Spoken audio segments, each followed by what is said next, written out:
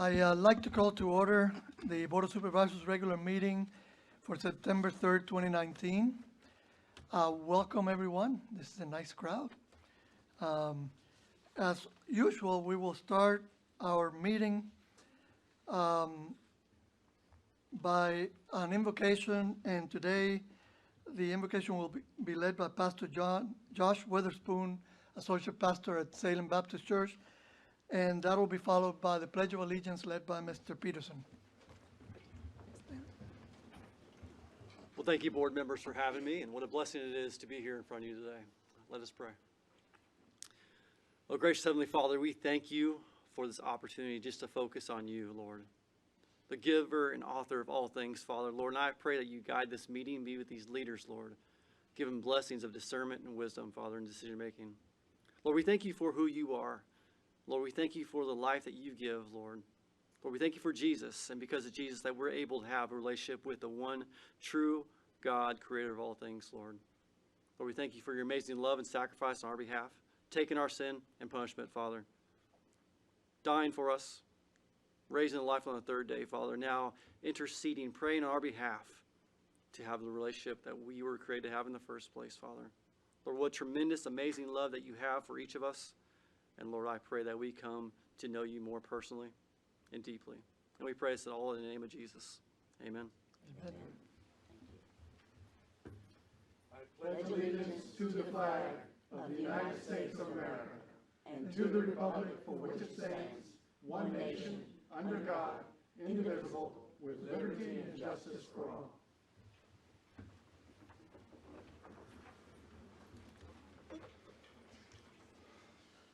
Thank you, Pastor. The next item on the agenda is also a good item, is celebrating our Employee Service Awards for the year. Thank you. Good afternoon, Chairman, members of the board, Mr. Badesky. My name is Kelly Parrish. I'm the Director of Human Resources. And with your permission, I would like to turn around and face our honorees.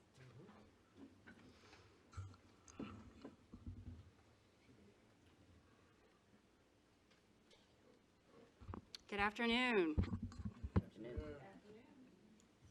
The County Administration is pleased to present the following staff with over 315 years of combined service. It is my extreme pleasure to acknowledge your staff for their service milestones and their contributions they have made to the county. As I call your name, please remain up here so that we can get a group picture. We wish to thank the following individuals with 5 years of service to the county. Mary Ann Davis, County Assessor. Christina Neal, County Attorney. Chris Ferguson, Fire Rescue. Blake Markey, Fire Rescue. David Samuel, Fire Rescue. Matthew Searcy, Fire Rescue. Ruth Jackson, General Services. Carl Lacey, General Services. Scott Lebo, Sheriff's Office. Terry Russell, Sheriff's Office. Ashley Koch, Public Utilities. That's all of our 5 years.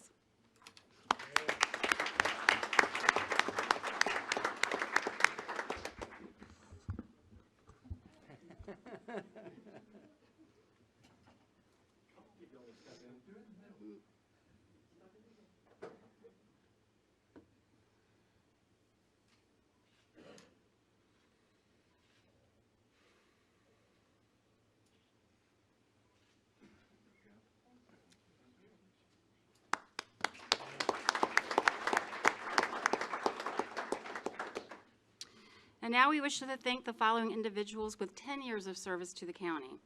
Michael Cross, Convenience Center. Derek Stamey, County Administration. Paul Smith, Fire Rescue. Daniel Sprouse, Fire Rescue. Charles Stigberg, Fire Rescue. Earl Taylor, Fire Rescue. Norman Harper, General Services. Tony Pleasance, General Services. And Michelle Parrish, Social Services.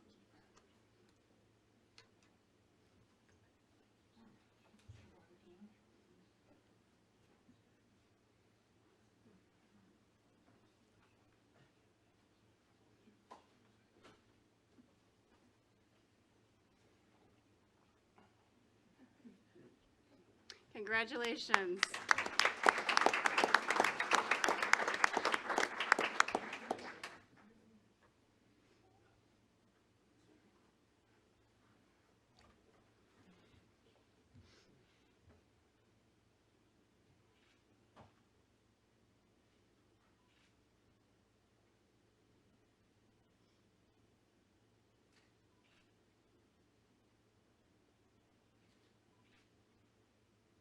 Great.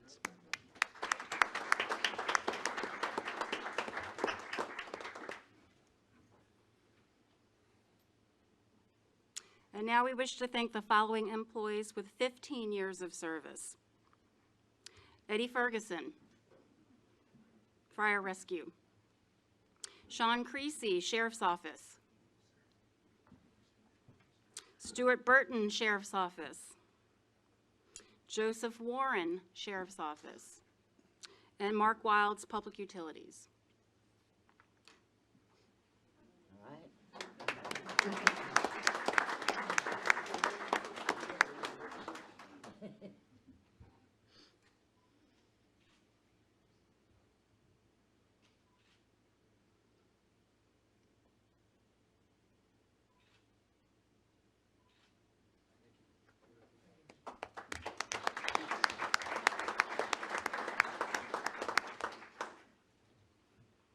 Now we have two employees to honor that have 20 years of service.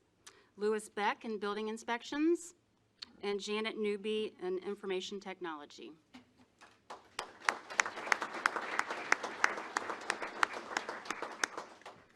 Louis already retired since lunch.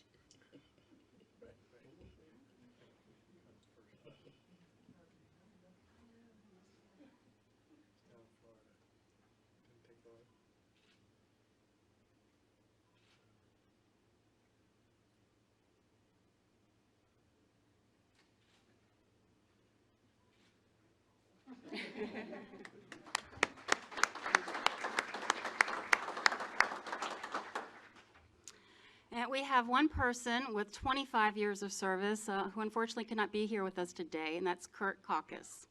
So we congratulate him. And last but not least, we have one employee with 30 years of service, and that's Anita Barnes with Community Development.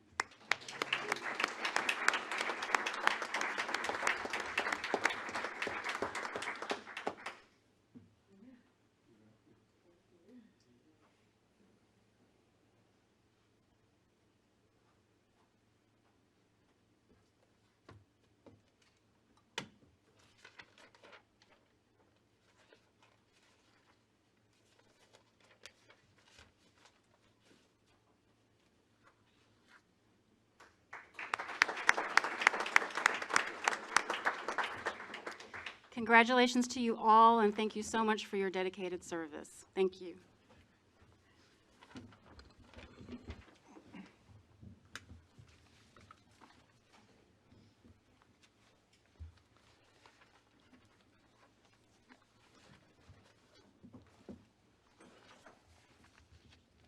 Okay, the next item on the agenda is my comments. I wanted to let everyone know that next week, next Monday, at 12 noon, the Board of Supervisors, the school board, planning commission members, and a lot of other officials will be meeting with our legislative delegation. The meeting will be at 12 noon at Central High School Cultural and Educational Complex at 2748 Dogtown Road, for those who might not know where that is. And we'll be discussing our legislative agenda with our legislators. And the meeting, of course, is open to the public. And then also, very important to us, is the start of the joint town hall meetings. The first meeting will be District 4 and 5 on Thursday, October 10th at 7 p.m. at the Virginia Farm Bureau Building at 12580 West Creek Parkway in Richmond. The District 1 meeting will be on October 15th at 7 p.m. at Haydensville Firehouse Station 6 at 4810 Three Chop Road in Louisa. And the Districts 2 and 3 meeting will be Wednesday, October 30th at 7 p.m. at the Central High School Cultural and Educational Center. I hope we'll see a lot of you there. Those meetings, we've been holding them since 2011. I've lost count of how many that is, but it's a lot. And we always learn a lot from the public. And this time of year, we usually go over some of the things that we've accomplished during the year and start talking about what we want to do next year with our budget. So those are very important, and I hope many of you make it. I wanted to make one last announcement. I think probably everybody has heard, but I wanted to congratulate Goochland's own Justin Verlander for his third no-hitter. He's only one of 6 pitchers in the entire history of baseball who have thrown 3 no-hitters. There's only 2 that have thrown more. And that includes, in the 3 category, includes Cy Young, the pitcher who's recognized every year by awarding the best pitcher in the leagues. So congratulations to Justin, and I think he's probably got a couple more in him. With that, I'll turn it over to Mr. Budeski. Thank you, Mr. Chairman. Hopefully he heard that and he comes by to pick up his recognition. We don't really have a recognition, but it's, We'll make one up. we'll make something. We'll make one up. I got a baseball you can sign to the residents. Just a few items I wanted to call to everyone's attention today, but the very first is a special recognition. I'd asked Ms. Hunter to come up. Goochland County was one of just a few counties in the nation that have been recently recognized as a model county by the National Cooperative Highways Research Program. And this is specifically because of the efforts Goochland County has taken to incorporate access management into our planning processes. The county was recognized for having notable planning efforts, including arterial management plans and how we actively incorporate our plans into our comprehensive plan, how we emphasize and placed our future roads on our land use maps, while separate localities have them in different sections of their ordinances and codes. We have adopted access management ordinance, and we also are excited that that's going to move into our zoning ordinance. Our efforts to encourage access management in other areas of our zoning ordinance, such as our overlay districts, landscaping and signage ordinances, and our collaborative planning efforts with the Virginia Department of Transportation. This was not something we applied for ourselves. VDOT actually nominated us for this consideration. We're grateful for it, and just one of the model counties in the nation that have received this recognition. So Joanne, I want to thank you and your team. And with that, your punishment is you have to take a photo with Mr. Alvarez and I. But thank you for all your efforts.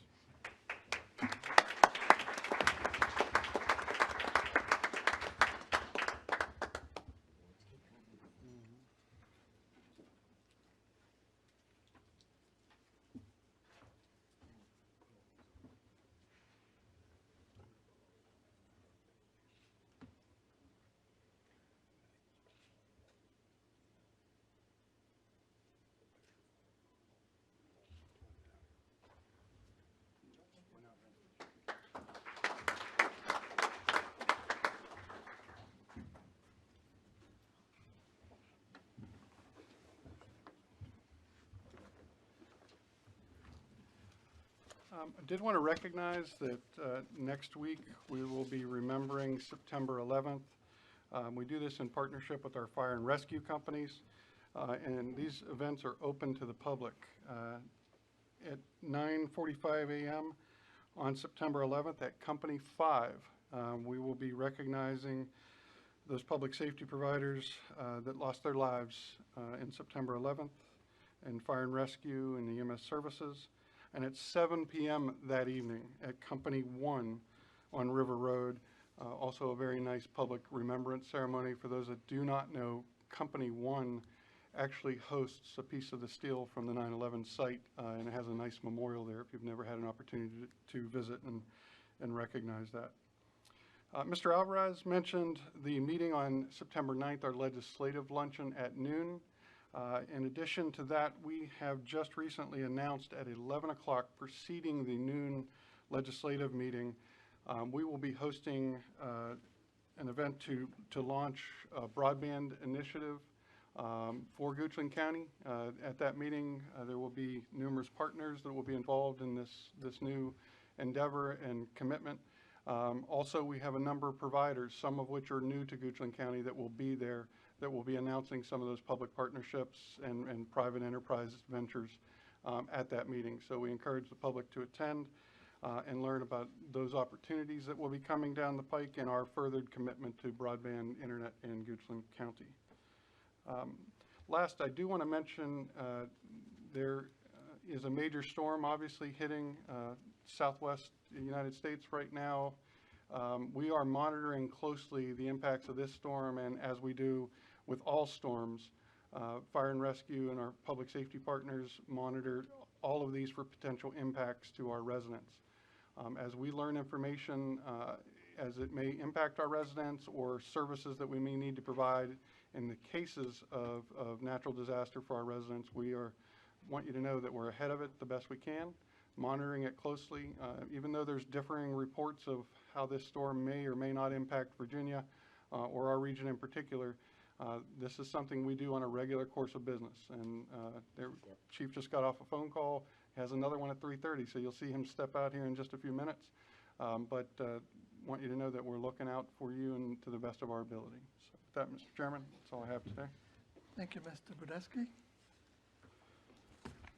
So the next item on the agenda is the citizens' comment period, one of the most important things we do at each meeting. Anyone wanting to speak on any topic that's not on our hearing agenda this evening, or any topic important to Goochland, please step forward. And We have an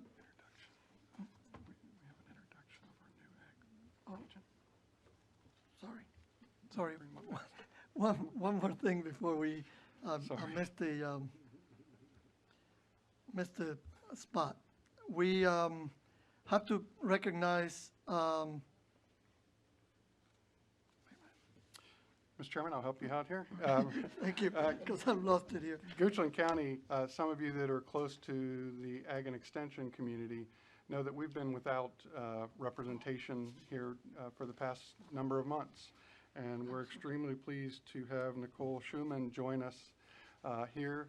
And she's already jumped right in with us last week, her first week on the job, and excited to have you here and joining our team. So welcome. Thank you. Nicole, I apologize, I was looking at the wrong page. It's at the start of the next page, sorry. So now we'll go to the citizen comment period. Anyone wanting to speak on any topic important to Goochland, come up, give us your name, address, and try to limit your comments to about 3 minutes. Doug Knapp, 2337 Wheatlands Drive, Mannequin Sabbath. Mr. Budesky, Mr. Alvarez, members of the board. As we all know, eastern Goochland County has explosive growth with commercial and residential development. Simply put, Goochland is no longer the quiet little county we all were accustomed to. We have to be prepared for the dynamics that come with growing, developing counties bordering on major cities like Richmond and the counties of Henrico and Chesterfield. With this growth, we will experience increased narcotics trafficking, human trafficking, burglaries, home invasions, and unfortunately, violent crime. Let me repeat this last sentence. With this growth, we will experience increased narcotics trafficking, human trafficking, burglaries, home invasions, and unfortunately, violent crime. These are some pretty scary words, but they're not my words, but rather a quote from an email sent in June by a candidate for sheriff of Goochland County. Several weeks ago, my wife and I attended a program to meet candidates for several elections that will be decided in November. You were there, Mr. Peterson. What we heard that evening at the candidates' meeting with regard to crime was absolutely frightening. In attendance were a couple of police officials from outside the county, evidently invited by the candidate for sheriff. One was a homicide detective with the Richmond Police Department who also had experience in vice. As I heard it, these professionals were echoing the feeling that much more crime is coming to Goochland because of our growth. It was stunning to hear how much crime would appear with the opening of the new hotel being built near 288 on Broad Street. And let me mention another scary statistic I heard from our Commonwealth's attorney during the meeting. He indicated the biggest surprise he has experienced this year is the number of automobile fatalities. Country roads, more development, more cars, more fatalities. Who knows? But I want you to keep that in mind. For 26 years, my wife and I have lived in the Wheatland subdivision and have loved every minute of it. We started to think about moving from Richmond those 26 years ago after we heard a gunshot one night out on the street, and another night a beer bottle crashed into our front door. One primary reason for leaving Richmond was feeling less secure. Am I to start feeling that way here in Goochland? I don't want to move. I still love it here. But one factor seems obvious: explosive growth, as so many now refer to it. Does growth bring crime? The police experts seem to be saying yes. So I ask you, what can we expect with more traffic, more hotels, more houses or condos, or God forbid, apartment buildings? More crime and a less safe place to live. Mr. Peterson wrote a wonderful book in 2016 titled In Search of Good Government, From the Grand Experiment to the Goochland Revolution. By your actions, the sequel to this book is being written. I can only hope and pray that the new book won't be titled The Goochland Revolution Gone Horribly Wrong. Thank you. Thank you, Mr. Knapp.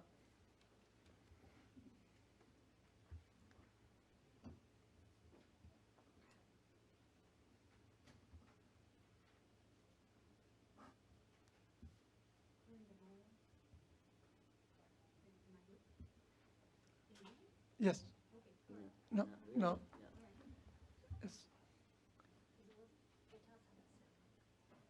Is the light on? Testing. Okay. Linda Moore, 2164 Prophet Road, Mannequin-Sabot. I know I didn't bring the storm, but it seems like every time I have one of these disaster preparation, somebody wants to follow me. So we are having a event that has been supported very greatly by the county. Robin Hillman has top-notch. Oh, tell that, cut that phone off. I'm sorry. Robin Hillman has set up a wonderful program for the adults, and there's a program for the children, 4 to 12-year-olds. Hopefully they'll have fun. It's a puppet show. I hope they're going to have fun. And also she is setting up a CERT class to follow in the hopes that we will be prepared for storms. It's no lie that we've had the last couple years, we've been hit pretty hard around here with storms. And it's time we have to, try to get a little bit more prepared. And I'm hoping that we'll see a lot of people. Robin said she's sold out, so thankfully we're at a bigger spot, so we have a little more room to move around. We're at Goochland Baptist Church in Mannequin-Sabot, so I'm hoping that the weather won't get us, and that we'll have a beautiful day in the neighborhood. Also, on another note, I celebrated 5 years in Goochland County on August 28th, and I was talking to Mr. Peterson, and one of my neighbors says, in 5 years, I always tease about being on the 5-year plan. So you always give yourself a report card on what you've done in 5 years. And I'm happy to say, with you all's help, I think I may have gotten an A, but I think you all got an A+.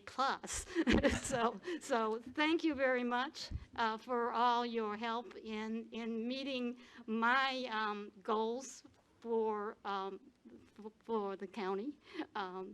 Thank you very much. Thank you, Ms. Moore. You keep it up, we're going to give you one of those certificates.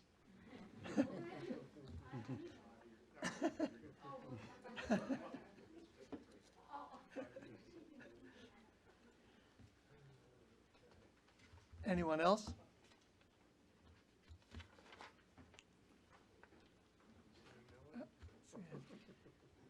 Seeing no one.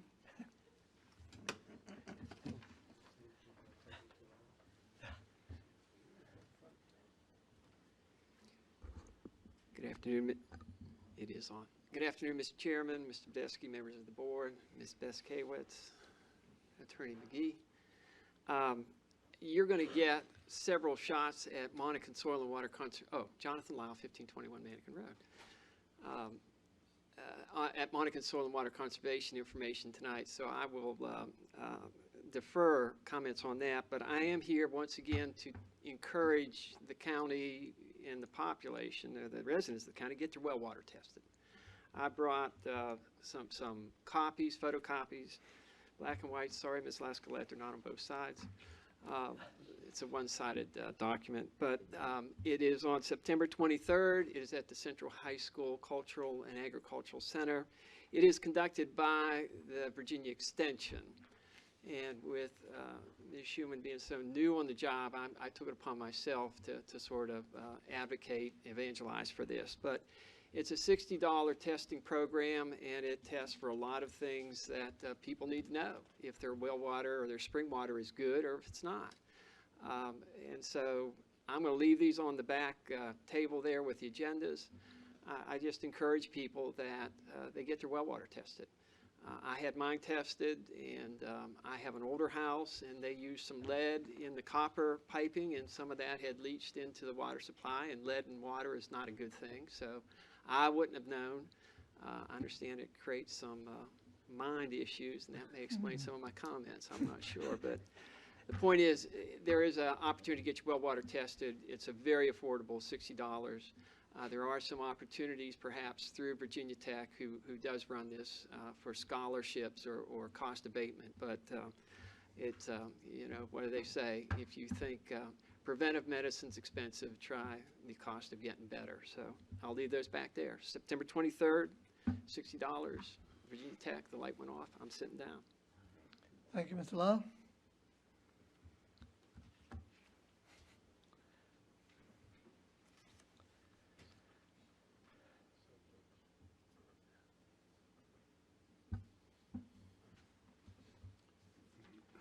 Good afternoon, Madam, I'm sorry, Mr. Chair, Vice Chair, members of the Board of Supervisors, County Administrator Badesky, Attorney McGee, loyal Deputy Clerk Lisa Beskowitz, I think I can still pronounce that, fellow citizens of Goochland County.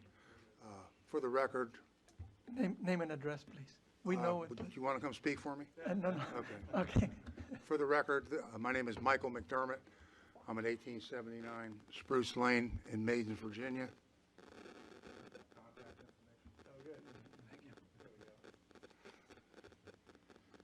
And a couple of broad brushstrokes first. It's kind of interesting that my neighbor from Wheatlands moved here 26 years ago, which is when I moved here 26 years ago. Yeah, I guess there were gunshots up in New Jersey too, you know. And, you know, a little bit of geographical discomfort, because when I did move here, I moved to Whippoorwill Road, which is in the Samory 4 subdivision, which is adjacent to Hickory Haven, which is now in the Tuckahoe Creek Service District, the TCSD. That's got a Richmond address, you know, just like the Farm Bureau building, you know, Richmond address. It's funny how the firehouse out in Haydensville has a Louisa address. So Goochland kind of, you know, suffers from a geographical identity crisis. And I'll take it a step further, because I know one of the shining gems of our economic development most recently has been Drive Shack. Have any of you all, see I say you all now instead of yous guys, have any of you all seen the billboards down on 64 and 95 advertising Drive Shack? Do you know where Drive Shack is saying they're located? In Short Pump. See, so we're getting pumped. Short Pump has come to Goochland. And that's one of the reasons I'm here. You know, 8 years ago, 9, 10 years ago, I was a frequent visitor here. You mentioned the Goochland Revolution. Yeah, I guess I was a guerrilla. And I came here about in 2012 in January and thanked everybody here and said I'd be back, and I was just kind of kidding. And guess what? I'm back. And you know, I asked myself, what would Ned do? You know, what would Ned do? What would Becky do? What would Norman do? Because we're faced with something now, some actions by county staff regarding the Hickory Haven Samary Forest public sewer line that's part of the TCSD that is really mind-boggling. And we've been to county meetings and we've asked questions, and we're not getting transparency at all from staff. And the staff is trying to keep the citizens, as we're uniting, you know, in little silos and parcels and kind of feeding us bits of information. We get an email from a staff member, and I'm not going to mention any names, but I have shared this with 2 members of the board in an email, and the reason I'm before everybody today is for transparency. I don't want to violate any public meeting legislation. But it says, please know that the design team working on this project has decades of professional experience successfully completing these types of projects. Wait a minute. What about the experience that us citizens have asking questions? We've got people with experience in fluid dynamics, in arborism, in erosion and soil control, not to mention just common sense.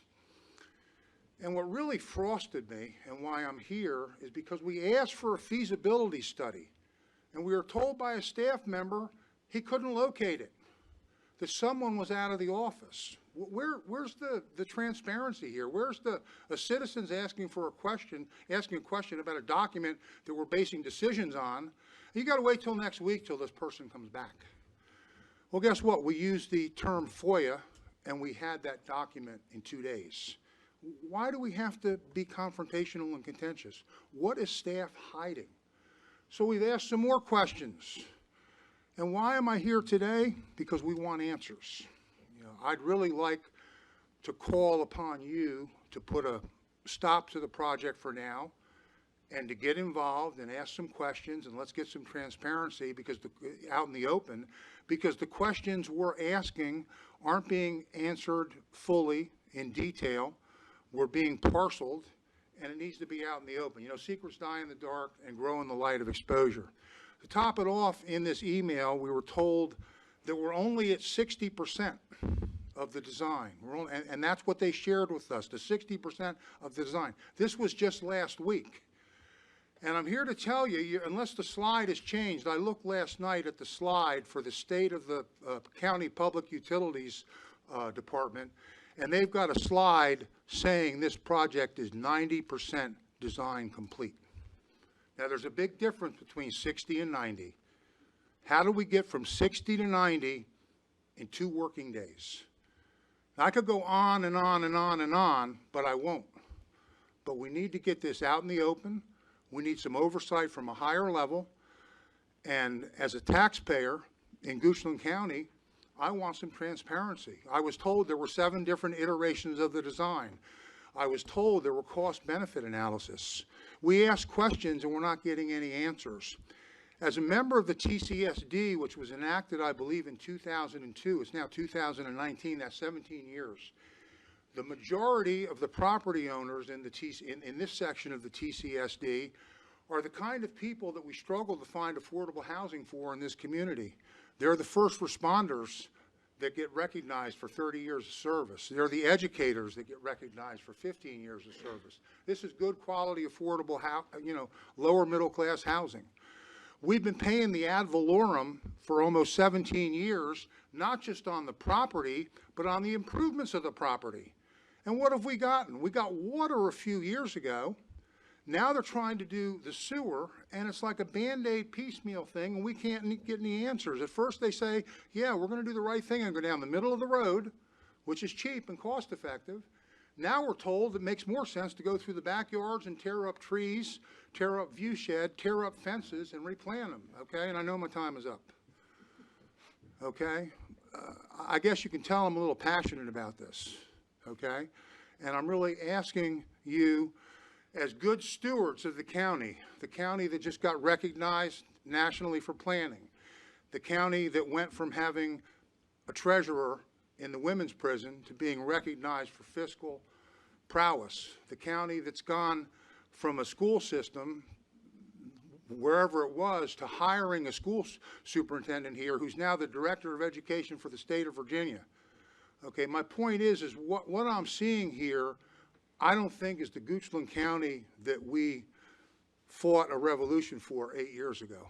And I don't think you all are aware of what's going on under the covers. But I'm certainly pretty angry, and I know there's some other people are, and they'll express their opinions. And I want to thank you for giving me the opportunity to respectfully address you, because I am proud to be a citizen, not of Louisa, not of Richmond, not of Short Pump, but of Goochland County. Thank you. Thank you, Mr. McDermott. Mr. Podesky, I think you've got some. Mr. McDermott, I thank you for your time and your comments. I can't tell you what Becky would do, but I will tell you what John Badesky will do. I will commit to you a meeting tomorrow with my staff. I will commit to you every document that we have as it relates to that project, and work with you and the residents that share your concerns to make sure you understand where that project is coming from and where we can work to address some of your concerns. They're not my concerns, they're collective concerns, okay? So really what we need to do is, and I appreciate that, and I've taken up enough of the time, let's just do a level set, let's put a stop on things, let's maybe call a public meeting and let the other citizens come, because I'm not gonna play the divide and conquer. You know, together we can do something that we can't do alone. And there's a group of us with concerns. I want you to know we take them serious, well, so I want okay. to address them. And we're making a multi-million-dollar investment in your I know subdivision, that, I so we didn't want wanna to do get it into the right. specifics. We just You know, want to do it right. 2 miles of pipe, okay? We're here to work with you. Okay, well, thank you. Thank you.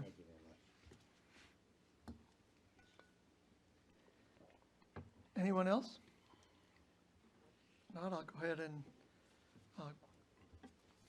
close the citizen comment period. The next item on our agenda is the minutes approval. We've been a busy group. Oh, yeah, any items to change on the agenda? No, sir. Thank you. I need to get my papers straight here. Mr. Chairman, you have no appointments to be made today, but in your appointments section, I would just like to review with you those who have volunteered for your noise committee. And so at that Okay. time, if I can, I just have a minute to let you know who has volunteered to date. That would be great. We'll add that to the appointment Thank you. period. So with no changes to the agenda, we'll move to the minutes. We have minutes for May 21st, June 26th, July 23rd, and August 6th. Did everybody get a chance to read those minutes? Did. Any questions or changes? Nope. If not, I will accept the motion.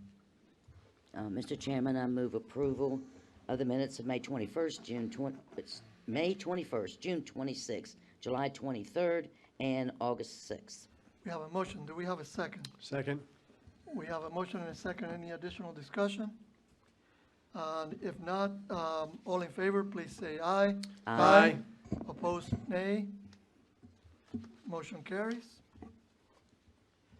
Next item is reports. And as Mr. Wynn comes up, since I brought up the baseball news earlier, Mr. Wynn's son, Matt, just finished his season with the flying squirrels. That's correct. Congratulations. That's correct. Can you hear me? Yeah, okay. He's a local boy too also, but from Hanover, correct? Henrico. Henrico. Yeah. Actually, he played first base yesterday. First time he's ever played first base in his life, and he went 2 for 3, 2 doubles, so Excellent. he did well yesterday. I enjoyed watching him. We were at Huh? the game. I said I enjoyed watching him. We were at the game. Okay. And we're cheering him on. There you go, thank you. Mr. Chairman, members of the board, Marshall Wynn with VDOT. I haven't seen Michael in years. I'll get with you in a little bit. Actually, Michael and I went to church together at St. Michael's a few years back and met his wife and his boys and everything. So I know Michael a little bit. Basically report this month, we had 163 work orders that we received. We completed 171, had 18 call-outs this month, all of which were trees across the road from various storms and everything for the past month. We have had a few issues with some of their resurfacing schedules. I know on Route 6 we had 7 or 8 people run through some tar out there and got tar all over their vehicles and everything. And I work with the construction manager, and he's made contact with all those citizens, and Slurry Pavers is going to clean all those cars if they haven't already done it. So sorry about that. We're still working on resurfacing some modified single seals around. Slurry seal schedule, those folks will be coming back into the subdivisions later this month and into October to complete those schedules. One of them is Mannequin Farms. We've had some discussions with the citizens in there about loose gravel, but when they do come, when the contractor does come back in those subdivisions, they will vacuum sweep all the gravel off the road and put a slurry seal down. So just want to let everybody know that. Maidens Road, the bridge deck replacement is moving along very well. The deck has been removed. They've cleaned everything. This week they're putting what's called Nelson studs down on the beams. Basically what that is, it looks like an eye bolt, and they weld it to the top of the beam. And then from there they'll form and put a rebar in there, and then they'll pour concrete after they form everything. But they're on schedule for finishing in October. You'll see on here some pending studies. These are basically work orders we've received over the past month. We're still looking into those. And more to come once we get information back from traffic engineering. Normal projects and everything. I don't have any more information about the roundabout at 250 and 522. I need to get with the resident engineer in Louisa to find out more information where that is. We do have a public hearing coming up next week on the 12th for the location design for the extension right out here. And myself and Philip will be here at that meeting. Other than that, I'll be glad to answer any questions you may have, because I really don't have anything else. Questions for Mr. Wynn? Mr. Chairman. Ms. Lascolette? Okay, y'all been pretty busy. A lot going on. There are a lot of issues with the trees that are close to the road and the right of way. I've got a few requests into you now that aren't on here. Community House Road was one of them. So know that you'll put that in the mix. And I'd also had a request. We have so many different pieces, parts of the George's Tavern interchange with Cartersville Road, Haynesville Fife Road, Right. And Davis Mill for that matter. So I'm hoping that we can meet together and have maybe county staff as well. I'd be glad to meet. On site. That's That's fine, what I'd that's like to fine. do. I know we just had a study done at that interchange, I'll put it to you that way. Right. 45, 606, 608, and 6. Okay, And, you know, as I remember, there was no speed limit change in that area. The other question about a school bus stop ahead, I'd like to get that information from school bus transportation, where they want the sign. Right. So I need an address and that sort of thing is what I need. And usually when I get that, my sign tech will go out and he'll go review the site and see what the site distance is and that sort of thing. If it Exactly. warrants it, we'll put the sign up, Right. okay? So I appreciate if we could just get together. Okay. Like I said, I'm giving you requests piecemeal. Yes. And I think it all plays into the whole Okay. quote interchange. I understand. I see that Todd wants to meet as well, so Okay. we'll be All right, glad to. That'd be awesome. And, All right. and Mr. Chairman, if you don't mind, one other question. You have a speed study on 603. Do you know where that is? I'm not exactly sure. That was something that came from a citizen, and that's what I was trying to say. That's a citizen sent a work order in for a speed study, Okay, and I'm gonna have to pull that work order to see who it came from. okay. I'd be Okay. curious to know, because that's the road I live on, and so I'd like to Okay. know what they're, I'm just curious about it. Yes, ma'am. Okay,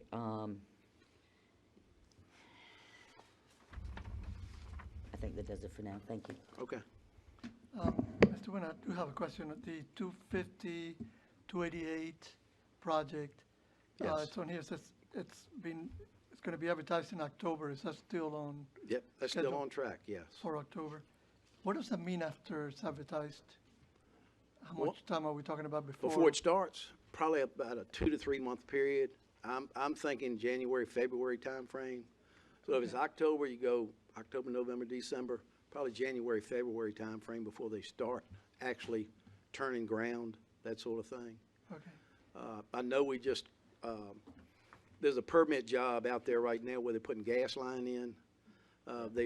They've completed to the Henrico County line, and they just paved it last week, and it was quite a bit of congestion out there, but once the construction starts, there'll probably be quite a bit of congestion again while that construction's going on. So, and we'll work through all of that. how long is that construction? I don't remember. Is it a year or? I'll have to let you know. Okay. I don't know what's on the book for that. I know that the traffic getting off on 250 going east Yeah. was backed up almost all the way to 288, and that's a long Yeah. exit during the pipeline. During the paving Yeah, I think they yeah. were milling today. I talked to the permit inspector, and he had a trooper out there working that area with them. They had to leave to go to 288 for a fight in the middle of the road. A fight? Supposedly, that's what he told me. Two ladies out there fighting in the middle of the road. That was in Henrico, right? Huh? 2 women, whether or not they qualify as ladies, probably. Two women, okay. Did He I said get that was correct? part of the backup. I said, okay, whatever. Thank you, Mr. Wynn, for the information on the mowing Mm-hmm. from my citizen. Yeah. And I think that's all I have. Anything? This is Oh, one more, I'm so sorry. Vice Colette? Just remembered it. So, Mr. Wynn, I understand that Route 522 and Broad Street is in Louisa County. That interchange is in Louisa County, and that's Correct. scheduled for a roundabout. Yes. And I've got a couple requests from our citizens to do better signage there. We already have a blinking light, right, on Yeah. 250. I guess any request would come through the Louisa board. Is that? I mean, what kind of signage are we talking about? We've, on I don't know. 522, I know we got, Crossbars or something, I don't know. It's got rumble strips, We've got- flashing lights, stop sign.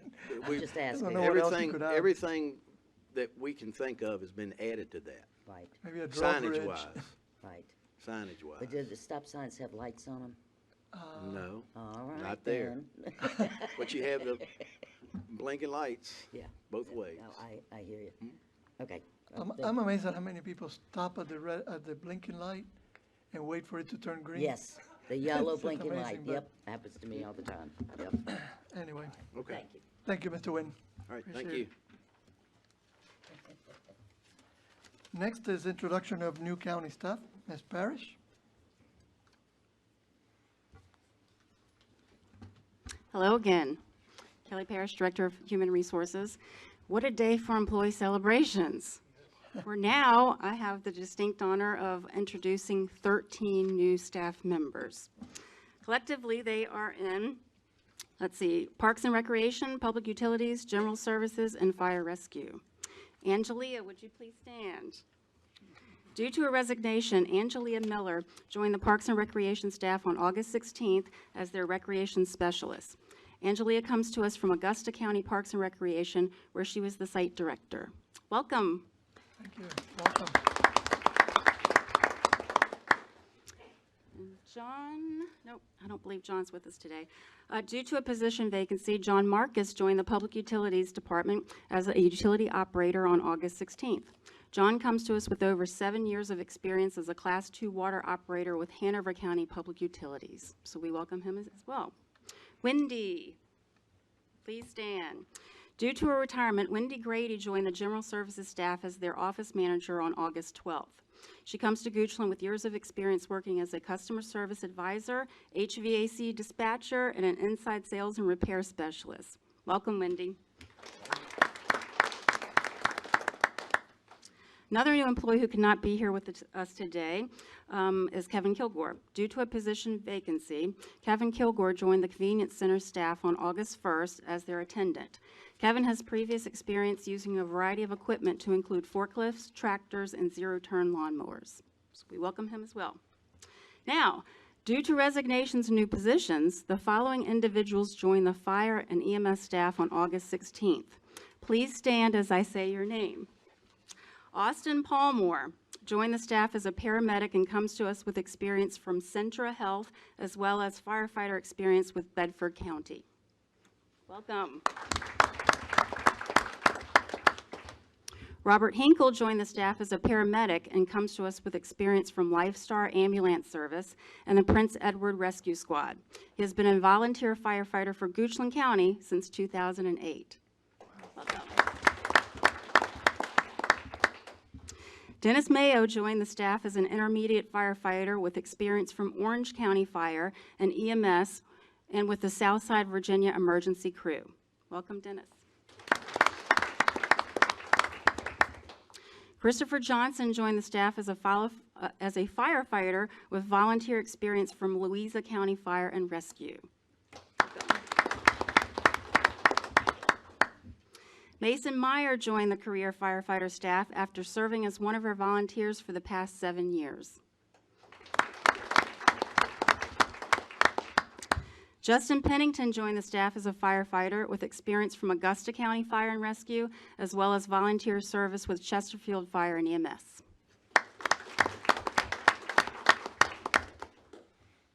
William Shiflett joined the staff as a firefighter with volunteer experience from Ruckersville Volunteer Fire Department. Catherine Swiney joined the staff as a firefighter with experience from Hanover Fire and EMS. And lastly, Josiah Villagomez joined the staff as a firefighter with volunteer experience from, let me get this right, Namazine Volunteer Fire Department and as a driver EMT with Lifestar Ambulance Service. Welcome. Thank you to you all. Welcome to Goochland County. Yes. That's all. Ms. Parrish, I don't want to miss a moment here because one of the things that you just rattled off a lot of new ladies and gentlemen to our fire and rescue service.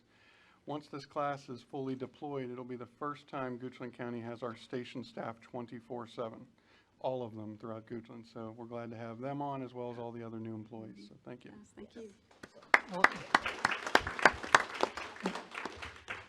I see all these young faces. I think maybe it's time to challenge the school board to another softball game. We can't run the bases anymore, but they can. All right. Next on our agenda is the planning and development activity that's in our packets and accounts payable. Any questions for staff on those items?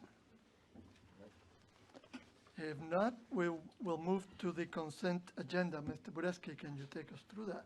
Yes, sir, Mr. Chairman. There's only 4 items on our consent agenda. 2 of them are routine approvals. The first item is a resolution asking VDOT to add a portion of 4 Rings Drive into the state system for maintenance. The second is a resolution to add 4 Rings Drive Extension, State Route 1057 into the state system for maintenance. We're also requesting to set a public hearing for our October 1, 2019 board meeting. This is a boundary line adjustment to correct an error that was done on a parcel as it relates to a utility pump station. And the last item that we're asking for the board's consideration and support to is the authorization for myself to enter an agreement between the Economic Development Authority and the Central Virginia Electric Co-op and Central Virginia Services. I had shared earlier that we will be making an announcement and CVAC representatives will be at our meeting next week. This particular agreement is a tax incentive agreement based on taxes they will have paid in for, in part, some of their build out of their system. They plan to deliver fiber-based services to just over 800 of our residents within the next few years. Mostly on our far western areas of the county and sort of south by Cartersville area. We're also working with them on some additional partnerships, and this basically commits that, why are we doing this is one of the obvious questions. CVAC has a large territory, and one of the things we wanted to do was make sure that we were showing Goochland's commitment to getting them to build out our section of that network sooner than later. This is not funds from the general fund tax base per se. These are additional revenues that would be gained from their investments. And so with that, Mr. Chairman, there will be more shared more broadly next week on that, but that's the fundamentals of that agreement. So Mr. Drumwright's here. If we have any additional questions as it relates to this, County Attorney's Office has been actively engaged with us. This has been approved by the EDA and comes to you with the recommendation of support. Any questions on any of these items or any desire to remove anything from the consent agenda? Yeah, Mr. Chairman, not a desire to remove, but just a clarification on the CVAC. Mr. Badesky, as I understand it, CVAC will be the recipient of these annual tax rebates, and then will they in turn pass those through to the subsidiary or affiliate that will be doing the construction? Is that the intent, or just to reimburse them in an indirect manner to? It's an after-the-fact reimbursement, so Okay. most likely, and the way the deal is structured, they actually have to, and most likely they're going to phase their construction, so they're only eligible after the investment has already been made, and we collect the taxes. So it's most like any agreements they have with their subsidiaries is between them. It's just a return. Okay. From us. So CVAC will make the investment, develop the system, and then the taxes that would be eligible on that development would then be eligible for Yes. rebate under certain caps and conditions and so forth. So that's how they recoup. So it's an after-the-fact recoup through some level of tax abatement going forward. Correct, sir. Okay. So Fair enough. they pay the tax to the county collects it, the county gives that money to the EDA, and the EDA refunds it based on the limits set forth. Correct, sir. And the agreement. And just one final clarification. Why EDA's involvement? What is the nature of their involvement here? Under state code, and the attorney can help clarify this, you as a board of supervisors do not have a direct authority to be able to do any kind of tax re-rating directly. The EDA, as a function of, and legally through, as a function of government, has those authorities that this board alone does not have. It's an additional level of oversight and review, ultimately to make sure that checks and balances, if you will, that they are meeting the terms of the agreement before any payments can be made.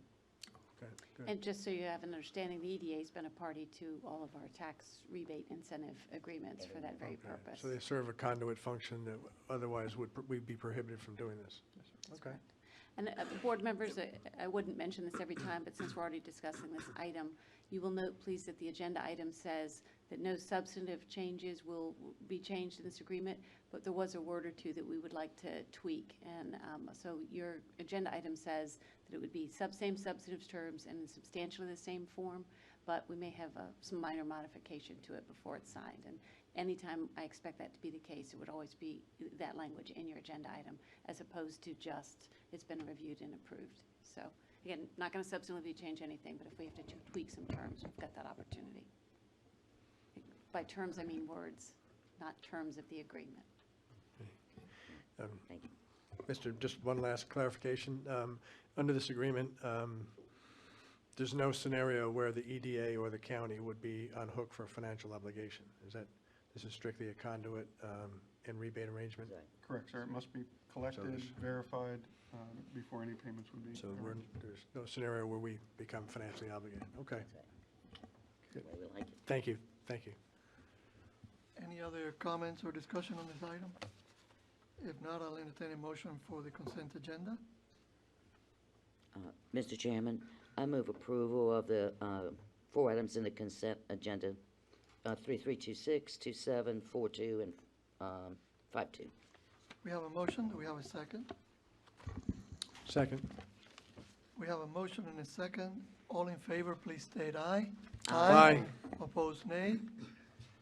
Motion carries. Next item is new business, and I believe Mr. Kilduff starts us off. If you minimize that, your presentation is first. Sorry. You said minimize? Right there. Right That's there. our- All right, perfect. Thank you.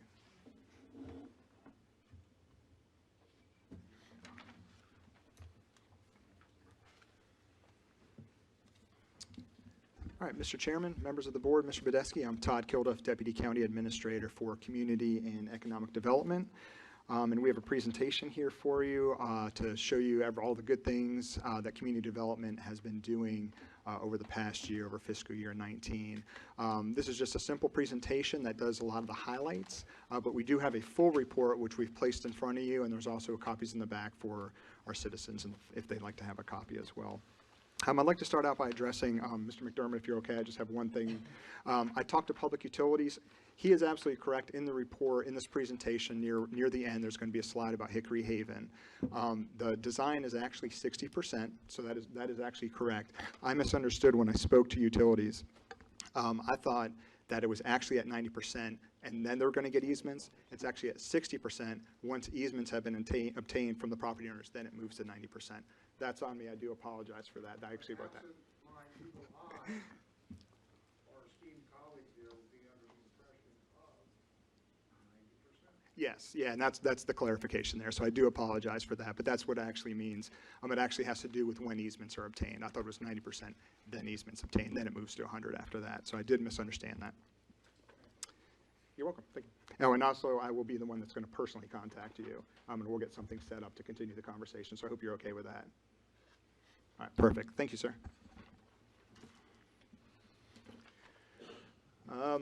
So community development is actually comprised of several different offices. We have Customer Service Center, Planning and Zoning, Building Inspections, Environmental and Land Development, and Public Utilities. And how this presentation is structured is we're going to go over some of the functions of each of the offices individually, and then go down to some of the goals and accomplishments of the departments over the past year. Starting with the Customer Service Center, this is really the hub of community development. This is the people who sit at the front in this Customer Service Center. They're the face of the department. When somebody walks in and wants a conditional use permit, they want to apply for it, they want to drop off a plan development, something like that, this is what they see. And the ladies who sit up front here, they do a phenomenal job. They do a great job dealing with the customers and being the main conduit for all things community development related. For instance, some of the things that they've been doing is we actually actively cross-train. This is something we've been doing for several years and will always continue to do, especially as we get new permitting software programs and things like that. We want to make sure that the Public Utilities Department in the center is not just isolated from the building inspections, and that's not isolated from planning and zoning, so on and so forth. We want to make sure everyone's cross-trained for several reasons. One is we have a small staff, so if somebody's on vacation or sick, we feel that, and we want to make sure that everyone knows what everyone else is doing. We processed almost 3,000 permits this past year, and we've scheduled almost 13,000 inspections this past year. Some of the subsequent slides are going to have a little more charts and graphs associated with these numbers, but that's a huge uptick for us. And so as a county, as we all know, as Mr. McDermott mentioned, the growing that we're seeing on the east end of the county, we are definitely seeing that from the metrics that we track. And with Public Utilities, we have 72 new accounts. We have several new plans of development that have come in. And the last bullet point on this slide is something that's really important to us. We want to make sure that everyone that walks through our door is happy with what we're doing. So we received, out of all the customer comment cards that we have out front, we got an average of about 4.8 out of 5.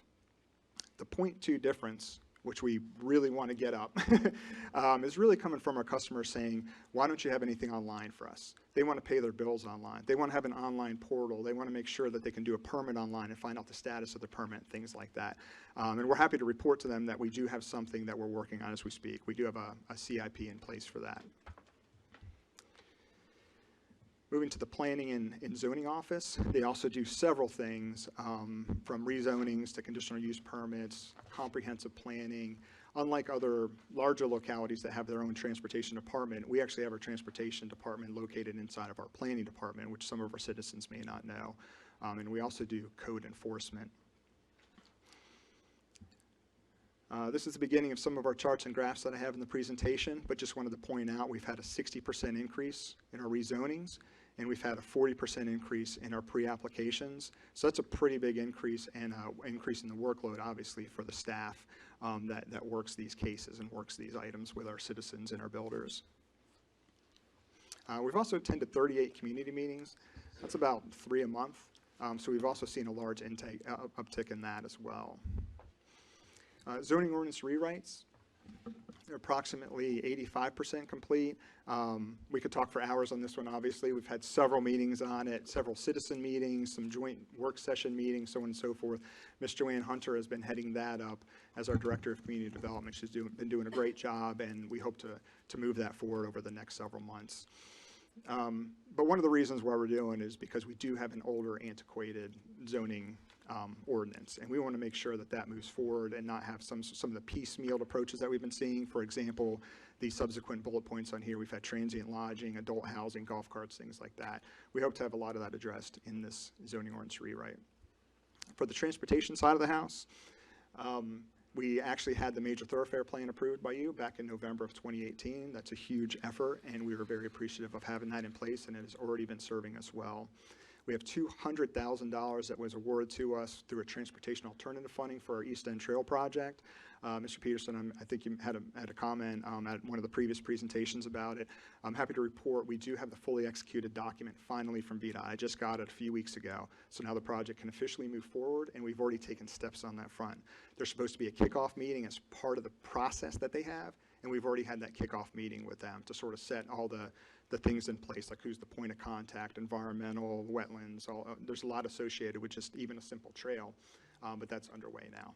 Good. Traffic signals, 288 and Broad Street, I believe Marshall gave a little bit more of an update, but the big takeaway on this one is the Commonwealth Transportation Board, the CTB as we call them, they said this was going to be a 4-year project. I attended a few of their meetings, and we spoke, they listened, and I think the month to date is about 18 months that they've shaved off the project, because we've gone to them and said, we think that this project needs to move forward fast, and so they've shaved about 18 months off of it. As Marshall also mentioned, Mr. Wynn with VDOT, he also mentioned the roundabout project and the extension project. There's a public hearing coming up on September 12th, which is next Thursday for that, and we're excited about that project.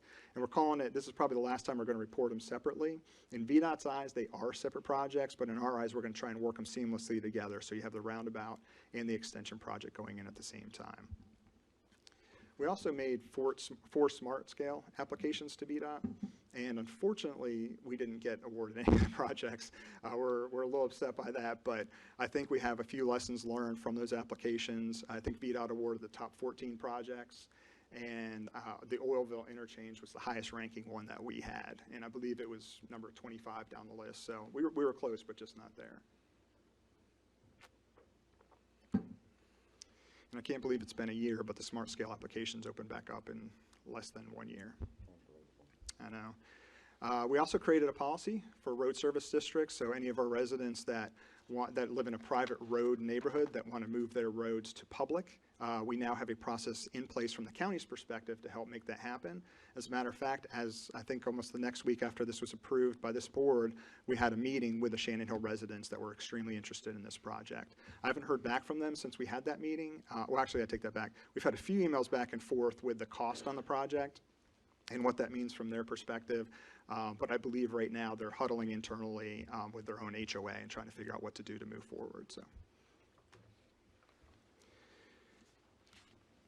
Moving to the building inspections, these are sort of the unsung heroes of community development. These are the guys that you don't really see on a daily basis. They get in really early, 6:30, 7 in the morning. They drink their coffee and they're out on the road doing all the electrical inspections and foundation inspections and framing inspections and things like that throughout the day. And just making sure that everything that's built in this county, from residential to commercial, is built to standards and making them safe for anyone who occupies them. This graph, if you just want to look at the right side where it says total permits issued, even though the blue is this past year, yellow is 2018, so on and so forth, we sort of bounced up and down just a little bit in those three, but if you notice, there's an overall trend upward from residential trades issued and total permits issued. So we started tracking this just a few years ago, so that's why we have these numbers. It'll be interesting to see what the next year's numbers are to see if it's a continuous uptick. The right side is the average number of inspections per inspector per day. This is really important because we want to make sure that our inspectors aren't overtaxed and that we're able to get to all the inspections that we need to every single day when they're called in. Our goal is about 10, and as you can see, those numbers are much higher. That was this past year. This board approved a new position in building inspections. So July 1st, we advertised and we already hired somebody, and we've already seen a positive impact on that front. So we've already seen the number of inspections per inspector per day decrease. So we were very appreciative of that and wanted to thank you for that position. Many of our citizens may not know, but the Building Inspections Department does have a revenue side. And the reason we put this in here, even though the revenue kind of bounces mostly even, if you look at the numbers at the top, the total numbers, from FY16, the interesting thing about this slide is the red residential side. FY16 is 28%. Then it goes up to 29%, then it goes up to 36%, and then it goes up to 43% just this past year. So this is why we look at these things. This is why we track them, because we want to know where are we seeing our growing pains, where are things coming in, what is taxing the Building Inspections Department, and making sure that we can accommodate as the market is showing us what it's doing. Moving to Environmental Land Development Office. They also do several things. They deal a lot with our plans of development. We call them PODs for short. They deal with our land disturbance permits, LDP for short, and our stormwater permits. And they also are our liaison with Monacan Soil and Water Conservation District, and they have a presentation after this, so they can go a little further into what they do. As far as all the applications that they deal with, again, the PODs, the LDPs, and stormwater permits, they're mostly steady. They kind of go up and down per year. We have seen a decrease in the stormwater permits, and we believe that that's because if a neighborhood is built or it's about to be built, let's just say Breeze Hill is an example, they may put in their stormwater ahead of time. That may be in the first year, and then the houses get built. So there's no more stormwater permits associated with that development, unless there's another phase, of course. But if they're moving on, then we may not see an extra one for the next year or two. And some of the projects that they work on, and this goes across the board for all the offices in community development. I wanted to highlight some of the larger projects we're seeing. The Tuckahoe Pines is a retirement life community on Patterson Avenue. That's under construction. Avery Point is the new name. Maybe you haven't heard that name before, but that's the name they're giving the continuing care retirement community. That's the 1,400 unit development on Wilkes Ridge Parkway in the Notch. Drive Shack should be having their grand opening pretty soon. Reader's Branch has sold, as far as we know, about 90 lots. I don't know if that's changed, Joanne, but last we heard it's about 90 lots. Mosaic is already under construction, and another one of the big items that we're working on is Benedictine Gym. There was also the project to plant 60 trees in the Broad Street median, Centerville. We think it looks really good, and we're proud of what it looks like. There was also the post-closure care groundwater monitoring at Hidden Rock landfill. We've actually fulfilled all the requirements that the state had on this one, and they actually released us from having to monitor that in the future. What that does is $30,000 to monitor that landfill. And while we do have state approval to not have to monitor anymore, based on citizen feedback and board feedback, it is something we're still going to watch every maybe 2 to 5 years. We may allocate some dollars to go ahead and monitor that landfill once, just to make sure we're still good, just make sure it's still good. We also reissued all the Virginia stormwater management permits. This one's interesting. I'll go over it real quick. The way that DEQ does it is it's just a 5-year chunk. So if you got your permit in year 1, you have your permit for 5 years. If you didn't get it till 2015, you only got it for 4 years, and you have to, after the 5th year, or after the 4 years is up, you got to redo that permit. So our stormwater department's been working diligently on reissuing all the permits to all those holders. I do have a few slides in here on Monacan. Again, they're here for their presentation, but we did want to let you know that we have a great relationship with them. Debbie Bird in our stormwater department is our liaison with them, and she goes to all their board meetings and actually manages the memorandum of understanding that we have with them. There's a lot that they do, and again, I'll leave that up to them, but one of the big things is talking to our farmers, talking to our agricultural community, and holding educational programs for our citizens. In the memorandum of understanding that we have with them, there are certain metrics that we use, and these are just some of the numbers. I won't go through all of them, but the number of general inquiries that they made was about 349 just this past year, and the number of participants attending the programs is about 397. So there's been an uptick on that as well, and Keith Burgess will go into more on that in just a moment. Last office is our Public Utilities Department. They do many things as well as all the other departments, as well as the other offices. One of their main things is providing clean drinking water to our citizens, as well as collecting all the wastewater, making sure that's treated properly, as well as managing all the assets that you have listed in the middle of the screen there. We have several projects ongoing in public utilities. The Old Oaks Water Service Project, that's actually near completion. The startup, I believe, is in the next week or two. Startup meaning they're going to turn on the well, they're going to make sure all the electronics work and all that. And this is for the residents that are in the Crozier neighborhood. Sorry, I'll take a step back. The Old Oaks in Crozier, in the city of Crozier, making sure that the ones that were actually on petroleum, they had petroleum in their well water, making sure that they are now on public water and getting them off that nasty well water, which we've been talking about for probably about 2 years now. And DEQ is extremely happy with what we're doing because they said if they were to have done this project, they would still be in the paperwork section of it. And we're almost done the project. So we're very proud of that project. Hickory Haven project is 60%. Just want to make sure I clarify that again. 60%, and once easements are obtained, I know there's a lot of steps in between there to make sure it all goes smoothly, and we'll be meeting with Mr. McDermott and the rest of the neighborhood. Once those easements are obtained, I'm told it will be up to 90%. The Huguenot Hills Water Service Project, this does require a little clarification as well. Although I don't want anyone in the Huguenot Hills neighborhood to see this and think that the waterline project's coming to them. They actually already have water service. They are on an old 2-inch well service that the county took over many years ago. We have a project where we want to get them off that old 2-inch well water line that keeps breaking frequently and put a brand new water line in there for them. What's expedited this, we're actually phasing it out. Instead of, phase 1 is actually going to be getting a water line to Hilton Road and Wilton Road, if you're familiar where that is, because they were all those businesses that are on those 2 roads are on a well system, and that well system, there's been issues with it. So we want to make sure we can march a water line to them. So we're calling that phase 1, and then phase 2 will be extending it through the neighborhood. We worked really hard, and I want to thank Barbara Horlacher, I'm not sure if she's still in here, on working with us on the City of Richmond billing situation. That took about 2 years to come to fruition and come to completion, but that is now well underway and working very well.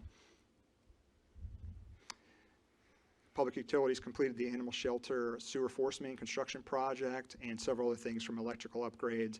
And we wanted to finalize this with the last bullet point from utilities, because the first thing I said was providing clean drinking water to our residents, and they have 100% sampling compliance with the state.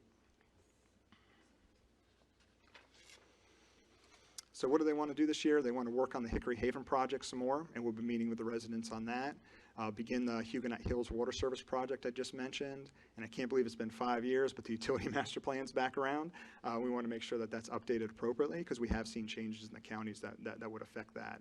And also work on our R&R projects, which is our renewal and replacement or removal and rehab. Depending on your point of view, people use R&R differently. That's it for the offices, but I did have 2 final slides with some information from the department for the future outlook. Excuse me. The development impact, we have about 3,321 residential lots with approved zoning. We have about 272 residential lots with zoning pending, and we got about 250,000 square feet of commercial development pending or under construction. And we are, again, as mentioned earlier, working on the zoning ordinance rewrites. And we are, the last bullet point, That's going to be a huge effort. It's probably going to be anywhere from 18 to 24 months, is working on upgrading our permitting software. This goes back to our customer comment cards on trying to get an online portal for our citizens so they can pay their utility bills online, they can pay for their utility permits or the stormwater permits online, and basically everything community development related. And you can check the status of your permits as well. So that's going to be a big effort. It's going to be a big change. We have a lot of data and information that's in our current program that has to migrate to this new system. So that's really where a lot of the time is associated with. We're also digitizing our historical paper zoning maps. This is another one we've mentioned at previous meetings. So anyone can click on their parcel of land, they can go to their assessments, they can go to the sales, and then there'll be another tab that shows if there was any rezonings, conditional use permits, or variances associated with their property, and they can click on that and see the history right there. Because we do get calls from people requesting this information. And if we can digitize it and put it online on our GIS for our citizens, let's go ahead and do that. As always, continue to provide outstanding customer service. So again, I want to thank our staff for all the work they've done this past year. I'd also like to thank the Board of Supervisors for approving the 3 positions. I didn't mention the other 2 that we have in utilities. All 3 positions that we now have made a significant positive impact throughout the entire department. So we do appreciate that, but I'm happy to take any questions. And I do have some staff members in the individual offices here if there's something I can't answer. Questions for Mr. Kilduff?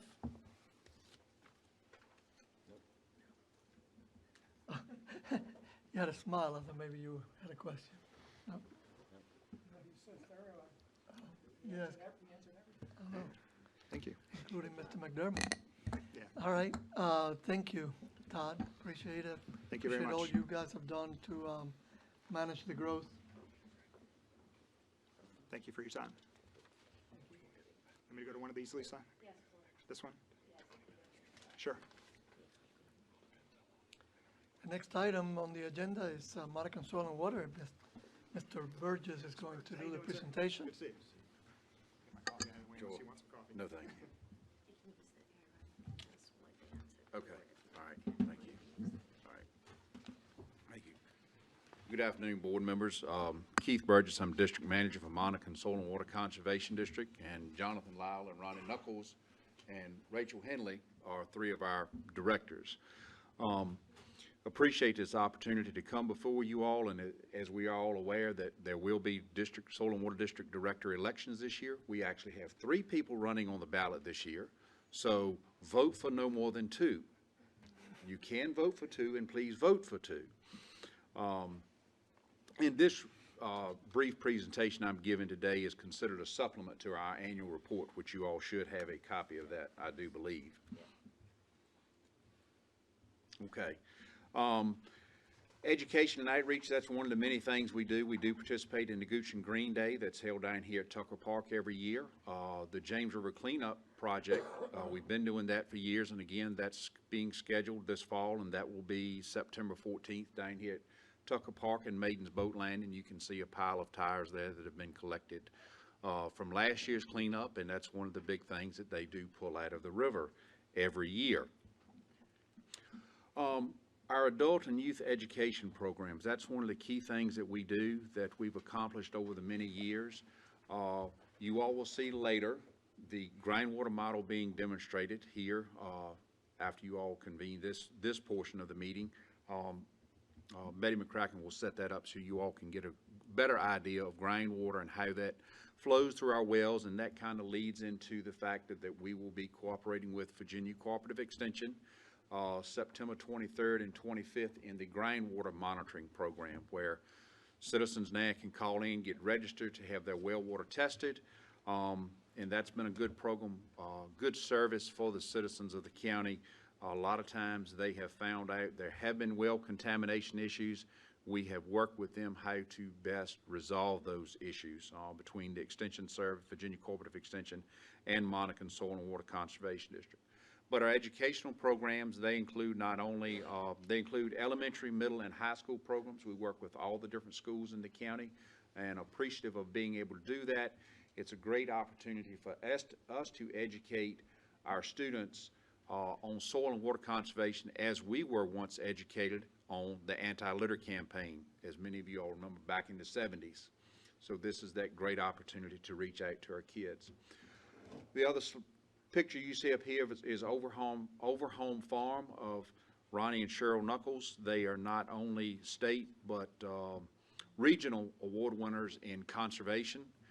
They work with us on a regular basis, and I like to think that because of the efforts of working with us, they have been able to achieve those local, state, and national awards that they have achieved through doing that. Goochland, some other youth education programs we work with are the Goochland Ag Day that's usually held out here on the field for our elementary students, and also the Envirothon program. This year we will be hosting one of our state Envirothon competitions at the Goochland Agricultural Center, thanks to you all.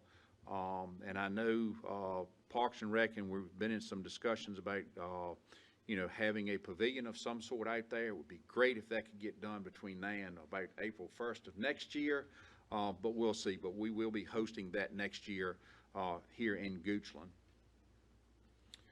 As part of our memorandum of understanding, we're working with the Virginia Conservation Assistance Program, the VCAP program.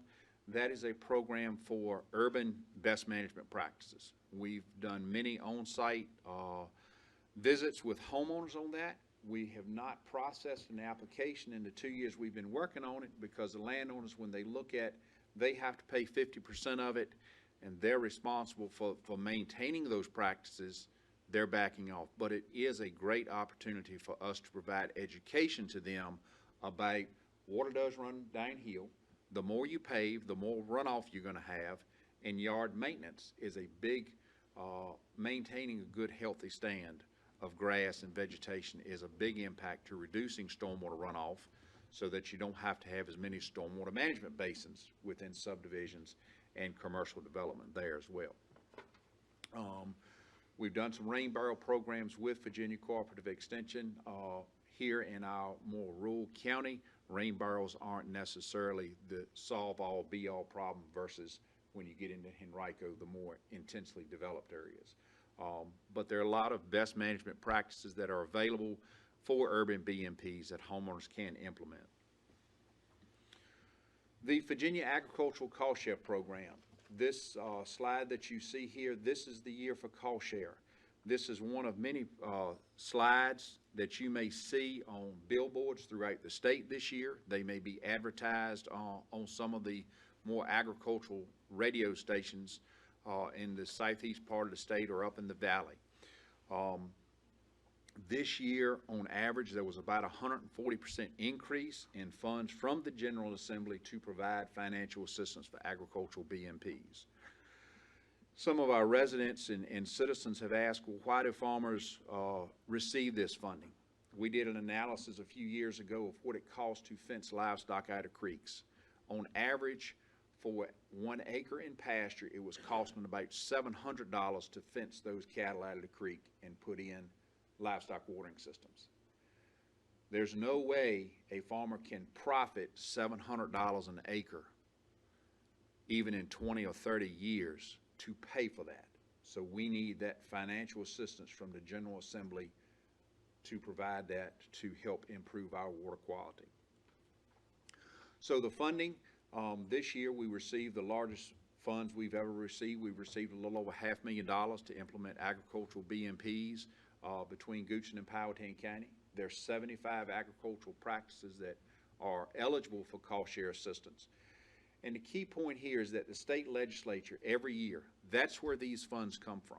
Without the state having funds to allocate and distribute through the Virginia Soil and Water Conservation Board, we don't get those funds. But we're hoping right now, we've received a little over $100,000 in applications right now. To spend $500,000, we're going to have to hustle, and we would be working with a lot of new landowners, which would be a great opportunity for us. And again, this all helps to achieve the Phase 3 WHIP Watershed Implementation Plan goals of the Chesapeake Bay TMDL. Our agricultural BMP practices, some of you all may have seen some of the signs. There's a sign down at Westview Boat Landing. There's a sign just east on Route 6, and there's one sign up here on 522 between here and Sandy Hook. A few of the Virginia agricultural statistics for this program year.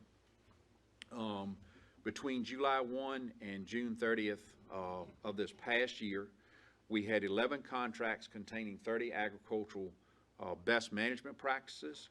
There were 2 no-till contracts for 166 acres. They were 5-year contracts. 4 nutrient management contracts for 1,735 acres that's now under fertilizer management practices. 2 livestock exclusion practices, and they are 10-year contracts. They have to maintain those contracts for 10 years. They totaled a little over 14,000 linear feet of stream bank protection. There was 12 acres in stream buffers, and 171 acres were put under grazing land management with those projects. We had 3 cover crop practices where they're planting small grains on the land during the winter months for 530 acres. And our total financial assistance to Goochland for agricultural BMPs last year was $143,000.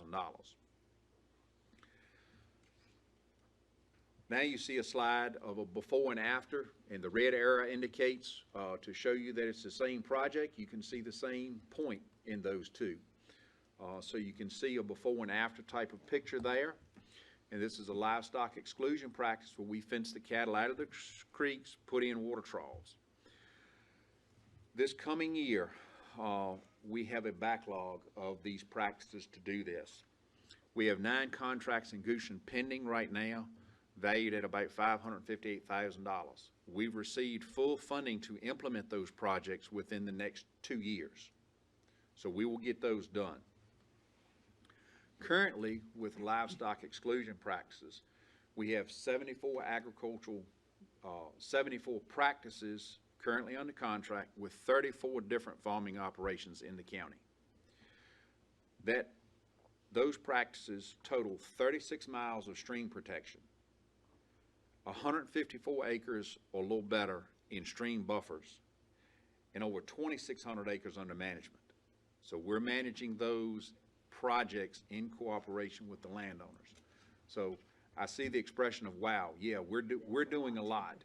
And one of the things when I was running some data analysis, all this data is being pumped into a database with the state. We're realizing that some of these numbers, because that, as Mr. Kilgore stated earlier, that their software is being upgraded. As the state has changed and upgraded their software, some numbers that should be in the system aren't in the system. So we were actually discussing today, we need to go back and catch up some of those acres. So those buffer acres and total management acres are actually low, is what they are. But we're working on updating those figures, is what we're doing. That's just a picture there of a water trough where livestock go to drink. I've already mentioned about the livestock exclusion and the funds available for that. There's also the resource management plan. That's a big push in Virginia now to have farmers participate in the resource management planning process. We have one operation in Goochland that signed up in that program, and we're responsible for quality control with those projects. The operation and their conservation planner says, yeah, we've done it. We go out and we do inspections. We find out there were gullies in the field, so they do not get their certificate for compliance with that. So those projects are inspected, and we do a rolling review and site inspection to make sure they are in compliance with things. If they're not, they don't get to participate in the programs. So we do those projects. Cooperative water quality programs, we're participating with the James River Association with some National Fish and Wildlife Foundation grants. One of those projects we're working on right now is planting riparian buffers. This grant is paying 100% of those costs to plant those buffers, riparian buffers, next to the streams, and we'll pay for maintenance for 3 years on those projects. They're primarily looking at agricultural lands, but urban lands may also qualify. We have a ranking system that's been developed with several other nonprofit organizations to help rank which areas in the county where our money would be best spent on planting those riparian buffers. Also working with the James River on a James River consortium, which helps pool together all the resources available and helps us to understand which programs Department of Forestry, DEQ may have, Department of Conservation Recreation may have. all these different nonprofits. We're trying to pull that information together so when we go to meet with a landowner, we know what's available to them along those lines. There's also a targeted buffer program through the Watershed Protection Group that we are working with them on that. We're members of the Middle James Roundtable and James River Advisory Council, JRAC, which is part of that tire cleanup, river cleanup. Thank you all very much for the agricultural center that we now have. It's very much appreciated. We've gotten used to being a little bit further out, but having Extension there with us has been a big benefit for all of us. Having the meeting facilities has also been a great asset for us. We're using that. We're a key part of what's going on out there.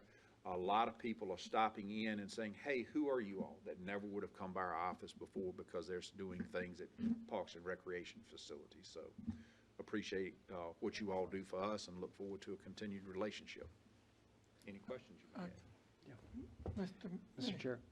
Keith, thank you, very good. Just, so it looks like to me that there's a lot of like state oversight to help our farmers out here. Yeah. And so of the multitude of programs that we've talked about over the course of the years, you know, here, what would you, I don't want to put you on the spot, how many of those do you regard as value added for farmers in the business of producing? All of them. Every single one of them has a value add? Every single one of them, because what we see, especially with these livestock practices, and I have to laugh because I've been here for many years. They say, I wish I'd have done it before. It's made me more profitable. It's helped with not only environment, but it's helped with their bottom line economically, which anytime we can help a local economy, we're all better off. So it's been a big impact, and you know, we're hoping we can spend all that $500,000. Yeah. It's what we're hoping for. And it's brought some new people to the table, and even if they haven't participated in our cost share program, it's provided that opportunity to go out and meet with them, do some education with them. But I really, not to put Ronnie on the spot, but he's been a great marketer of conservation in the county and shows what can happen from I guess you say, okay, I've got a few cows in the backyard. I really don't know what to do with them. I've never really managed them, to going full-fledged, going all out and doing a great job of management. So one of the biggest things we do is this Beef Cattle 360 group with our local beef producers with Virginia Cooperative Extension. Questions? Mr. Peterson? Did you have one? Go ahead, Susan. Thank you, Mr. Chairman. So the, those stream management and projects Yes. are voluntary at this point. They're voluntary, yes. But with WIP 3, if we don't meet our guidelines, That's they right. could become They could become mandatory. So, and this is probably a longer discussion than we can have right now. Understand. Maybe even for the next, for weeks at a time. But, at some point, we need to see where the numbers are coming from to even, are we meeting? I mean, I guess we're going in this together, right? It's not just what Goochland does. Exactly. It's what the region Exactly. does. And we were presented with some numbers through our meetings, regional meetings. And the thing they're looking at, and as you say, it's a lengthy discussion, many things. Some of the numbers we're looking at is like, where did these numbers for land use come from? Because a lot of the land use interpretation is satellite imagery, it's algorithms, it's not ground truthing, and we want to do the best we can. Sure. So we want to actually update some of that data I was referring to you. One of the good things that we were pleased with just recently in a training session was that now we can consider all the land that's come under management with these livestock exclusion practices. EPA gives us credit for that. Oh, good. Where a few years ago they didn't. All we got Okay, credit that for helps. was the buffer. Now we get the entire farm. But if you don't mind, just to follow it, but Goochland can do everything in the world, have every property done. If the region is not doing their part, we're gonna get caught up in that, is that right? Well, the numbers we got were actually county-based numbers, is what we have seen. Right, the difference being with those formulas, it depends on soils, topography, distance to streams, all of that goes into loading calculations, and that varies from locality to locality. So the last I saw was that Goochland could meet it, and if Goochland met their goals, then Goochland would be okay. So they would do it excuse me. Yeah, So they, the numbers we got were locality specific. The punitive measures are gonna land on us if the region doesn't meet it, I think is your question. yeah, that's what I was Right. trying to get to. I mean, if Goochland meets all of, does everything we're supposed to do, but the region does not meet their goal, we're gonna get penalized along with everybody else, is that right? That's not my latest Okay, well, I hope understanding you're of right. that. I hope you're right. So I want to make sure we're getting good numbers reported. Right, okay, but thank you. That's probably like a 5-year plan for The- WIP the- 3, is that? Well, Oh, really? 2025 is our goal, so that's what we're working towards. Right, okay, all right, thank you very much. Thank you. Yes, I guess if you're not careful, you may clean up the whole Chesapeake Bay so single-handedly. So just be careful not to overshoot. I just wanted to follow up on Mr. Minnick and Ms. Laskalet's points. Thank you for the presentation, by the way, and there's an awful lot going on here. There's a lot of money, there's a lot of acreage, a lot of effort, a lot of fencing, a lot going on Right. here. So my question then becomes, how do we measure the effectiveness or efficacy of these efforts with respect to two constituents, one being the farmers? We all like farms, we like to eat, we like food, and we see so many farmers going out of business, and the question is this helping them stay in business or not? That's kind of one impact, that whole group, the farmer group. And the second one is the river and the Chesapeake Bay and the whole sediment runoff and the amount of runoff and the quality of the runoff and such. And how do we measure those two, the impacts that Goochland's have? I know there's formulas that say if you have this many acreage and this much fence, then you probably only have this much effluent. How do we measure the actual impact on farmers and the river from what we're doing here? Is there a way to do that? I can tell you, the actual water quality impacts, the thing of it is you have to be there when a storm event occurs, and it takes years worth of developing that historical data. We did that years ago, and the problem we ran into was being there and when that rain event occurred, pulling those water samples in these major creeks and stuff. I mean, that means you're out there, middle of the night, you're pulling water samples and running some of that. And some of that showed good, but then when you got to the river and you looked and you see where the Ravanna's dumping into it.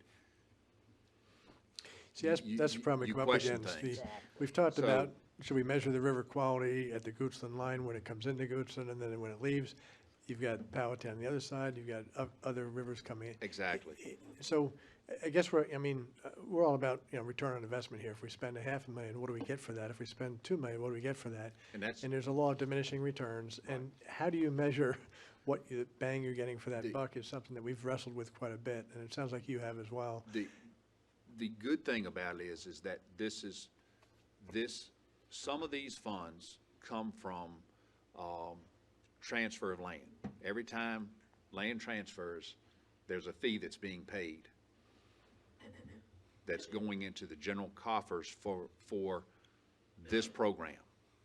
So every time a house is sold as part of that transaction, there's, I believe, and don't hold me to this figure, I believe there's a $10 fee that's being charged that goes to support Virginia Agricultural B&P Cost Share Program. Okay, so the fee, let's call it a tax, just Call just it for the what you sake may. of discussion.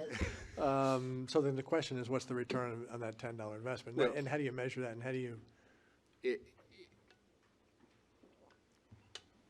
anyway, you don't need to answer it now, I didn't mean to put you on the spot. No. But maybe in future presentations, if we can push a little harder in those areas to say, 10 years ago, we spent $100,000 and it wasn't very clean, now we're spending $500,000 and it's much better, or farmers are able to make more, whatever, if you can push in those directions, that would help us, because we've been struggling with this as well, and we'd like to get some visibility into this at some point, and if there's ways to do that, Sure. please consider Yes. that. The good thing is that $10 goes statewide. So then it's redistributed based upon the funding formulas that the Soil and Water Board set. So it's not just the land that's transferred within Goochland County stays within Goochland. It all gets put in the big pot and redistributed out based upon the ranking, agricultural non-point source pollution ranking. Now you So- open another can. Do we know if Goochland has more dollars So coming I in can- or more I dollars can tell going you out? this, Goochland County didn't generate $500,000 on a $10 tax, so we're coming out ahead right now. So we're net beneficiary We of that program. we are definitely in the beneficiary category. Yes, sir. Well, that answers that question anyway. That's all I have, Mr. Chairman. I'll yield back. Real quickly, I was interested, you said it real fast and I didn't catch it. The funding formula is based on what? The state funding formula is based on? It is, the funding formula is, right now, when they look at the total state agricultural BMP budget, the VAX budget,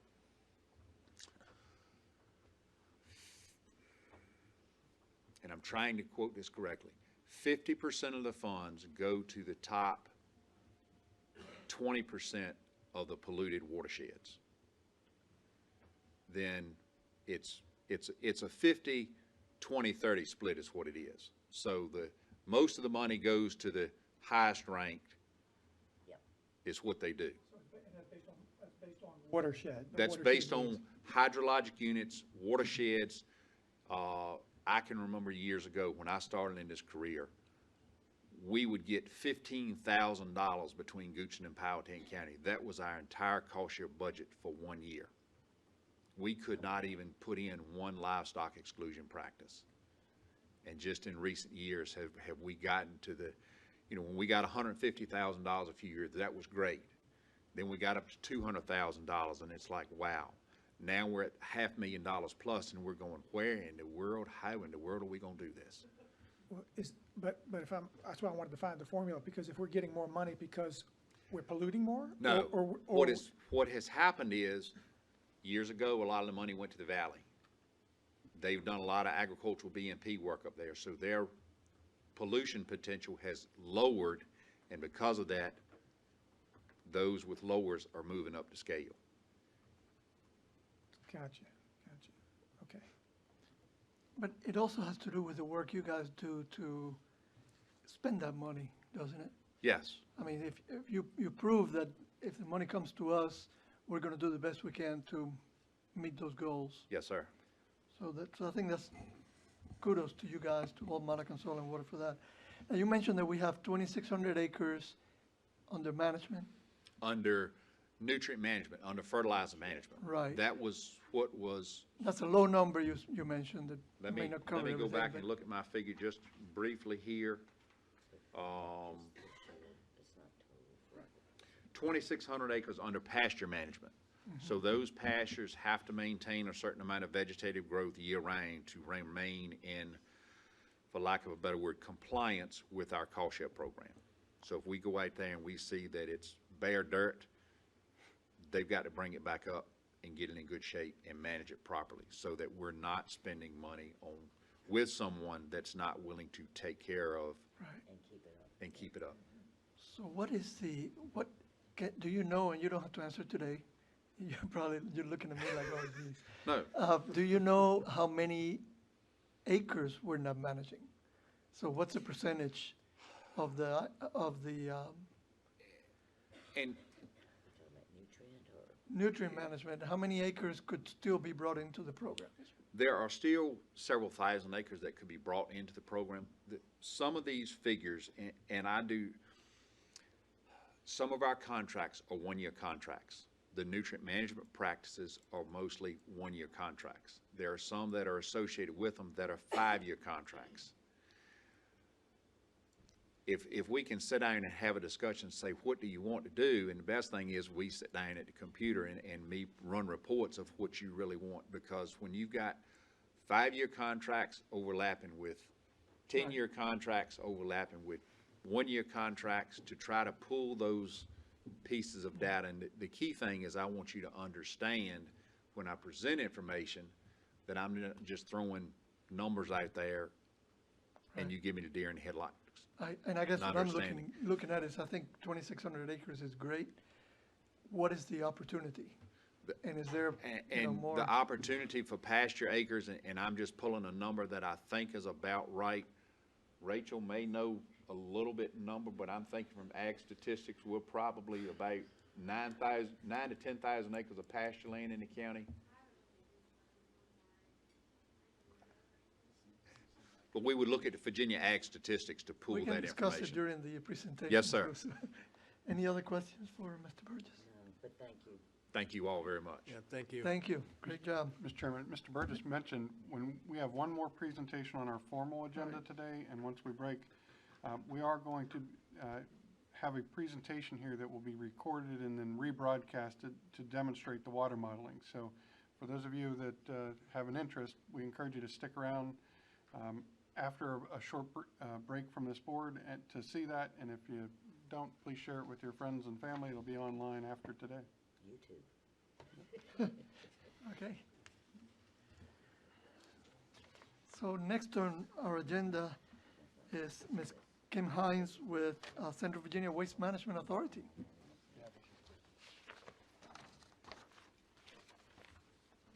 Where you're keeping stuff out of the water. Okay.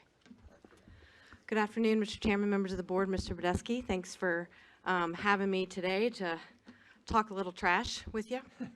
Talk dirt, now trash. That's right, that's right. It all's part of our planet. So just, I know I don't need to remind you all, I guess, but for the group or whoever is still here and listening, just a little bit about CVWMA, who we are. You know, we're a regional public service authority. We were formed under the Virginia Water and Waste Authorities Act in 1990. Basically in response to legislation requiring localities plan for where their solid waste is going to go, recycle 25% of their waste stream, and localities at that time came together to achieve those goals collectively and manage our in managing our waste. So we have 13 localities in the region, ranging from urban, suburban, rural communities, representing a total population of about 1.2 million and 2,500 square miles. We have a 20-member board of directors, which are appointed by you all, governing bodies. Lee Dunn and Dwayne Jones are your representatives from the county on our board and technical advisory committee. We are totally local government funded, and we have less staff than we do board members. Oh, sorry. Just a few benefits of regional authority. I probably don't need to tell you all this, but pooling our resources together to achieve common goals and achieve economies of scale in planning, contracting, those types of things. We provide a menu of services that localities can pick and choose from depending on which best fits your needs. The needs in the city of Richmond are not the same as Goochland County, so we try to provide opportunities for all to participate. You're not locked into any one or all of them. It's just based on what you all need.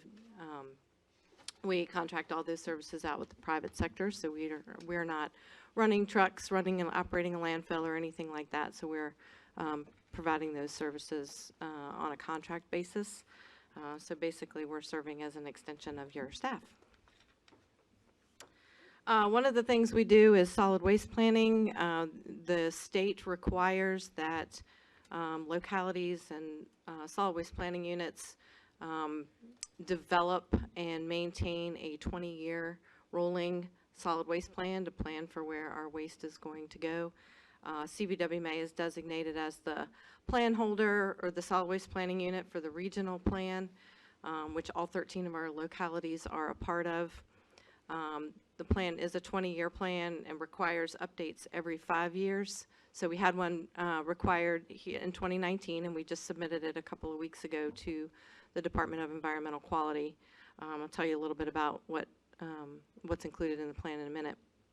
But overall, the plan addresses source reduction, reuse, recycling, resource recovery, incineration, and landfilling, which is the waste management hierarchy defined by the state. We're estimating solid waste generation based on population and some EPA estimates of waste generation. And we also include our plan to meet the recycling mandates and also gain input from all 13 of our localities on what their needs are and what their plans are for the future. So in this most recent update, the planning period is now 2019, and it'll run through 2039. We've updated the population figures based on the estimates from the Weldon Cooper Center. We also verified those with localities, making sure that those are on your growth plan estimates as well. And we take those population figures and we multiply it by the EPA's waste generation estimates, 4.48 pounds per person per day, to determine an estimate of the waste that we're generating within the regional boundaries. We also surveyed all of our localities to provide input into your growth plans, what you'd like to see, what you think's coming, what's coming down the pike in your locality that might impact waste and waste generation, as well as programs and services you'd like to see in the future. We've also incorporated in this plan some changes in the landscape of landfills in our region, which I'll mention in a few minutes. The plan is up on our website if you're interested. It's about a 140-page document for makes for good bedtime reading. The 2014 plan is up there currently, and until we get the approval from the DEQ, or once we get approval, we will put the 2019 plan up there on our website. Just a little bit about landfills and disposal capacity. Based on the population and the waste generation rates, we estimate waste generation over the next 20 years of about 22 million tons, so about 1 million tons a year we're generating in the region. Heard some gasps. We are recycling a fair amount of the waste that we're generating. We're recycling more than 50%, a little more than 50% in the region. We used a 50% estimate just to be conservative, to make a conservative estimate, but that's based on consistent reportings to the DEQ of our annual regional recycling rate of about 11 million tons projected over the next 20 years. So our disposal needs being about 11 million tons as well. In the plan, we list landfills and disposal capacity in and outside the region. As of January 1st, 2019, we have more than 41.5 million tons of MSW landfills within the region, and an additional 23.7 million tons of construction demolition debris capacity in the region. Immediately outside the region, we use some landfills outside of the region for disposal, almost 100 million tons. Some of these landfills are pretty large and have a lot of capacity. A couple things to note that might impact our capacity in future years. There is a proposed landfill in Cumberland County, which is not yet permitted, but by County Waste. You might have heard a little bit about that. It is right over the Powhatan line. We did just make a note in the plan that that could be future capacity for disposal coming on board. Also included in that 41.5 million tons up there is the Shoesmith landfill expansion, which is Shoesmith is in Chesterfield County off of Route 10, and they have a permit for the expansion of the quarry, and however, they don't at the current time have local county approval, so that could impact the capacity in the future depending on what the outcome of that is. Also, there's another Tri-City Regional Landfill in Petersburg that currently accepts some of our, or was accepting some of our waste. They stopped accepting waste because they're not in compliance with their solid waste permit. They are in litigation at this point, and it's we'll know in the next few months of whether they will have to close that landfill or whether they'll be able to continue to take waste in there. So those are just some things that may impact our disposal capacity in the future. I mentioned our annual regional recycling rate. one of what we do for you all is help ensure that the region is recycling at least 25% of our waste stream, which is a statewide requirement and goals. We have been pretty consistent over the last several years in the 58, 59, 60% range, and that is not just CVWMA programs, but that is it is a total information that we get from all recycling processors. So we survey all the recycling processors and get their information back and compare that to the waste generation estimates. And that's how we come up with the 59%. So as you can see, we far exceed the state's mandated goals as well as the overall statewide rate. We've also working on implementation of our strategic plan that we developed a few years ago. It is a 4-year plan with the vision to be the recognized leader in regionally sustainable waste management practices that protect the environment. We have been working hard on implementing our initiatives, which you can see here. We established 4 goals at that time, and kind of color-coded our initiatives there, and so we're well on our way to implementing the plan. And the plan is from 2017 through 2020, fiscal year 2017 through 2020. So we'll be working with our group again on beyond 2020 and working on updating those goals and initiatives. What we do on a daily basis, providing services to our localities. Again, everything is contracted through the private sector. You can see some of the examples, and I'm going to talk about a few of them.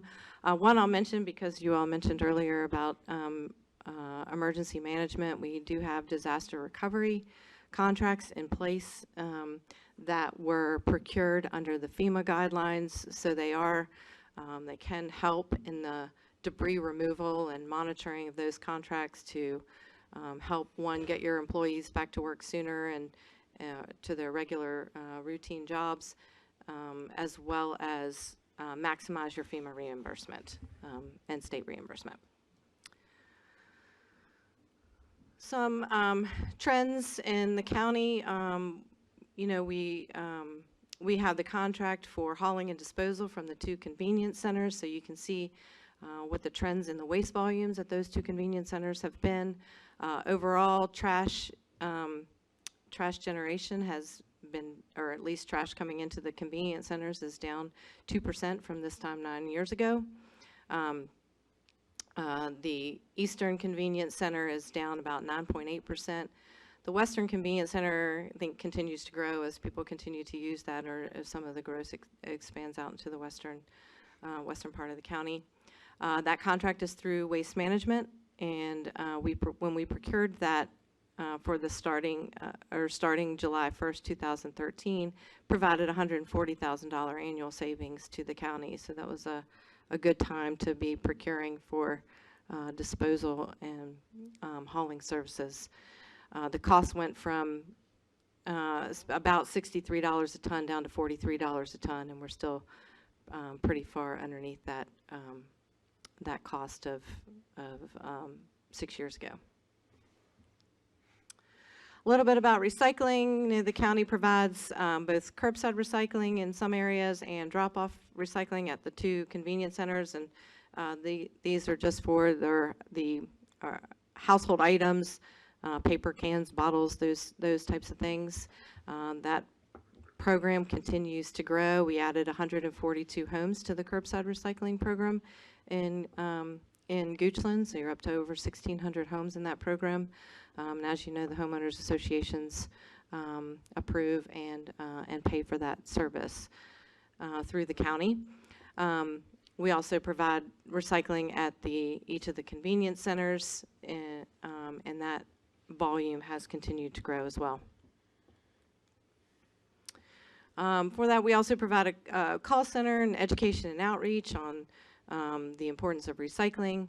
Our call center is staffed with 3.5 staff. We take over 55,000 calls a year, answer 6,000 or so emails a year.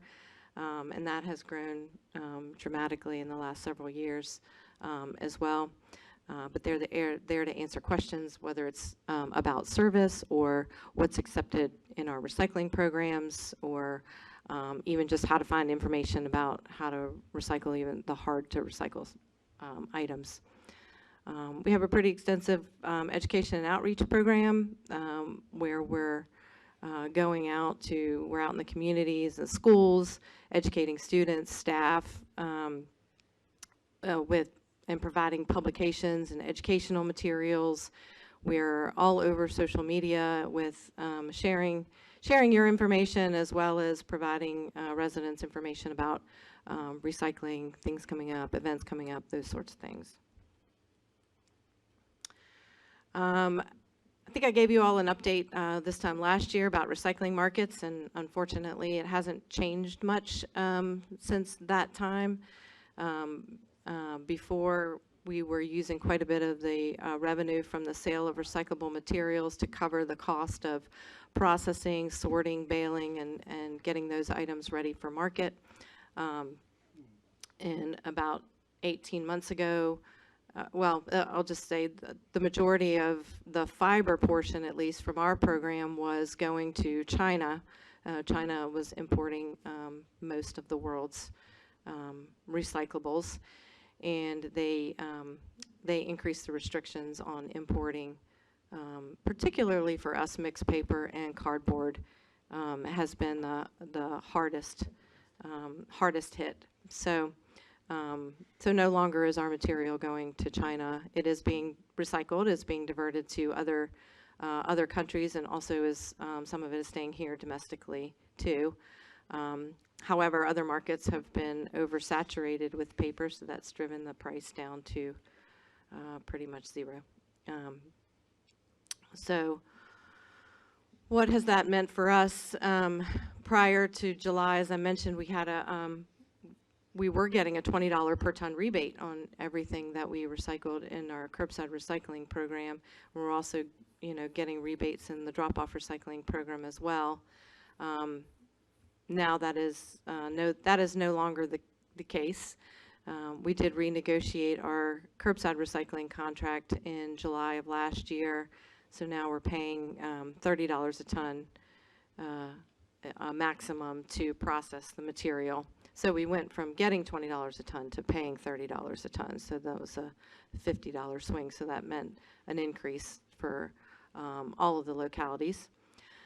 We did include in there that based on market indices, when the markets improve, that our costs will go down and could even flip to receiving a rebate again at some point in the future, so we did build that in. We're also been working on addressing contamination, and I'll share that with you, what we've been doing there as well. And particularly for our curbside recycling contract is, it's a fairly large, it is our largest contract, and we serve almost 290,000 households as part of that contract. And it expires in 4 years, and we are working on hiring a consultant to help us in crafting a scope of services for that program in particular, and solid waste and recycling best practices. So it's one of the things we're working on to help there. I mentioned before that China, we were trying to get everyone to recycle everything, and when in doubt, recycle it. Now we're kind of in the mode of when in doubt, throw it out. We're trying to clean up the recycling stream so that for the future we do have a good valuable, saleable product in the end that keep our program strong and viable. These are some of the things we are seeing, and we're having to re-educate folks on what is recyclable. The biggest culprit being plastic bags, and you can see them in both the curbside and the drop-off programs. So we're working really hard. We understand a lot of people like to keep their recyclables in plastic bags, but emptying them into the container is the preferred method. And really, at the recycling facility, they don't have time to open every bag, and particularly if they can't see in it. So a lot of that for the effort of sorting and sorting that material, a lot of it's going to the landfill, unfortunately, because it's in a bag. So we've been running a pretty extensive, we call it our OOPS campaign, and trying to remind people what's recyclable and what's not recyclable, and to do the right thing. And in our curbside program, we've been tagging bins and carts, and in some cases even removing them, not really in Goochland, but in other areas, for folks that are using their cans as a second garbage can versus a recycling container. So we've been cracking down, if you will, on what's been put into the containers. And we've gotten a lot of help from the county, particularly at the drop-off sites, with signage and your attendants reminding folks on what's recyclable and what not to put in the containers. So that's been good. We're getting a lot of questions about what is the future of recycling. Do we continue to do it? Do we not continue to do it? And you know, different communities across the country are either suspending curbside recycling, suspending recycling for a period of time, or taking items out of the program, those types of things. We are trying to work towards sustaining our program at this time. There is some positive things happening in the industry, even here locally. You know, that while China is not importing a lot of mixed paper and cardboard anymore, they have 600 and some paper mills that are making products. They're making cardboard and paperboard and things like that, sending back to the U.S. So they need the material. We've seen where some of the Chinese mills are buying mills here in the U.S. to process the material, shipping the pulp back over to China to make the paperboard. So some things are changing, and it's going to take some time and some infrastructure, but it will come back around. A couple things happening in Virginia. There's a couple companies coming to Virginia. One of the largest paper companies, Pratt Industries, coming to Botetourt County. That's going to process some post-consumer recycled material. So that is positive. And Cascade purchased a mill, the old Bear Island facility in Ashland, and they are at some point going to use residential mixed paper as their feedstock. So that would be great, and we wouldn't have to pay as much for transportation and getting it to market. So there is some positive things happening, and we just need to hang in there. This is just some information for you on your statistics, your recycling statistics and trash numbers and things like that, that I wanted to share with you all on what's happening at your convenience centers. So you can take a look at that when you get time. Most everything has grown or continues to grow, and folks are diverting more materials out of the waste stream, which is good. A little bit about just our administratively and financially. Our budget is over $17.5 million. Most of that is pass-through, depending on what programs our localities participate in. We have about a $1.3 million administrative budget. Again, we're funded by our operating assessment, 48 cents per capita. That hasn't changed in 25 years or so, so it only changes by population, by the population estimates. So for Goochland, that's $10,900 a year to be a part of the authority. Many of our programs are revenue generating, so we have provided over $10.5 million back to our localities over our 29 years of existence. The majority of that in the last 10 years, and about $370,000 back to Goochland. So definitely, I think, worth your $11,000 a year. And one, you might have seen this last week. We have been excited to kind of be a part of a new project. There's an Israeli company came to us a few years ago about wanting to learn more about the waste stream here, and they have developed a technology that will turn raw, unsorted municipal solid waste or household garbage into usable product. It looks and feels a lot like plastic, but it is made from some recycled plastic in it, but but a good percentage of garbage. So we were proud to purchase our bins made of this material, and we're looking for an announcement, hopefully sometime soon, that they will be developing or bringing their operation to Virginia. So, so just kind of exciting new news to share. I'm happy to answer any questions you have now or in the future. And Questions for Ms. Hines?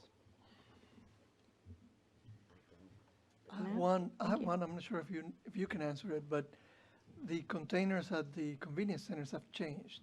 There used to be a large container for paper. Yes. Why did that change? So we did a new procurement for the drop-off recycling program, and we have a new vendor, and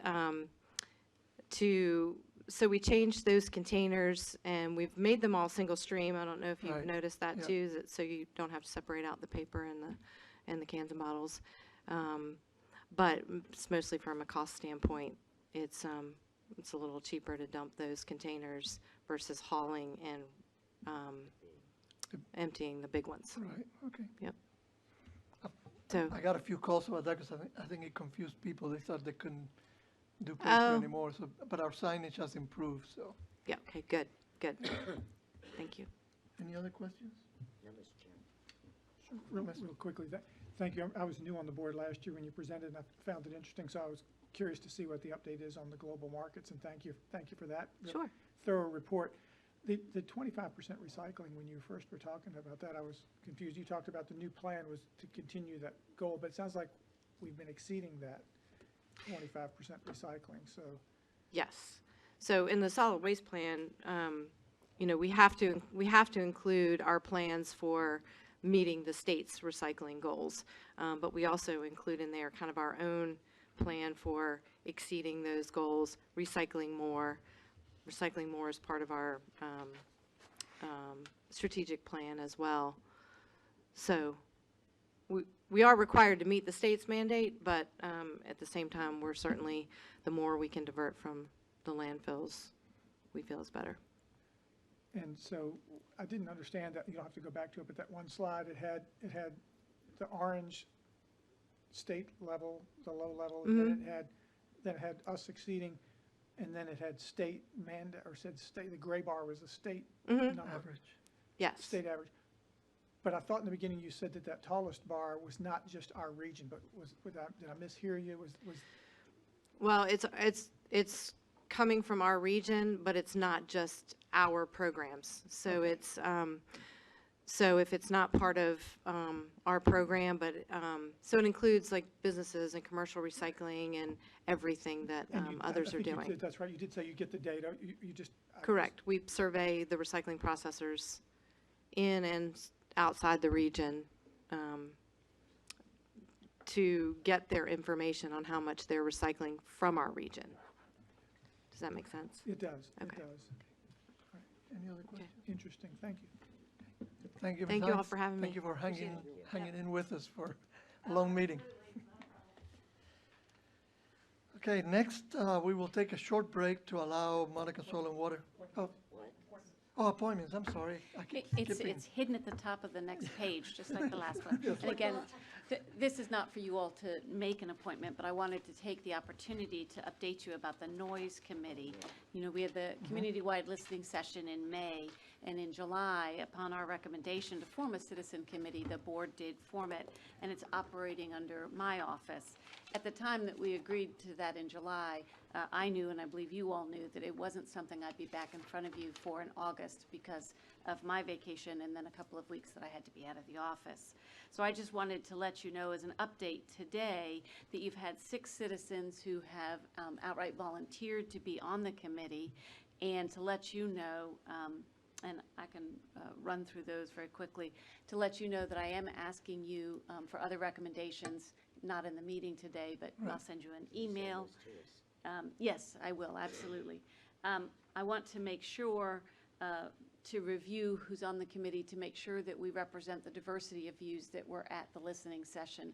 If you remember way back to when I gave you a history of the Noise Committee, the last one was done, the only members of the committee were those who vehemently wanted a noise ordinance, and then when it came before the board, the comments were overwhelmingly opposed to it. And so I do want to make sure to ask or invite people who have both sides of that issue. And luckily, we have very detailed minutes from that meeting that Ms. Biskiewicz made, so I'll have an opportunity to do that. So at this time, I just want to let you know that I do plan to try and finalize the committee members in the next month and plan the first meeting. The citizens who have already volunteered and made us aware of their interest are Richard Willis from District 3 and Perkinson Road, Thomas Ford, who is in Hilltop Circle Maidens, which I also believe is District 3, Joe Ligon, I'm not sure if I'm pronouncing that correctly, from District 4 on Shallowwell Road, Catherine O'Brien, who worked on the nuisance animal ordinance. Mr. Alvarez, you forwarded me her information. Peter Lenk on Pony Farm Road in District 3, David Winchester of District 2, North Road. One of the things I've thought of, for instance, when we reviewed the sheriff's complaints, is that there are a good many complaints from the apartment complex. So I will probably seek a citizen from the apartment complex to sort of represent that one particularized area that we have. And again, I will send you this information, and just wanted to make sure the citizens haven't heard anything since that July. I wanted to make sure to update you in a way that they could also be aware, and then I'll move forward on getting a committee finalized and getting a meeting set. Thank you for the opportunity Thank you very to much. do that update. So now we're to the second item on the page. So the board will take a short recess to allow set up for Monica and Soil and Water's presentation. And then after that, we'll break for our dinner break. But how long, how much time do they need? Well, we set take up? 10. 10 minutes. Oh, okay, I just want to say. 5:30. Hello, everyone. Welcome. I'd like to call back to order the Goochland County Board of Supervisors meeting for, thank you, Mr. Peterson, for September 3rd, 2019, for our 7 p.m. session. As usual, we will start our meeting with the public comment period. This is for anything that is not on our hearing agenda tonight. If you'd like to speak on any topic that's important to Goochland County, and it's not on our hearing agenda, please step forward, give us your name and address, and try to limit your comments to about 3 minutes. Oh, okay, it's open now. Right now.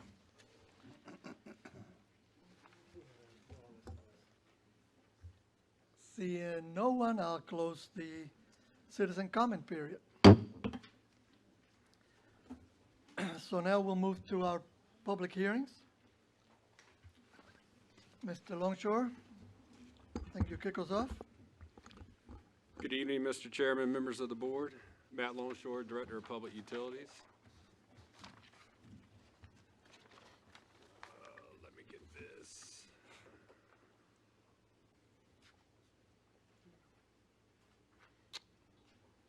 All right, what I have for your consideration tonight is to consider a lease agreement with AT&T for space on our Centerville water tank. Location-wise, the Centerville water tank is located at the intersection of St. Matthews Lane and Plaza Drive in Centerville. The photo on the right is a recent photo of the tank, and if you look to the top of the tank, you can see the existing antenna corral. That antenna corral is used for installations of communications antennas. A brief background, AT&T approached the Department of Public Utilities back in 2018 regarding leasing space for several cell antennas. Currently, there's already one provider on the tank. That provider is Verizon, and there's currently space for 2 more providers on the tank.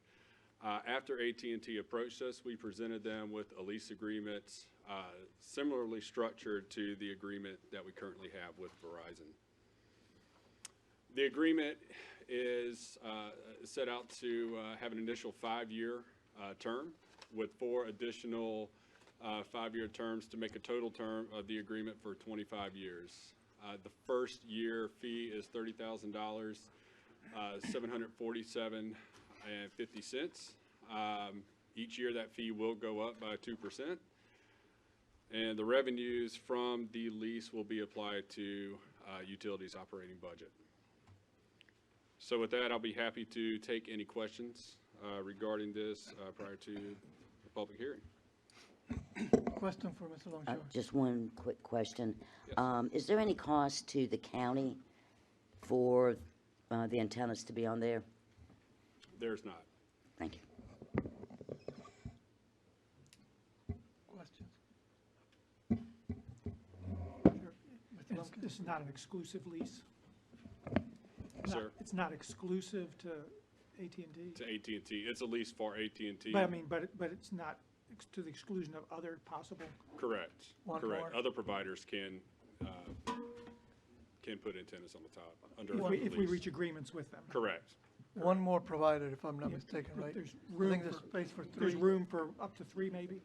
Up to 3 providers Okay. currently, yes.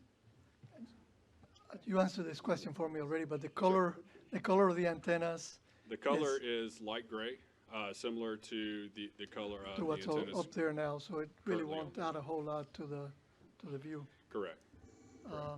And one thing I noticed in the agreement is that for maintenance, when we have to pay the tank, the antennas have to be moved.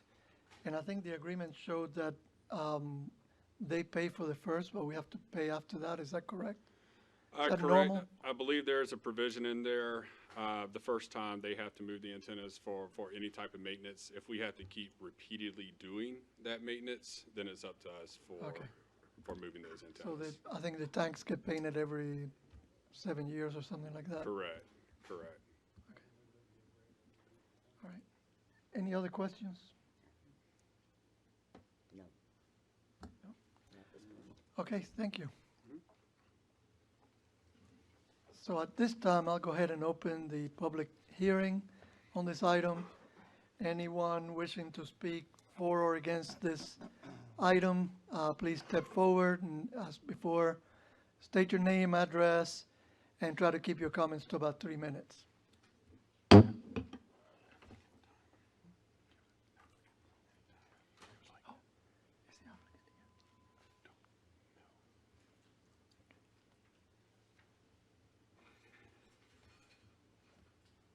No one? Okay. I'll close the public hearing on this. And is the applicant here, or are we the applicant, Matt? We are. We are the applicant, okay. Just wanted to make sure, okay? So, thoughts on this item? Any discussion? I believe I know AT&T is making an effort to improve their service coverage in the county, and this seems like a logical step. So, I would entertain a motion. Yeah, Mr. Chair, just one quick question, I guess, for Matt. But so the moving of we wouldn't necessarily move that array for just routine maintenance of painting, would we, per se? I don't know. I'm just kind of following up on Yeah, I the wouldn't chair's think that question. would be the typical practice. We would generally consult our maintenance contractor who maintains the tank per our maintenance agreement. But generally, when we paint the tank, it's for the actual bowl of the tank, Yeah. not necessarily the corral. Right. Okay. So there's probably other ways to prevent getting paint and spray or splatter on those antennas other than moving. yeah, I believe that when the one here in the courthouse area was painted, the antennas were moved to a temporary tower that was erected next to the tank. But that was, I think there was more maintenance than just painting. It could have been. And Mr. Chair, I'd make a motion that we approve the lease agreement with AT&T for space on the Centerville water tank. We have a motion, do we have a second? Second. We have a motion and a second. Mr. Budesky, would you do a roll call vote? Ms. Lashlet? Yes. Mr. Minnick? Yes. Mr. Peterson? Yes. Mr. Lumpkins? Yes. Mr. Alvarez? Yes. Thank you, Matt. Thank you. All right.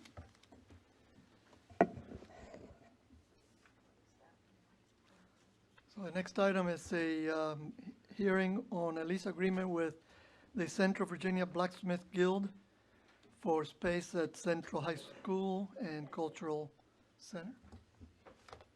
Okay.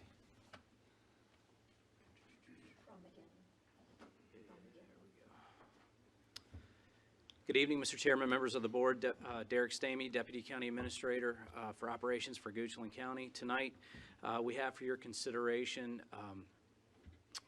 the action requested a board authorization for the county administrator to execute a lease agreement with the Central Virginia Blacksmith Guild.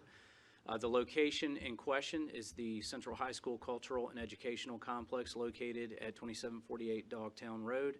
It's highlighted there on the map to your right. Some highlights of this lease agreement include a 2-year term with an option for an additional 2 years on the back end.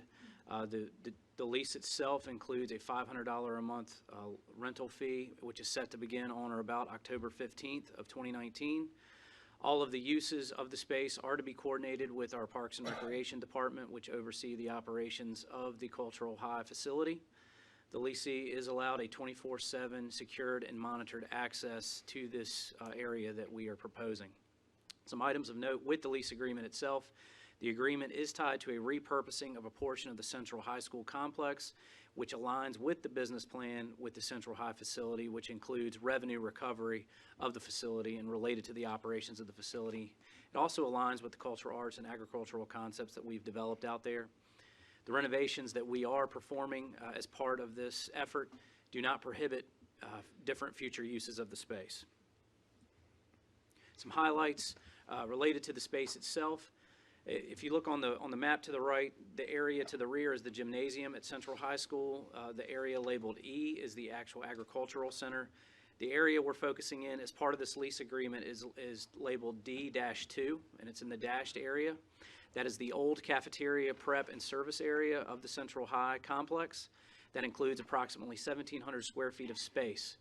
Once the renovations are completed, it will include 6 forges for the blacksmith operation, and the operation itself will include the blacksmithing of items as well as teaching and programming space as well as their storage. In addition to these renovating efforts, we'll also make that space accessible from an ADA standpoint. That will include upgrading the entry, which is located just above where the arrow is on the blacksmith location portion of the map, as well as reconfiguring the existing restroom in that area of the building to make it ADA accessible. Renovations will include demo of the existing ceiling grid, installation of new LED lighting, new paint on the walls and ceilings, and a resealing of the floor itself, additional security measures, as well, again, the ADA accessibility.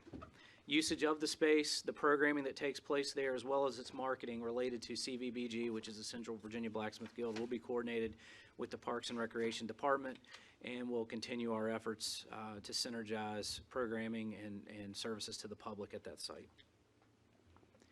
And with that, I'll take any questions. Questions for Mr. Stamey? Mr. Ms. Chairman. Mascolet? So, Mr. Stamey, what is the cost to renovate to get the space ready? The cost of renovations is approximately $30,000. Okay. And again, that will include demoing the existing ceiling tiles, and pretty much it's a deep clean and a repainting of surfaces, and really making that space ADA accessible. That's the bulk of the cost. And what budget is that coming out of? It's coming out of our facility improvement budget. Okay. That's already allocated? Yes, ma'am. Okay. And one more question, Mr. Chairman. So they will have a separate entrance and not have access to the rest of the building? They will have their own? That is correct. Their own space It will be a exclusively? secured space, so they will have, essentially, they will have access to their space, and only our general services and Parks and Rec staff will be given access to their space that will align with our key system that allows entrance to the other areas of the building. Right, So they'll have a sub-key, if that makes sense. right. They'll have limited access. Okay. So, so it's a 2-year initial term with an automatic 2-year renewal. Is that what we have? Yes, ma'am. All right. Thank you. Mr. Lumpkins, do you have a question? Just following up on Ms. Lasclett's question, can you go back to the diagram? Just because I had the same question about security and because I see they have 24/7 access. So can you just, Absolutely. So you would actually access, I'll go to the bigger portion of it. Here will be the actual entrance to the space, and there will be a half wall constructed here with wrought iron that will separate. This will be the forging area. The public will be able to access the space here. There's a door here, and those will be sealed so that they won't have access to this additional space until we decide that it's appropriate or we renovate that space. But any future uses would open itself up for access, but right now, we will not allow access to the rest of the building. and going down the little diagram, there's no other Right here? ingress and egress to other That is parts? correct. Your only way in and out right now is right here. Thank you. Mr. Minnick. Hey, Derek, quickly, so how's fire suppression treated in this area? Is that? There is a with the hood reno- vent system there. Where the forges are going to be placed is actually under the hood vent itself, and there is fire suppression built into that system. From It the was what original- was, it was from the what was original- there. Yes, yeah, sir. original kitchen. That's one of the reasons we were able to keep the renovation costs so low. We didn't have to bring in a new system, make another roof penetration. So it's really self-contained to what was there previously. Derek, we have a historic blacksmith shop in the county. Are they participating in this at Jackson? shop? Mr. Travers, this actually started 2 years ago at Jackson's Blacksmith Shop. We met the folks there. We've actually talked to the family of Jackson Blacksmith Shop about including almost a display museum area to highlight some of the historical blacksmithing that has occurred in Goochland County as you enter this facility. The other thing, Mr. Stamey said that this will be secure. This is sort of the beginning of a larger scale plan. These investments that we're making here, the restroom facilities and those kinds of things, may potentially serve a greater purpose as we move this project along.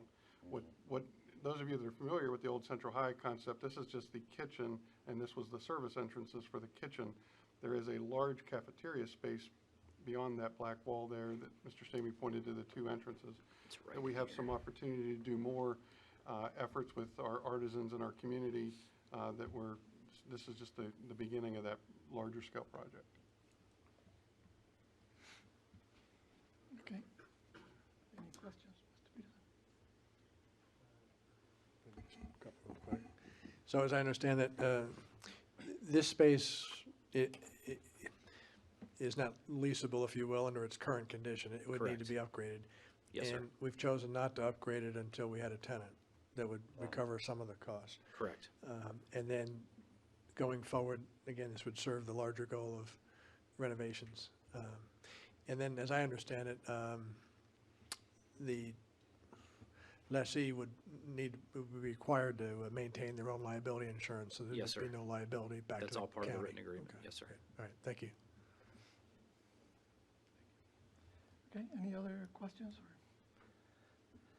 Thank you, Mr. Stamey. Is the applicant here? The blacksmith I do not see group that. here? Nobody here, okay. We may call you back after the hearing. Okay, thank you.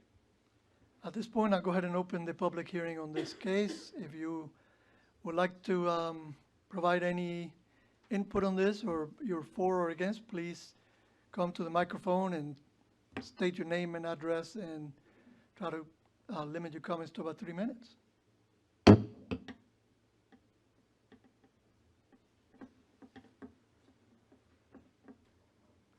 Seeing no one.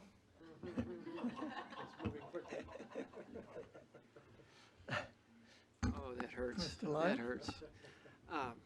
Good evening, Mr. Chairman, members of the board, Mr. Badesky, Ms. Bezkowitz, Attorney McGee.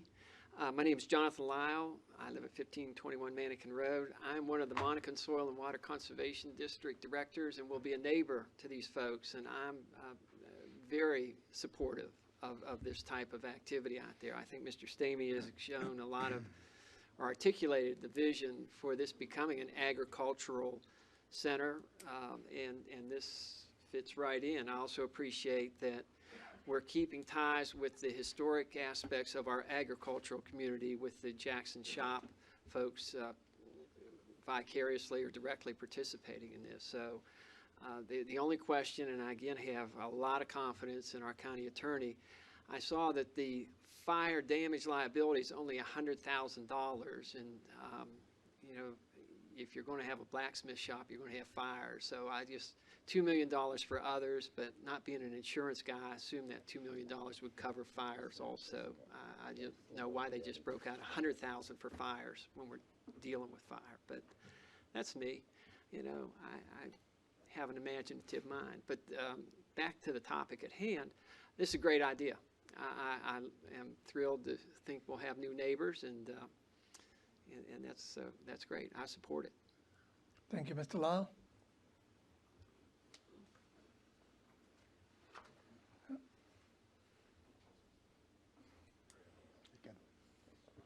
Mark Casper, 2523 Oilville Road. I love the idea. I think it's perfect. But if there's a fire towards the end of D2 there at the back, where's the emergency exit? There isn't one. So just that question for you. Thank you. Yeah. Anyone else? Okay, seeing no one, oh, Mr. Stamey can answer that. okay, yeah. I can address the questions related to the fire concerns.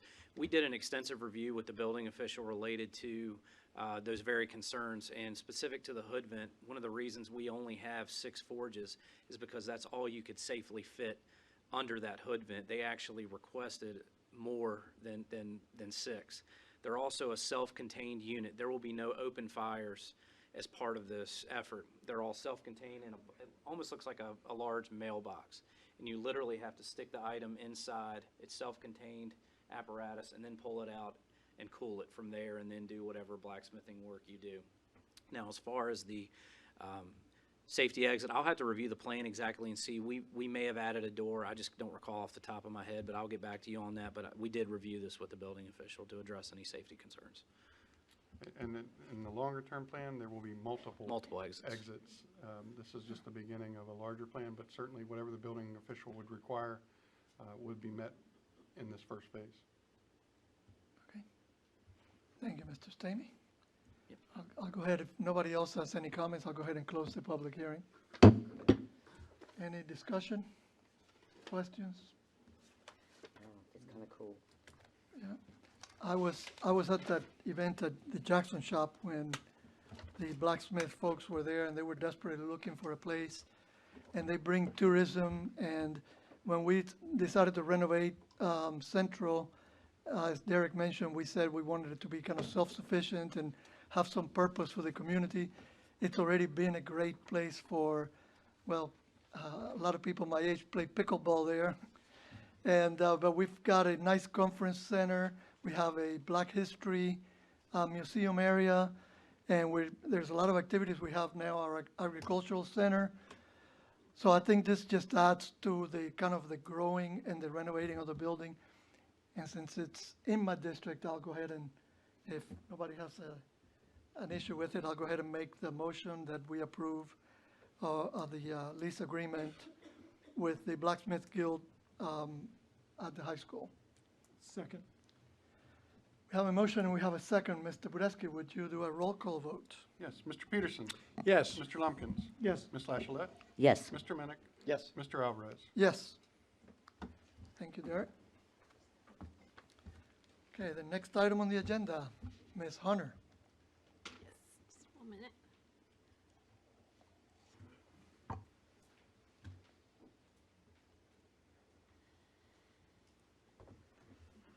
Is this mine, Lisa? You're the one on the end, that's right.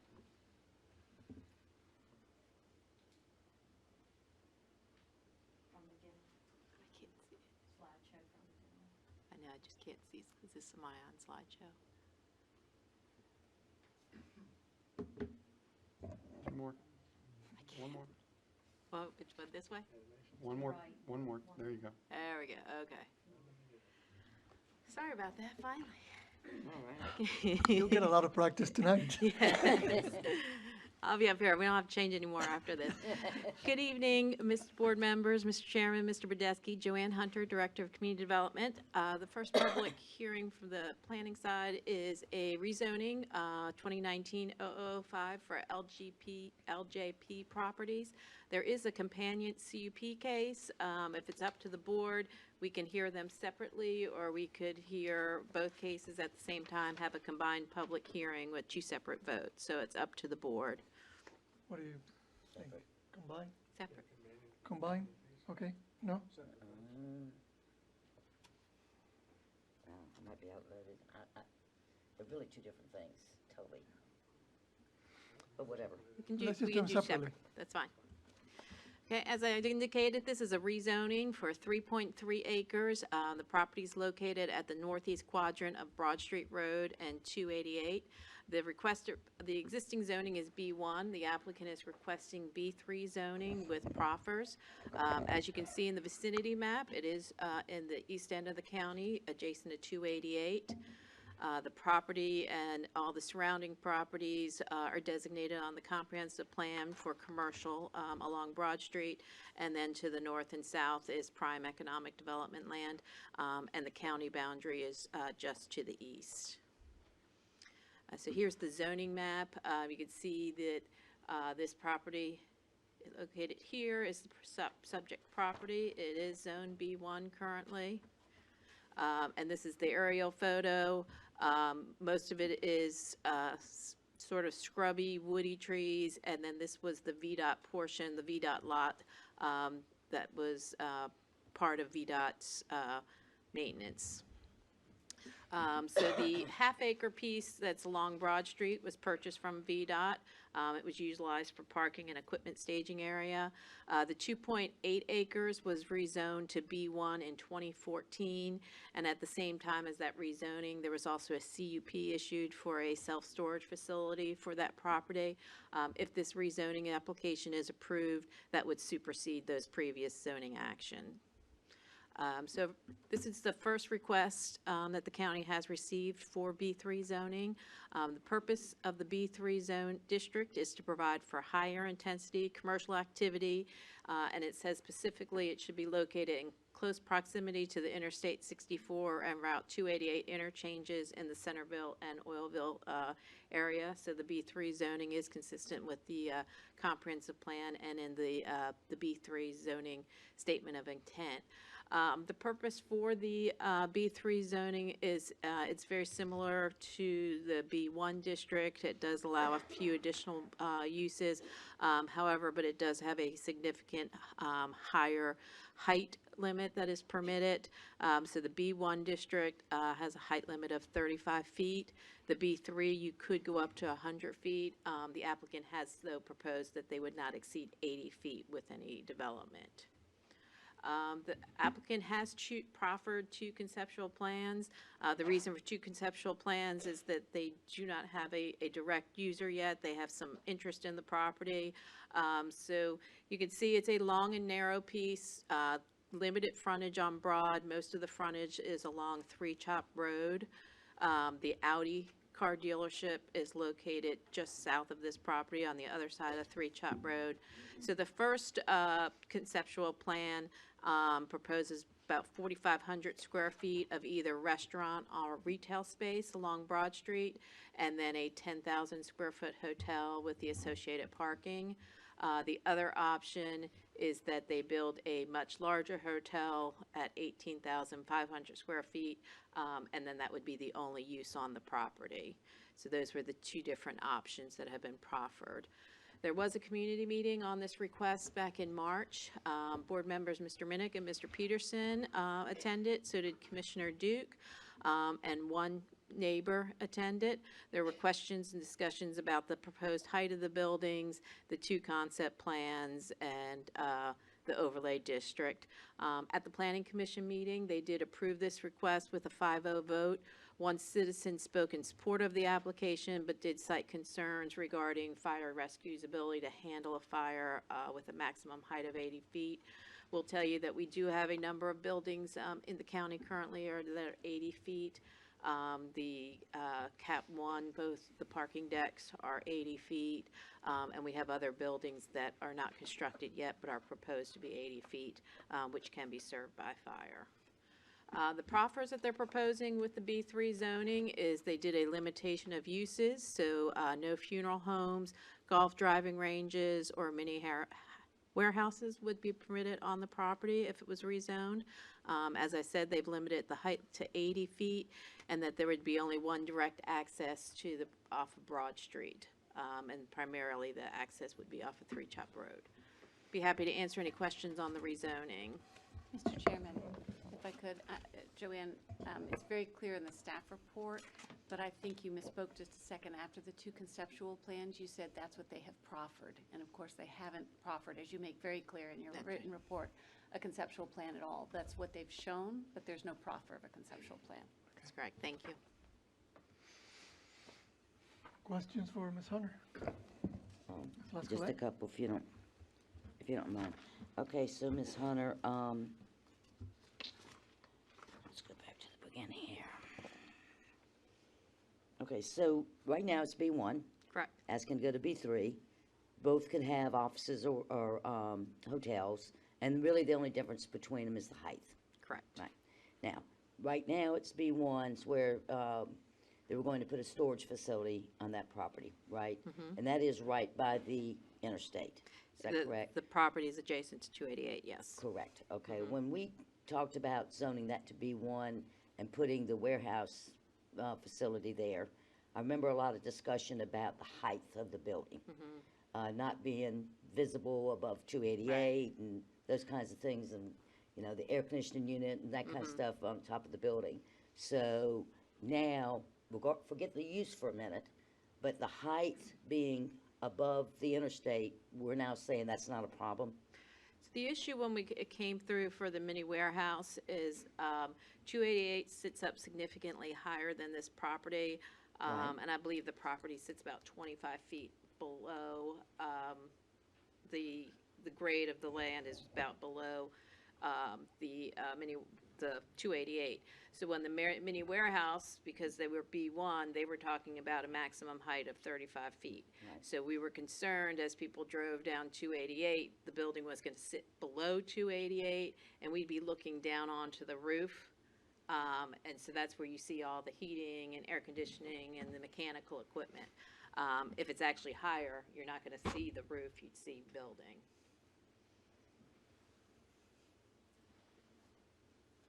Okay. That at least answers the question. Now, there is no entrance onto Broad Street. They have proffered that there would be one entrance onto Broad Street. It's still unclear. Three Chop, they may vacate the Tree Chop and make it a private road. They will definitely have access off of Three Chop, whether it's a public or private road, but they would like to have access off of Broad, and that's going to be a decision that VDOT will make. Because I believe there may be some inconsistencies in this report, where in some places it indicates that it will not be using Broad Street, and other places that they may. So the entrance, there will be an entrance regardless of which plan they end up doing. Right. There will be an entrance on Broad Street, I think they are trying to leave their options open as possible. and I can understand that, but still, there will be an entrance, whether it's the smaller hotel, the bigger one, the restaurant, whatever, will have an entrance on Broad Street. So you can see here on either plan, they're not showing an entrance. However, if VDOT will allow them, they would modify. This is why their conceptual plans have not been proffered, is it's still very speculative. If they can get an entrance onto Broad from VDOT, they will want to use that, but we don't know at this time. So, Mr. Chairman, follow-up. So if VDOT allows the entrance, they will determine whether a turn lane is required? Yes, and VDOT would do that for any commercial project. Our policy is to allow turn lanes determinations for commercial and industrial projects to be up to VDOT. Okay. I believe those are all my questions at this point. Thank you very much. Mr. Peterson, Mr. Lumpkins, any questions? Joanne, Mr. Chair. Yep. But this property can be accessed off of Four Rings as well? Potentially, Four Rings Four down and then Rings. back?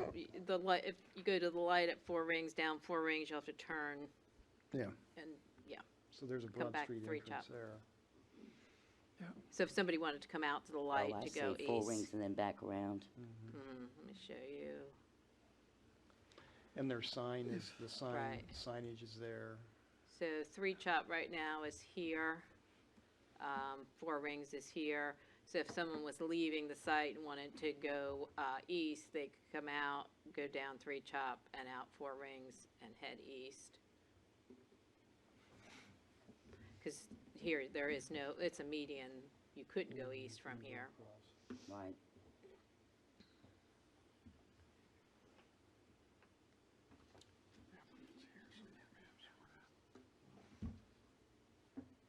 Any other questions for Joanne? I could. Thank you, Joanne. Is the applicant here? And would like to, maybe they can answer our questions already. Absolutely.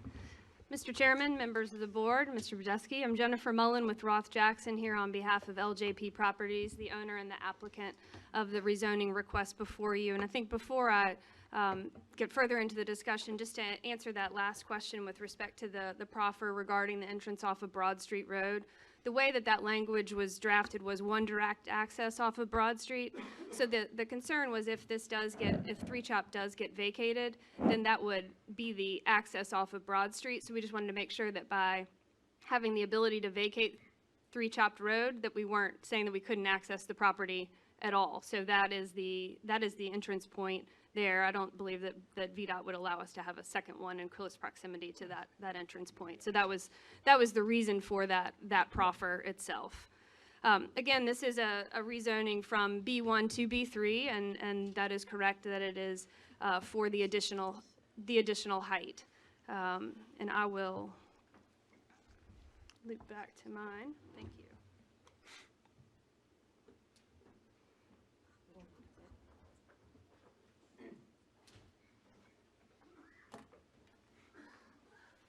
I just don't want to lose her spot. I can just use hers. Let me glaze this.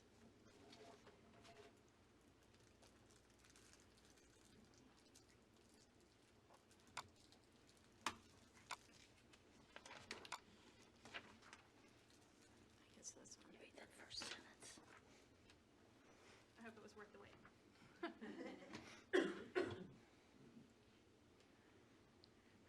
And so again, this is showing an overall, just so you can see the Audi dealership, which is located here. We do not have control of this parcel.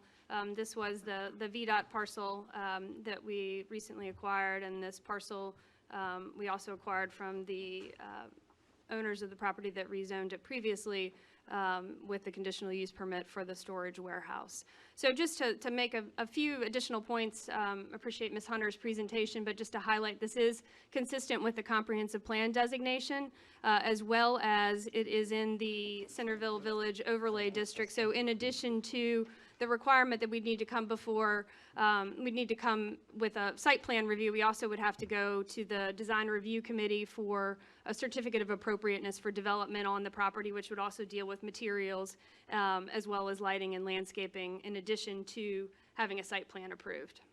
And this just shows the Three Chopped Road here and off of Broad Street. So this is the existing parking lot that we were talking about.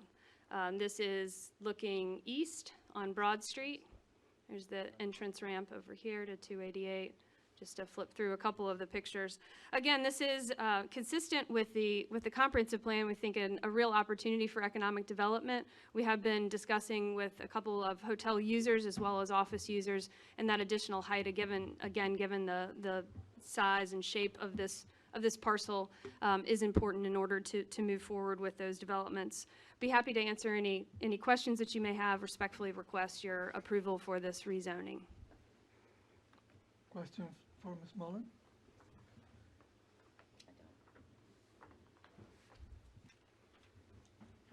Questions? No? Thank you. Okay, looks like we're good. Any other discussion before I open the public hearing? If not, I'll go ahead and open the public hearing on this item. Anyone wishing to speak for or against, please step forward.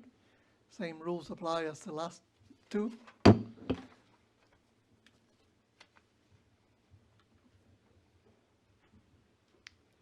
Seeing no one, I'll close the public hearing. Questions, discussion? Yeah, Mr. Chair, Ms. Hunter, a quick question. Maybe it's for you, maybe it's for someone else. Kind of across the street and just down a few feet, there's another hotel going in. What height would that hotel be?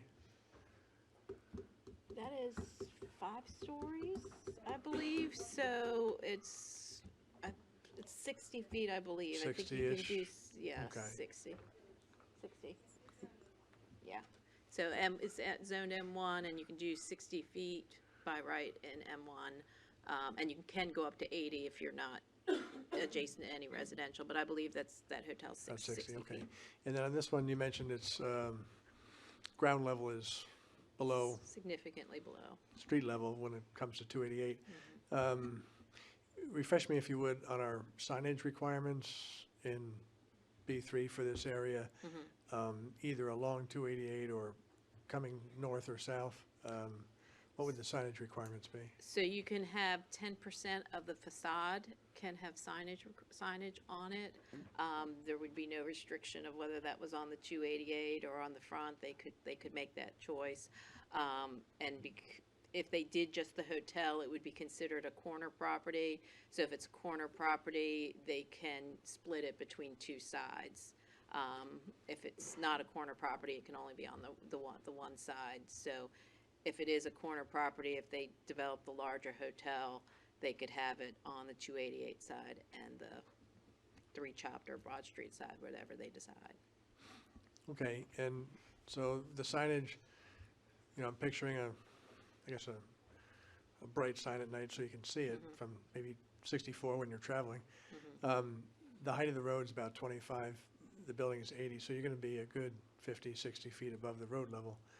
So it won't necessarily be at eye level as you're traveling on 288. Right. It'll be quite a bit above, but I guess just trying to make sure that that's not distractive to drivers on 288. If it's a fair amount above, then perhaps that's not something you'd be staring at as you're driving along, but I remember this coming up during when the self-storage facility, and I was thinking that because it was so close to the 288, I think VDOT was going to have to weigh in on signage, if I can recall correctly. I might not be, but that's something about that's triggering a memory. It did come up, and we got into should it be just on the Broad Street side or on the 288 side, and just not to be distracting the drivers. Right. We obviously don't want to create any kind of a hazard. I guess in that case, the height was going to be much closer to the 288 street Right. level as opposed to a fair amount above. And I would think for marketing purposes, they would want it above so that you can see it from further away. So. Okay, super. Thank you, Mr. Chair.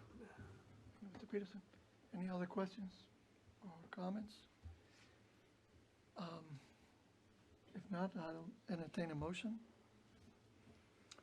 Yeah, Mr. Chair. I move we approve the application by LJP Properties requesting the rezoning from B1 to B3 on the tax maps and as indicated in the presentation. I'll second.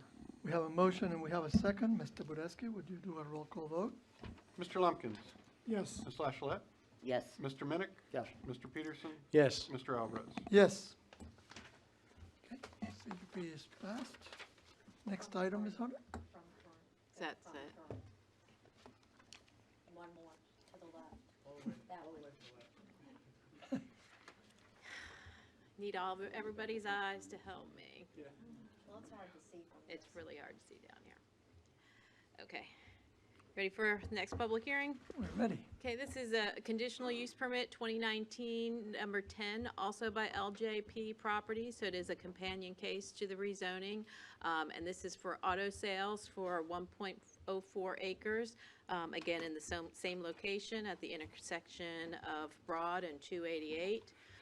The property it's portion of the property that was just Zone B3. So it is the old VDOT lot that is currently paved, or sort of gravelly paved. So the CUP would only apply to this 1 acre, not to the entire site. Again, that was purchased from VDOT. The applicant would like to use it for vehicle parking for the adjacent Audi car dealership. No new buildings are planned for this portion of the property. And when the property is developed with either whatever B3 use they choose, whether it's the retail or the hotel, the parking lot for the vehicles would go away. Again, that shows you the conceptual plans that you saw. The community meeting was the same as previously. The Planning Commission did recommend approval of this CUP request with a 5-0 vote. The conditions are that the property would be limited to auto sales. The POD would be required. Automobiles shall only be displayed in designated locations as shown on an approved POD. They could have no outside storage. Screening, automobiles that are waiting for repairs would need to be screened. Signs are allowed as permitted by the zoning ordinance, except no attention-getting devices, and the standard transfer of lease of the property. Be happy to answer any questions on the CUP. Questions for Ms. Hunter? Ms. Lascolet? Yes, Mr. Chairman. So, Ms. Hunter, we had a case recently, it's actually coming back on a business that we were debating, sizes of vehicles. And we ended up, I believe, going by gross vehicle weight. And so using the terms private passenger is commonly accepted term. Everybody knows that that's, I mean, I think I know what a private passenger vehicle Right. is. Typical private passenger vehicles, I'm just wondering, and not include larger commercial size trucks. Right, and I think what So where do we make the distinction what we learned exactly? from that discussion, and Tara might tell me I'm wrong, but we determined that automobile was more the passenger type cars. If you use the term vehicle, that's when you can That add was in the the additional difference. ones Okay. and things like that. So this one says auto. Okay, That's so the then that would difference. limit it. Yes. So a vehicle a transport vehicle that's maybe bringing some of those automobiles onto the lot could not stay there, Could not is that stay right? here, but the That would have to go. automobiles from the transport could. Could stay, okay, Yes. thank you. Mr. Lumpkins? Couple of questions. In your evaluation bullets, you had a couple of bullets that looked critical. I just want you to make sure, explain them to me. It said application could be improved by committing to a conceptual plan for the property, and then second bullet, application does not provide enough information to demonstrate compliance with plan of development, overlay district or building. Are you getting ready to tell me I'm looking at the wrong thing? I read those two bullets in the last one. 'Cause This is the CUP application. those are carried through, I think. Right. So the applicant has not provided a conceptual plan, so we don't have anything that shows how they would meet the 35-foot landscape buffer that would be required about Broad, how many parking spaces they can have, and things like that. We will require that through the plan of development, and as Ms. Mullen had indicated, that they do have to get a COA, which is an extra layer of review by staff or the design review committee. So some of those issues can be resolved during that time. But we often see it during the zoning or CUP case and we're not with this one. Okay, thank you. It's just noted, but Yes. it's not a significant, is it fair to, don't want to put you on the spot, it's fair to say you're not significantly concerned about it? Not, because this is a temporary use. If there was going to be buildings Right. and things like that, That's we would kinda what I- definitely want to see it, but this That's- is a very short-term temporary use. Okay, thank you. I'm a Mr. little Peterson? confused. So that short-term temporary use, that's, the use of this is being limited to only that use? Yes. Because, I mean, Okay, so that's the only use that's being permitted by this With this, CUP? with this CUP is just the automobile sales and storage of the vehicles. Okay. Now, they can do any B3 use if they decide not to pursue the CUP. But the CUP is only for auto sales.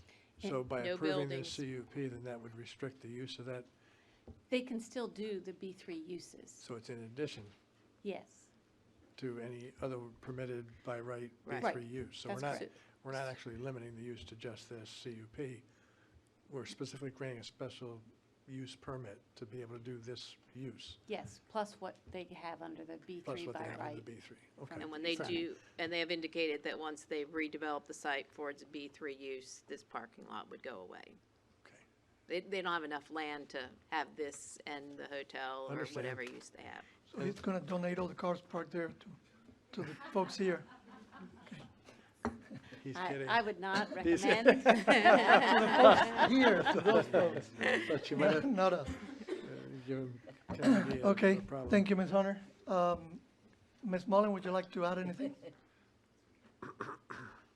Thank you, Mr. Chairman, members of the board. Jennifer Mullen again with LJP Properties. I think the only additional clarification to add is this property was purchased after the CUP was applied for with the Audi dealership itself, just so you are aware of the timing issue. And so it was used as a parking lot. We are requesting it to continue to be used as a parking lot again until such time as we redevelop it under the B3 use. So that's the only additional piece that I would add to Ms. Hunter's presentation. Again, happy to answer any questions you may have. Question for Ms. Mullen. The original I'm sorry, Mr. Chair, the original CUP did have an expiration date, or was that in perpetuity? Was that That is in perpetuity. perpetuity? Yes. And then the request here would be the same? Yes, it would just be until we redevelop the property, which would have a additional building on the top of it. Understand. Yes. Great, thank you. Thank you. Thank you, Mr. Chair. Thank you. All right, any other discussion? I'll go ahead and open the public hearing. So this time, I'll once again open the public hearing. Anyone wishing to speak for or against this application, please step forward.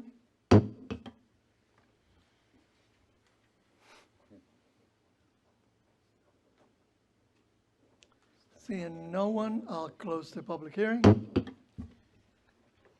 All right, All right. what's your prerogative? Any additional discussion, questions? Ready for a motion? Mr. Chair? Mr. Minnick? Thank you. I move we approve the LJP Properties request for a conditional use permit for auto sales at 1606 Three Chop Road, tax map, as indicated in our packet and according to the presentation. I'll second. We have a motion and we have a second. Any further discussion? Now, Mr. Budeski, would you do a roll call vote? Ms. Lachelette? Yes. Mr. Minnick? Yes. Mr. Peterson? Yes. Mr. Lumpkins? Yes. Mr. Alvarez? Yes. Okay, All right. next item, Ms. Hunter.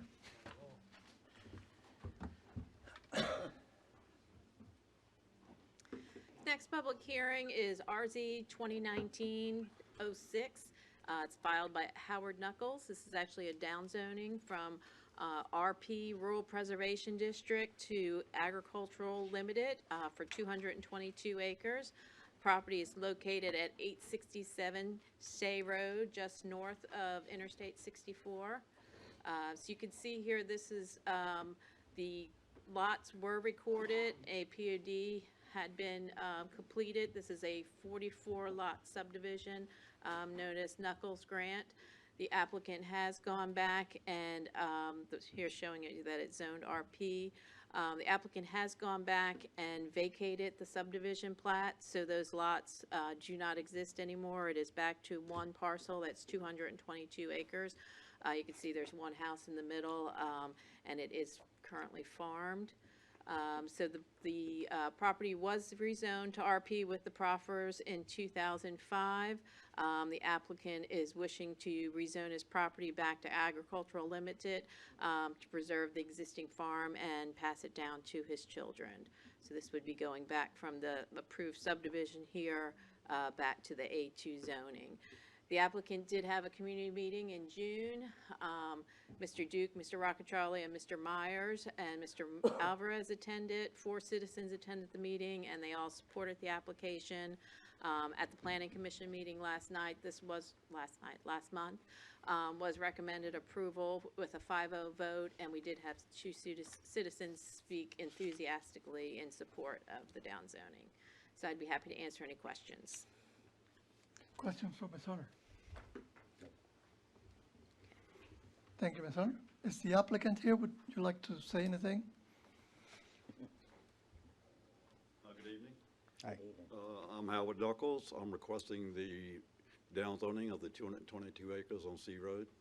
I would appreciate your vote for that. Thank you. Thank you. Any other discussion or open the public hearing? Okay. So at this time, I'll go ahead and open the public hearing on this item. Anyone wishing to speak for or against, please come forward.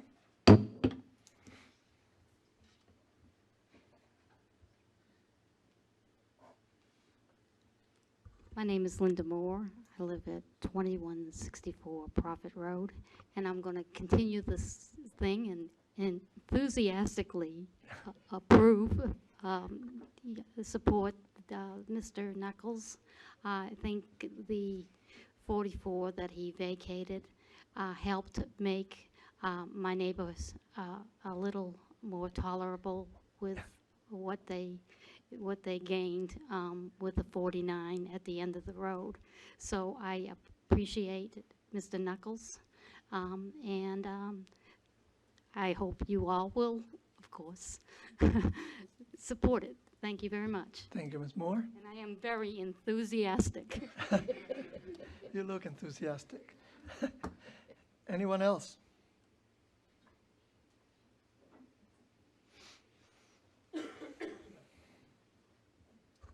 evening, Mr. Chairman. Jonathan Lau, 1521 Mannequin Road. As one of the Soil and Water Conservation Directors for Monacan District, this is kind of like a dream come true where you see property that's supposed to go into residential development go back to agricultural. You may be aware the State Fair is coming up later this month, and there are a number of games of chance there. I don't know if Mr. Knuckles, being a farmer, will have time to attend, so I brought him the prize of Keep Goochland Rural that I would like to present to him so that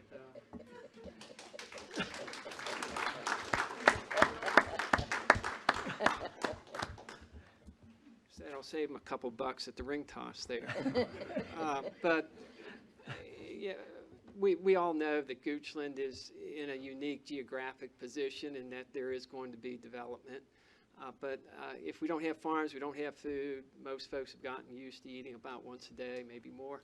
So it's just good to see that there is still opportunity for the farming and the agriculture community here in the county, even in the eastern part of the county. So I was the second enthusiastic person referenced by Ms. Hunter. So I will curb my enthusiasm and sit down now. Thank you. Thank you, Mr. Lyle. Anyone else? Any other enthusiastic supporters? All right, seeing none, I'll go ahead and close the public hearing. Comments, questions, discussion? Motion? Motion. Mr. Chair, You're doing it all tonight, Mr. I'll Mayor. make an emphatic. Enthusiastic.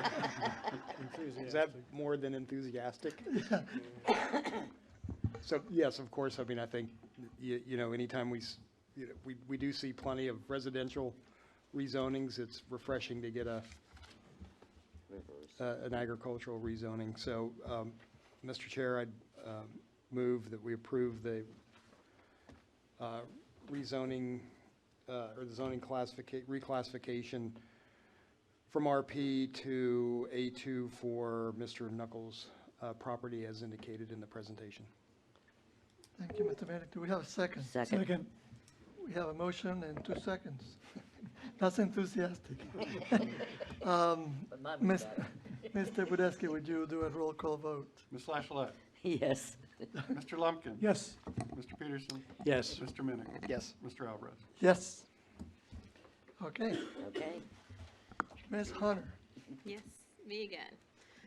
Next rezoning this evening is RZ 2019, number 7, filed by Highview LLC. This is a rezoning from A2 to R1 for 23 acres and a 9-lot subdivision. The property is located just to the east of the Oilville Village. You can see here it's located on Hanover Road, just past the industrial park and where Oilville Road splits off. The property is right now zoned A2. You can see there are other RR properties surrounding this area. There's 3 different ones. At the time that these RR lots were created, the lot size was different. RR now requires 5-acre lots. These lots are more in the 2 and 3 acre range. So you can see this is an aerial photo. There is a power line that splits this property almost down the center. The applicant is proposing to only develop east of the power line, and west of the power line would be left as open space. This is the industrial park you can see here. So they are proposing a 9-lot subdivision. Each lot would be a minimum of 1.5 acres and will be individual water and sewer systems. The development will include over 5 acres of open space. The comprehensive plan land use designation recommends an average of 2 acres per unit, including this open space. Each lot would average approximately 2.3 acres per unit. So while the lot size is a little less than what's recommended by the comprehensive plan, it is consistent in terms of the number of units. In response to the neighbors' concerns, the applicant has proffered a 50-foot buffer along Hanover Road and a 100-foot primary building setback and a 75-foot tree save area along the north property line. I could show that to you on the conceptual plan. So this is the north property line. They are proposing a 100-foot buffer along that northern line and a 100-foot building setback and a 75-foot tree save area. So that wouldn't be able to be cleared for well or septic or anything like that. That would be a true tree save area. There'd be one access off of Hanover Road, a cul-de-sac serving the 9 lots, and then this would be open space as well as significant open space here. Like I said, it was a little over 5 acres of open space. They have proffered some elevations. So these are the similar to the elevations that would be proposed for the project. In part of our cash proffer policy, we did run the capital impact model. You could see the impacts and what's being proposed. The applicant has offered, consistent with the capital impact model, a cash proffer of $9,810 per lot.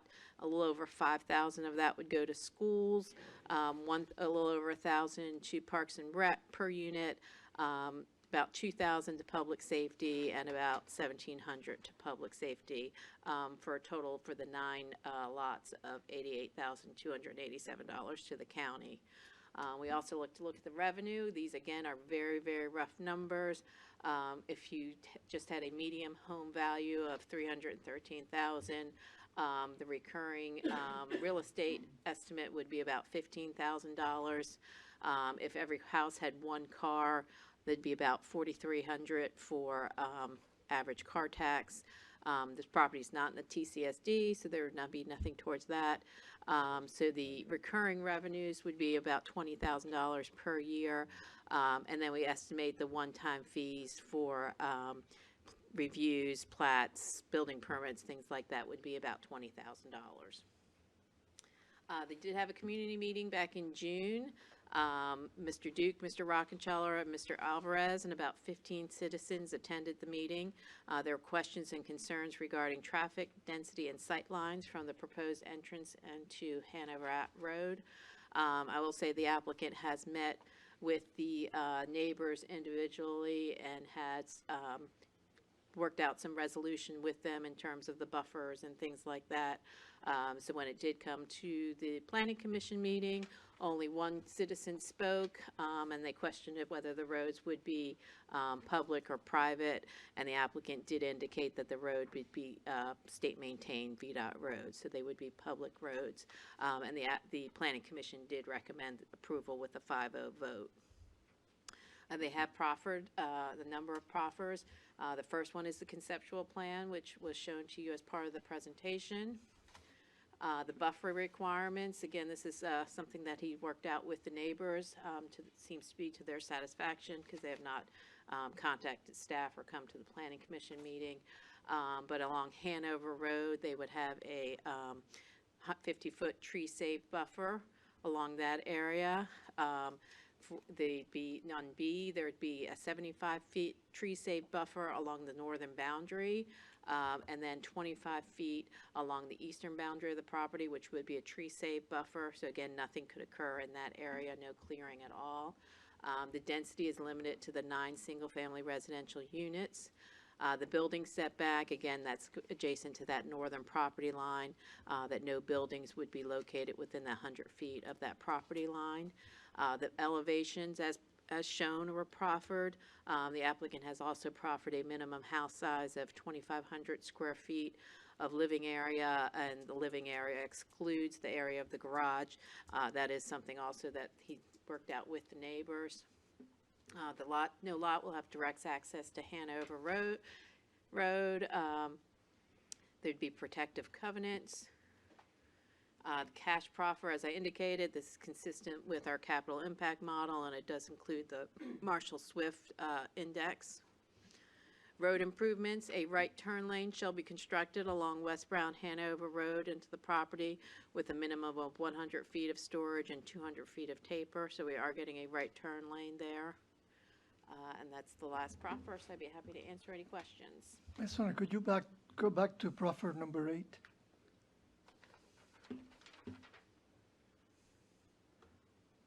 I think the wording does not agree with the number. It says $12,598, $91.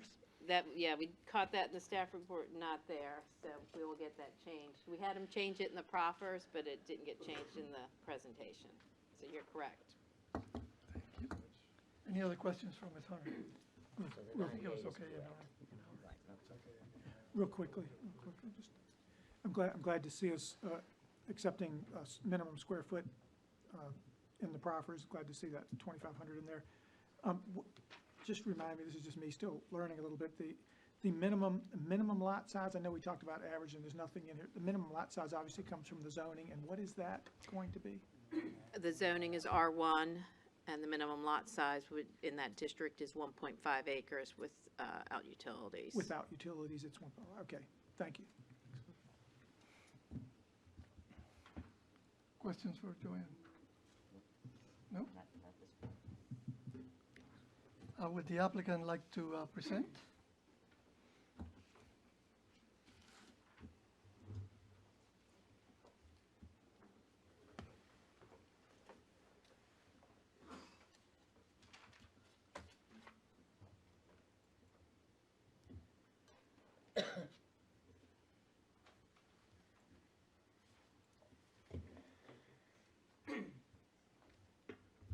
Andrew Browning, 926 Stonecastle Drive, Goochland, Virginia, with Youngblood Tyler and Associates, here to represent Highview LLC. I put together a small presentation, but I think I'm going to skip through a lot of it because I don't want to just repeat what Joanne has said. And this shows where we're located. I wanted to mainly talk about, since our community meeting, we had a lot of conversation with the adjacent neighbors in an attempt to try to satisfy their concerns. Their biggest concerns were the buffers, trying to make it fit in with what was there, and also they wanted some quality control assurances. And so we went, let me skip back to this plan. So we went back and we added a 75-foot buffer along the northern property line. Oh, I think I hit the wrong button. Sorry, Joanne. Which one? So along the northern property line, we put a 75-foot buffer here, a 25-foot buffer along the eastern line, and a 50-foot buffer along Hanover Road. The rear yard setback for R1 zoning is 35 feet. So we went beyond that and we proffered a 100-foot setback along that northern property line to try to increase the amount of vegetation, existing vegetation that's on the site there now. So we had a lot of conversation about that. We worked with them extensively to try to satisfy their concerns. They also had concerns about quality control, so we went back and forth on the square footages of the house. So we did agree to proffer 2,500 square feet.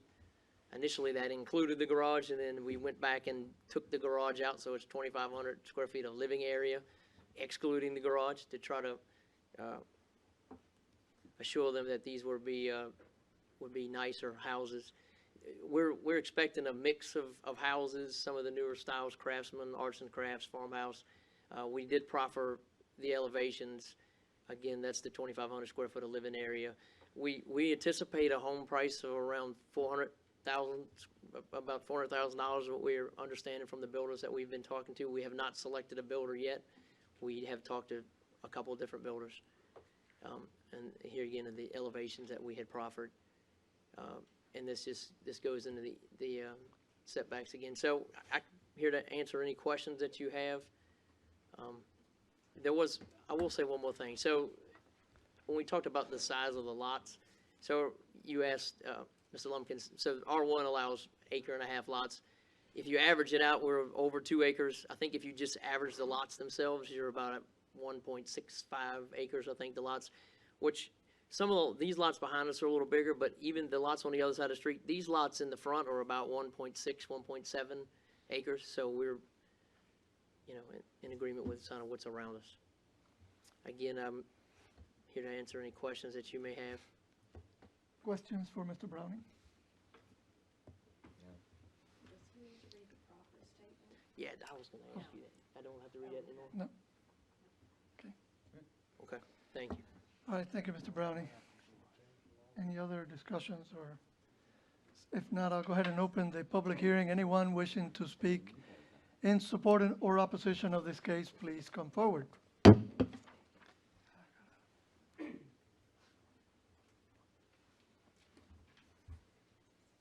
Mr. Chairman, my name is Mark Goyne, 2476 Hillstream Drive in the Beacon Hill subdivision, which is adjacent to the common area across Hanover Road. And one of the questions, I'm not sure if it's more directed toward the board or to the applicant. As you know, there's many areas of the county that suffer from a lack of wireless internet access. This is certainly an area that has no access to that at all. With the addition of houses of this level coming into that area, would that be something that would draw wireless internet to that part of the county, including the subdivision I'm in and the new one? Because I would certainly think people buying a house of this level would expect that. It's possible, and I think maybe it's something that the developer could request of Comcast or Xfinity to come out. But we've had more success getting access for subdivisions than individual homes, because the subdivision can split the cost of running the line in. So we've had some success throughout the county, but I can't promise you anything. I don't think they'll promise you anything either, but they can certainly try, and it does give you a better shot at getting something. Okay, because of the density, because they can cover several homes in a shorter length versus the rest of Goochland. May I ask, Mr. Goyne, you said wireless internet? Did you? That's what I call it. I'm not a techno No, but person, you didn't mean like cellular? No, Okay. not cell. I'm talking about having actual internet access. I can tell you on September 9th, we're going to make an announcement at Central High School at 11 about some new things that we're doing around broadband in the county. So hopefully we'll have some information out at that point. Anyone else wanting to speak?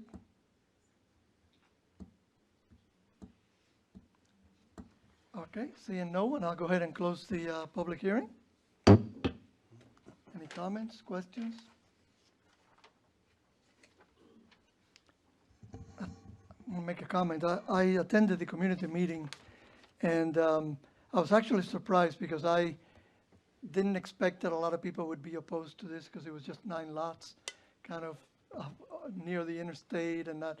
And I was surprised by the opposition, but I'm really happy that the developer and the engineer worked with the neighbors and made a lot of changes that I think made it so that none of those folks are, well, I know some are here tonight, but none of them came out and spoke against it. So I really appreciate, usually we can work things out if we can meet and agree to make some changes, and I think you guys did that.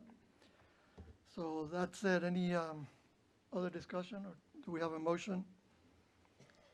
Yep, Mr. Chair. Everything is in your district today. Yeah. Too many. I move we approve the Highview zoning reclassification from A2 to R1 with proffers to create 9 single-family homes in the tax map as provided in the presentation. We have a motion. Do we have a second? Second.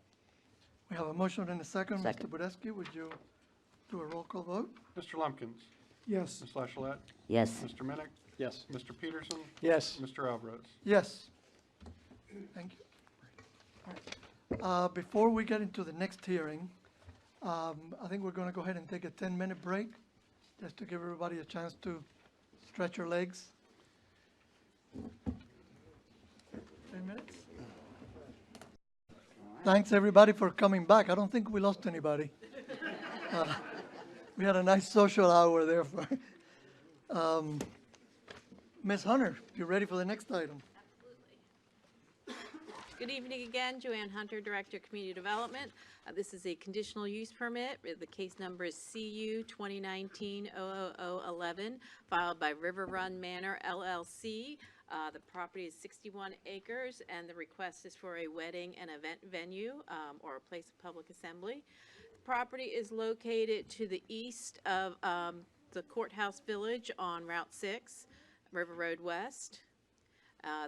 The comprehensive plan designates this property and all the surrounding properties as rural enhancement area. You will see that there is a subdivision immediately to the west of this property. The property and all the surrounding properties are zoned agricultural limited, A2. And here is the aerial of it. You can see that there is one driveway in off of Route 6 and a very large home back towards the river, and the property does back up to the river. So the proposed uses for this, there are some by right uses, and then the conditional use permit is for the wedding and event venue. However, there would be a number of uses that would occur on the property that are allowed by right. So the property would be a single-family residence. It's a very large property. The applicant is proposing to live with her family on the top floor of the property. They would also propose to have a bed and breakfast or a short-term rental hosted, which would be in addition and part of the package with the rentals for the weddings. And then phase 2 of the project also includes a winery that would be allow a tasting room that was open to the public. They said that phase 2 would occur in probably about 2 to 3 years, and not with the initial phase 1, which is the place of public assembly. So the winery can have limited special events. So this is an R zoning ordinance. When you have a farm winery, you have some protections from the state. Don't want to confuse things too much, but I did want to let everybody know what could happen on site if a winery was there by right. So in our zoning ordinance, we do have a provision that if you have an existing farm winery on the site, then you can have limited special events. So to be qualified for this, you have to have fermentation and bottling done on site. You have to have an on-site tasting room that has hours open to the public, and you have to have 5 acres dedicated to the growing product. If you have all these things, you can have special events. The attendance is limited to $2.99. No outdoor amplified music can be plainly audible at the property line. You can only have 1 event per week, and the 10 o'clock end time for weekdays, 11 o'clock weekends, 200-foot setback, and gravel lighting is permitted. So this doesn't apply right now to this property because the winery is coming at phase 2, and we don't know if they're going to be fermenting and growing on site. But did want to let you know that that is an option in the zoning ordinance. So here's a blow up of the property. The river is located just off the site. This is the home. It's known as River Run Manor. It's 18,000 square feet. There's 8 bedrooms and 11 and a half bathrooms. There's a pool house, pool and a pool house. The pool house is about 1,000 square feet. And then there's also tennis courts behind the pool house. They have indicated that with the winery would occur and the tasting room would occur in the pool house and then also in the first floor of the manor. With the maximum occupancy of 299, they would have parking for 75 spaces, which is about 1 per 4, and the parking area is located here. So this is how the parking area would be laid out. The parking would be gravel, except for the handicap, which would require pavement. So these are pictures of the house. So the top left is the pool house. And then the main house, the top is the front. The bottom middle is the rear that backs up to the river. And they have indicated that those large terraces and the pool house are areas where they would want to have outdoor events associated with the wedding venue. Did want to give you some distances to adjoining property owners. So the house, the main house, is about 2,300 feet from River Road West. The tennis courts and pool area has been about the 700 range from 2 lots in the River Cliff subdivision, 700 feet to this house and 730 feet to the house. The property line is actually back here, so the property line's about halfway point. And then the south bank of the James River is about 1,000 feet. So with the public assembly use, the site improvements that are required is parking and handicap accessibility. The building code would limit the number of people to 299, and they're not proposing any new buildings with this request. This is a high-impact use, so the initial approval is recommended for a 5-year period.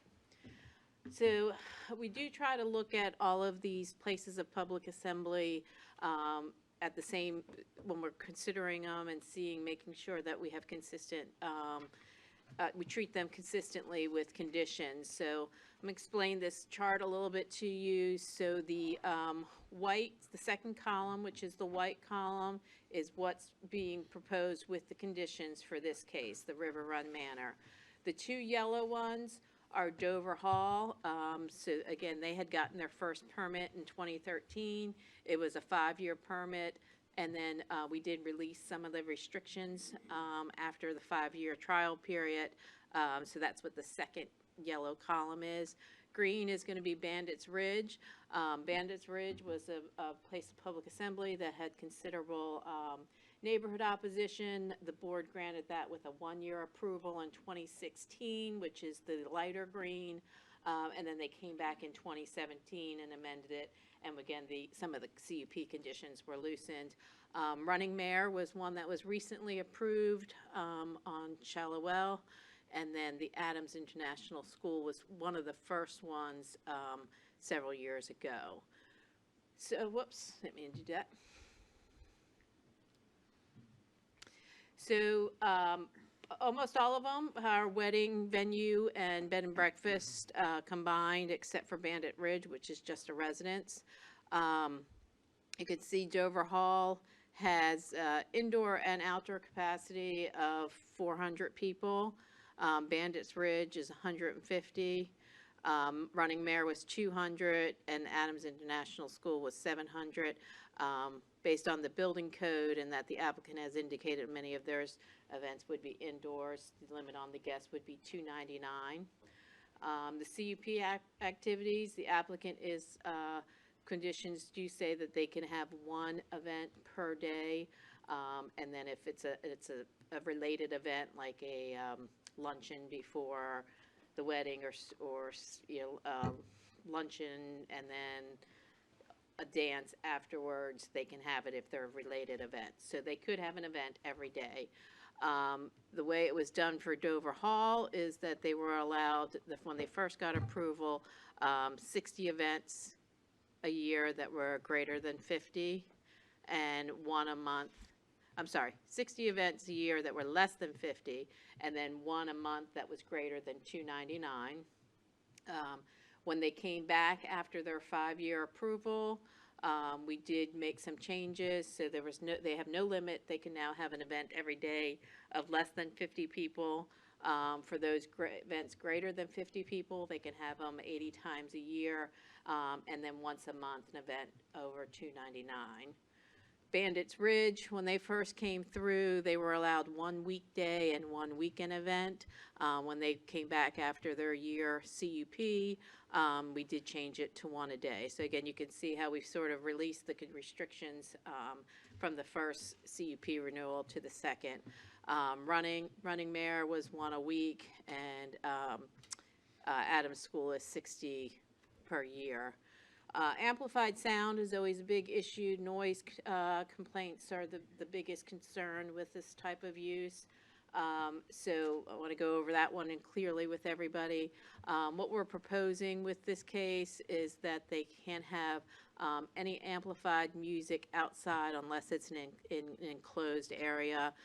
That would be in a tent, and that would be for the wedding ceremony and procession. Dover Hall had no outdoor amplified music when they first started. When they came back for their renewal, we said they could have outdoor amplified music. However, it had to be within an enclosed tent with the sides and all sides down.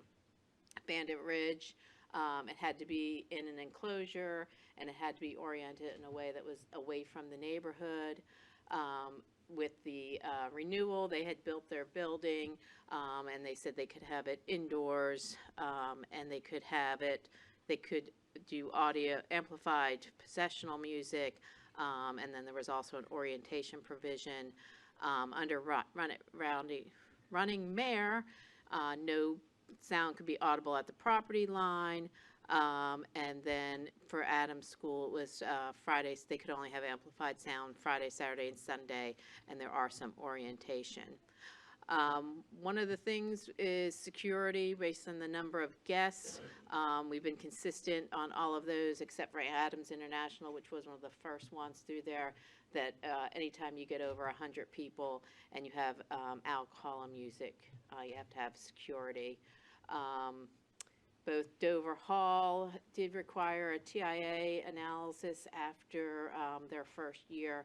We're recommending a similar proposal for River Run, and that shows the parking and the acreage of the different parcels. So there was a community meeting on this request back in June. Mr. Alvarez, Mr. Lumpkins, and Mr. Duke, and about 30 people attended. There were questions about the proposed vineyard and winery tasting room operations, and questions and concerns regarding outdoor activities, loud music and noise, increased traffic, parking, lighting, and the potential to revoke a CUP. Attendees spoke in support and in opposition to the proposal. At the Planning Commission meeting, we did have 6 citizens speak in opposition to the request. There's concerns cited parking, lighting, noise, music, and traffic. The Planning Commission did approve the request with a 4-1 vote. So I want to review the conditions, which I covered at a high level with the chart, but very specifically, the first condition is that the use would be for the place of public assembly. The conceptual plan, as shown, would be how they would develop the property. They would require a plan of development. A minimum of 75 parking spaces shall be provided and maintained. An overflow parking area would be required and designated on the POD. Based on our agribusiness information, we would recommend that you support a paving and parking waiver so that they could leave the spaces gravel. We do believe that's more in line with the rural character than having a large paved parking area out there. The internal access road would need to be satisfactory to the Goochland Fire Rescue and Community Development. The property would be allowed one detached sign, no more than 32 square feet. The lighting plan shall be obtained prior to installing any exterior lighting. Maximum amount of guests could be 299 at any CUP activity. A maximum of one event is permitted each day, except that 2 events are permitted if they are from the same users and they relate to each other. The hours of operation, we're proposing Monday through Saturday from 8 to 11. And Sunday, when we went to the Planning Commission, we had the hours of 11 to 9. The applicant did indicate that they would like some earlier hours on Sunday because some brides may want to do brunch after a weekend wedding. So we did agree to changing the time on Sunday from 9 to 9. Amplified sound. The subwoofers are prohibited. Amplified sound, including speech, music, or other noise, is prohibited outdoors except as follows. A, wedding processionals and ceremonies may have amplified sound outdoors, but only during the processionals and ceremonies. B, amplified sound is permitted inside open structures that are enclosed with temporary barriers, e.g., a porch or tent with flaps that are installed on all sides. So the way this condition is written is if they have a tent, the big white party tents, if they have the sides down, all 4 sides, they can have amplified music in that. And then the condition that was added after the Planning Commission meeting was that all outdoor amplification devices shall be oriented toward the south or east and specifically directed away from the Rivercliff subdivision. That is the subdivision immediately to the west, and this lot is actually part of that subdivision. Uniform security, so anytime they have alcohol and music and more than 100 guests, they would have to have an off-duty sheriff or security guard employed by a security company in compliance with the code. When alcohol is served, that they have to meet all the appropriate license and requirements from the ABC board. Fireworks would be prohibited. Right now with the condition deals with traffic impact analysis. No TIA or turn lanes or anything were required with the initial approval. However, after 12 months, we would want to look at how the property has been functioning, and then at that time, we would see if any improvements needed to be made at that time, whether there's been any traffic accidents or things like that. The resolution had the wrong road in there. It should be River Road West. I believe it had Mannequin Road, so that does need to be changed as part of your motion. The applicant would provide an annual notice of CUP activities to the zoning administrator. Again, this is a high-impact use, so we did recommend the 5-year time frame to 2024, and then our standard transfer or lease for the property. And I'd be happy to answer any questions. Questions for Ms. Hunter? Ms. Lascolette? How'd you know?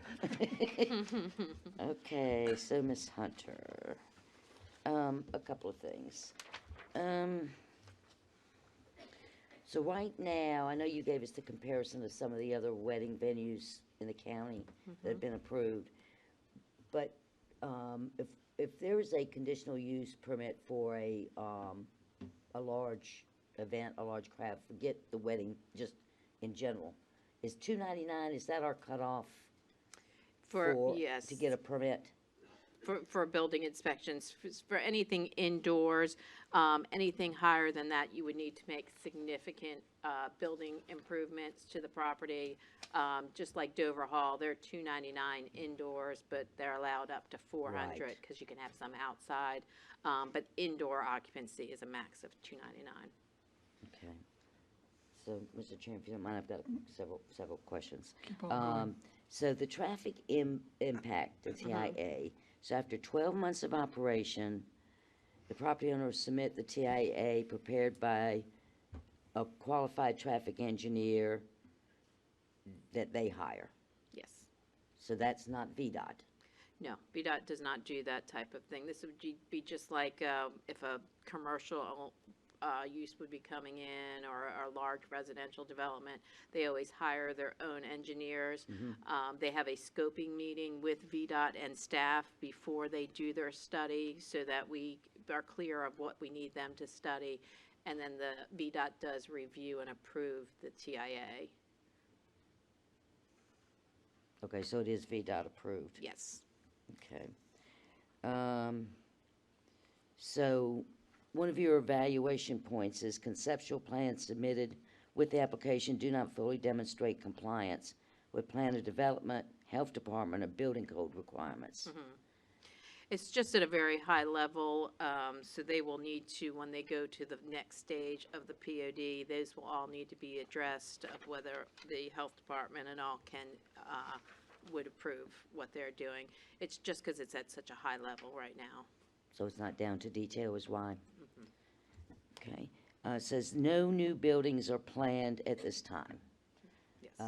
Which I believe that's correct. So if they wanted to build a new building as part of this operation, would that, I mean, I know there's a building inspection, but that'd be part of the CUP? I mean, are they allowed by right to do that? Yeah, so the CUP would be for the property. It would run with the land. So if they were going to get another building, they'd have to amend their POD to show a new building, and then they could, and then get a building permit.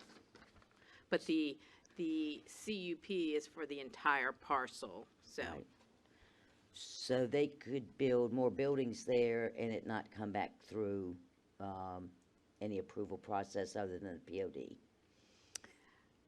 Yeah, I think that would be something that we would raise some concerns because it's not on the conceptual plan. If it was next to, closer to the neighborhood or anything, we would say that they need to come back and revise the CUP. It's a gray area, probably depends on how big the building is, how close it is to the property boundaries and all. So right now, they have a conceptual plan, and it only shows those buildings. If they were going to build something new, staff would say you need to go back through the CUP process because it's not consistent. But there's no requirement necessarily that they do that. Is that something that could be built into a CUP condition? Then we Maybe could that's take a that legal question. conceptual plan and add a sentence at the end that no new buildings could be constructed without a CUP amendment. Yeah, I'm not necessarily saying that's what I suggest. I'm just asking, can it be done if we, okay. And that would provide more clarity. I think we could get there both ways, but I think it would definitely provide more clarity. Okay. One of the questions talks about a manual fire alarm system, and now we're into terms, an occupant notification appliance. Is that a pull box? What is that? That's a buzzer. It's a buzzer? Yeah. It's on page 273 of our packet. Yeah, those are all the building inspection The building comments. inspector went out and met the applicant on site and did a review of some of the things that they would need to do to make it in compliance with the building code. It's pretty significant, especially because they are going to be living on the on the top floor as their family, so they have to have fire separation between where they live and the place of public assembly. So there's definitely significant amount of improvements that need to be made to get the approval of the building official. So an occupant notification appliance is a buzzer, like the chairman said? No harm. Okay.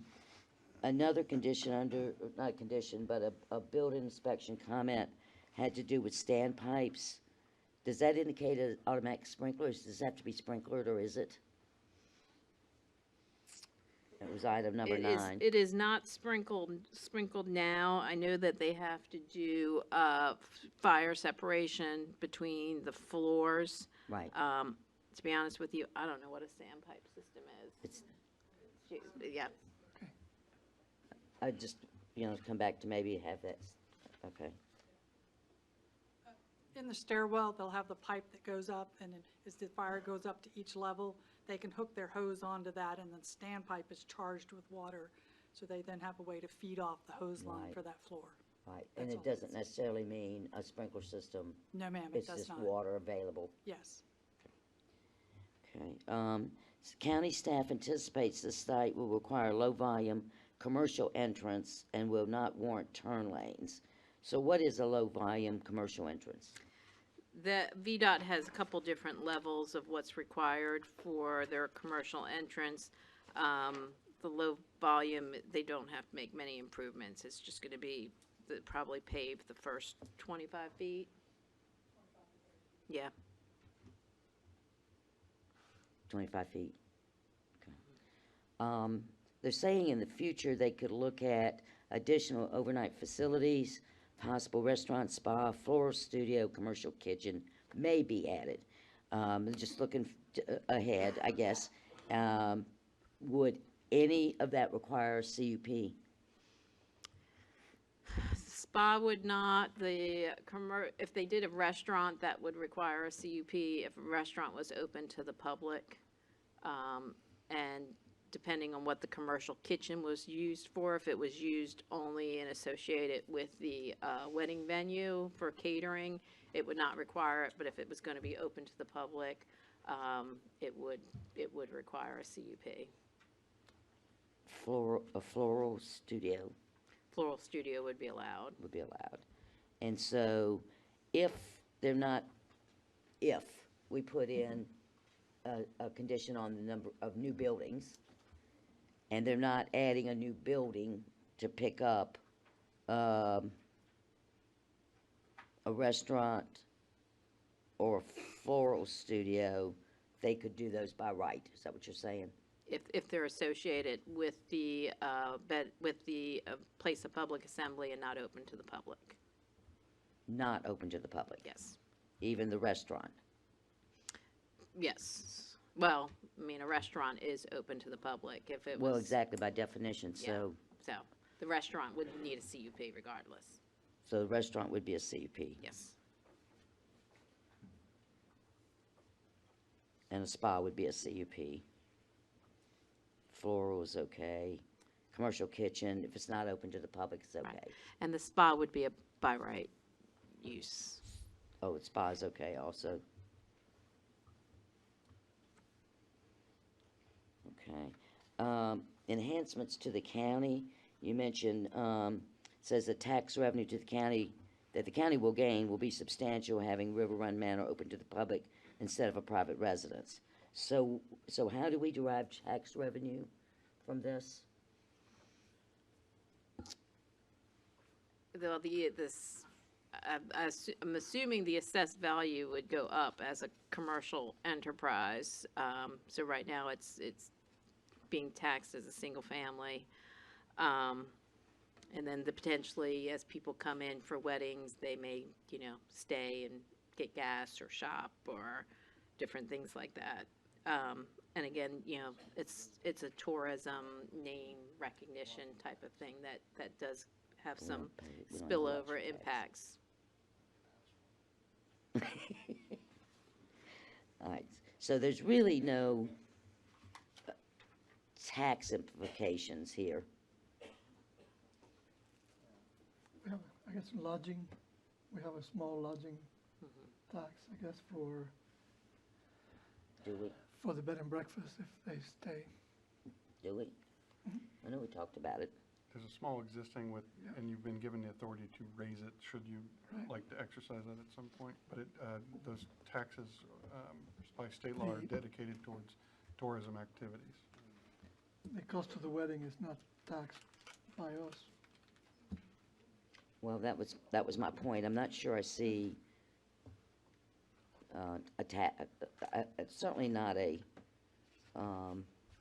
immense benefit from the taxes, but at any rate.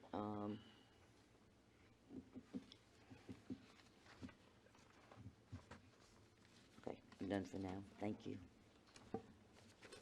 Thank you, Ms. Lascolet. Mr.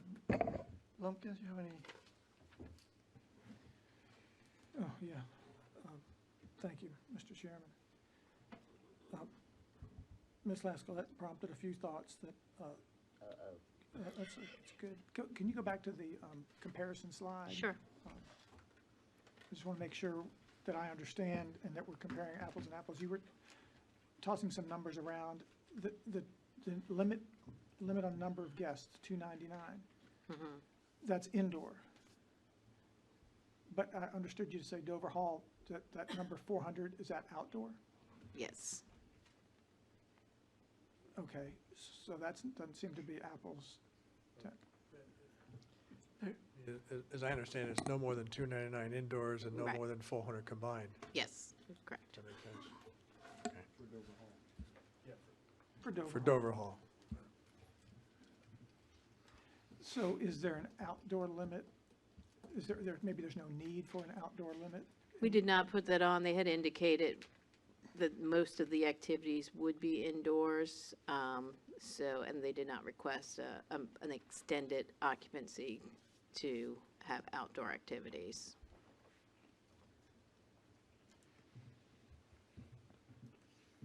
Again, part of this is just educating me a little bit more. Bandits Ridge, was that a one-year approval? Yes, sir. First time around. Originally. That's what It I'm- was actually, I believe, a 9-month approval. Did you all explore a shorter trial period with the applicant on this one? Was that brought up? That's, they had indicated they have some concerns with some of the conditions. We did indicate to them that, perhaps they come back in a year or two after they've been operational, but that they have not indicated that they desire to do that. Okay, that's fine.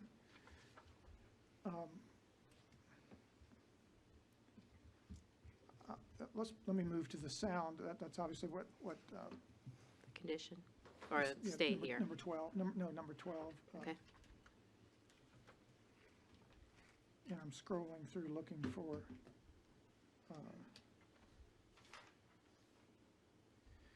this looks, and I'm going to talk about sound and come to that 12 in a second, but I'm looking, there's several pages, there's the resolution, there's what was happened before the planning commission, and then there's our report, but this, I think this is part of the application. Yeah, this is part of the application.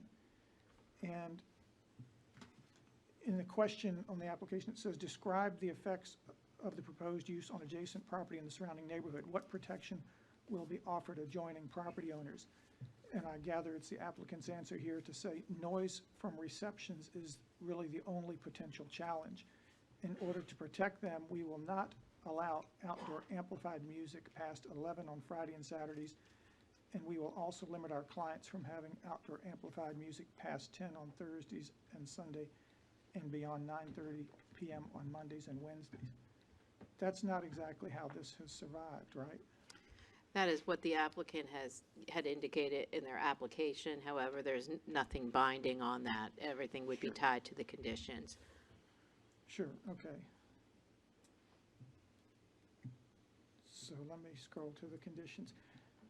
Would you read, if I rewrote 12A to say wedding processionals and wedding ceremonies may have amplified sound outdoors, would that be reading it the same way as it's intended now? Yes, sir.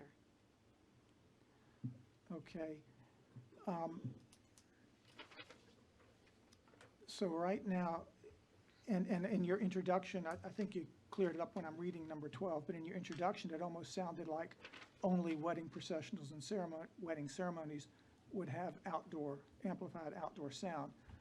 But if there was a different event, a retirement party or something, or just a gathering, under B, folks could have a 4-sided tent outside, and they could have amplified sound inside that 4-sided tent, correct? If the flaps were closed, yes. And that could go until 11 p.m. Monday through Saturday until 9 p.m. on Sunday.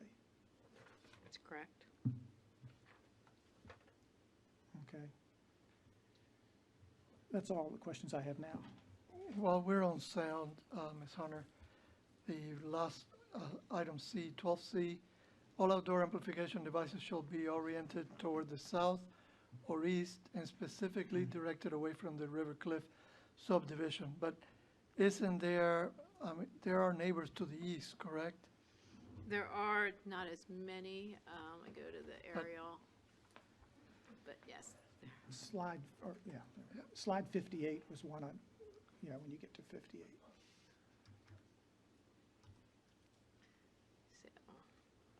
So there's a, So this is There's a home here, subdivision, there's right? one here, here, much further down here. You can see that there's Right. a grouping of them here. so why not say south only? Was there a reason for east? Now, you can change, the condition can be changed to south only.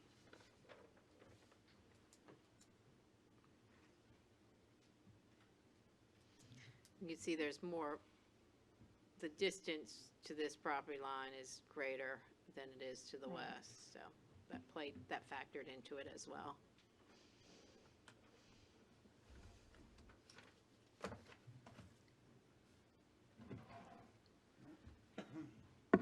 Other questions from Ms. Hunter? Not this time. Mr. Chairman, I'll ask, this is one Go ahead. slide. I mean, I've driven down there, and I don't believe there's a road, but when you're, yeah, I can see it closer now. There's no road here. I see a little stub there, but there's no access to this portion of the subdivision via this road, right? That's correct. Thank you.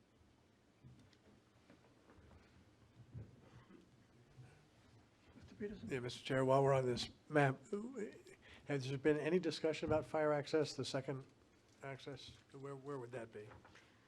So they just have to have, the fire access needs to meet the requirements of the fire department.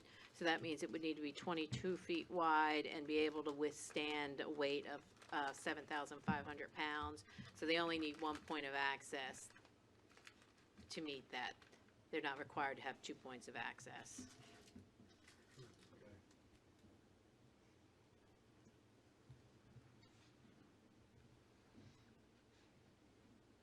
Would that, I'm sorry, you mentioned 22 feet wide? Is that wide enough for vehicles to pass? And it's wide enough for the fire truck to come out and put their balancing equipment down.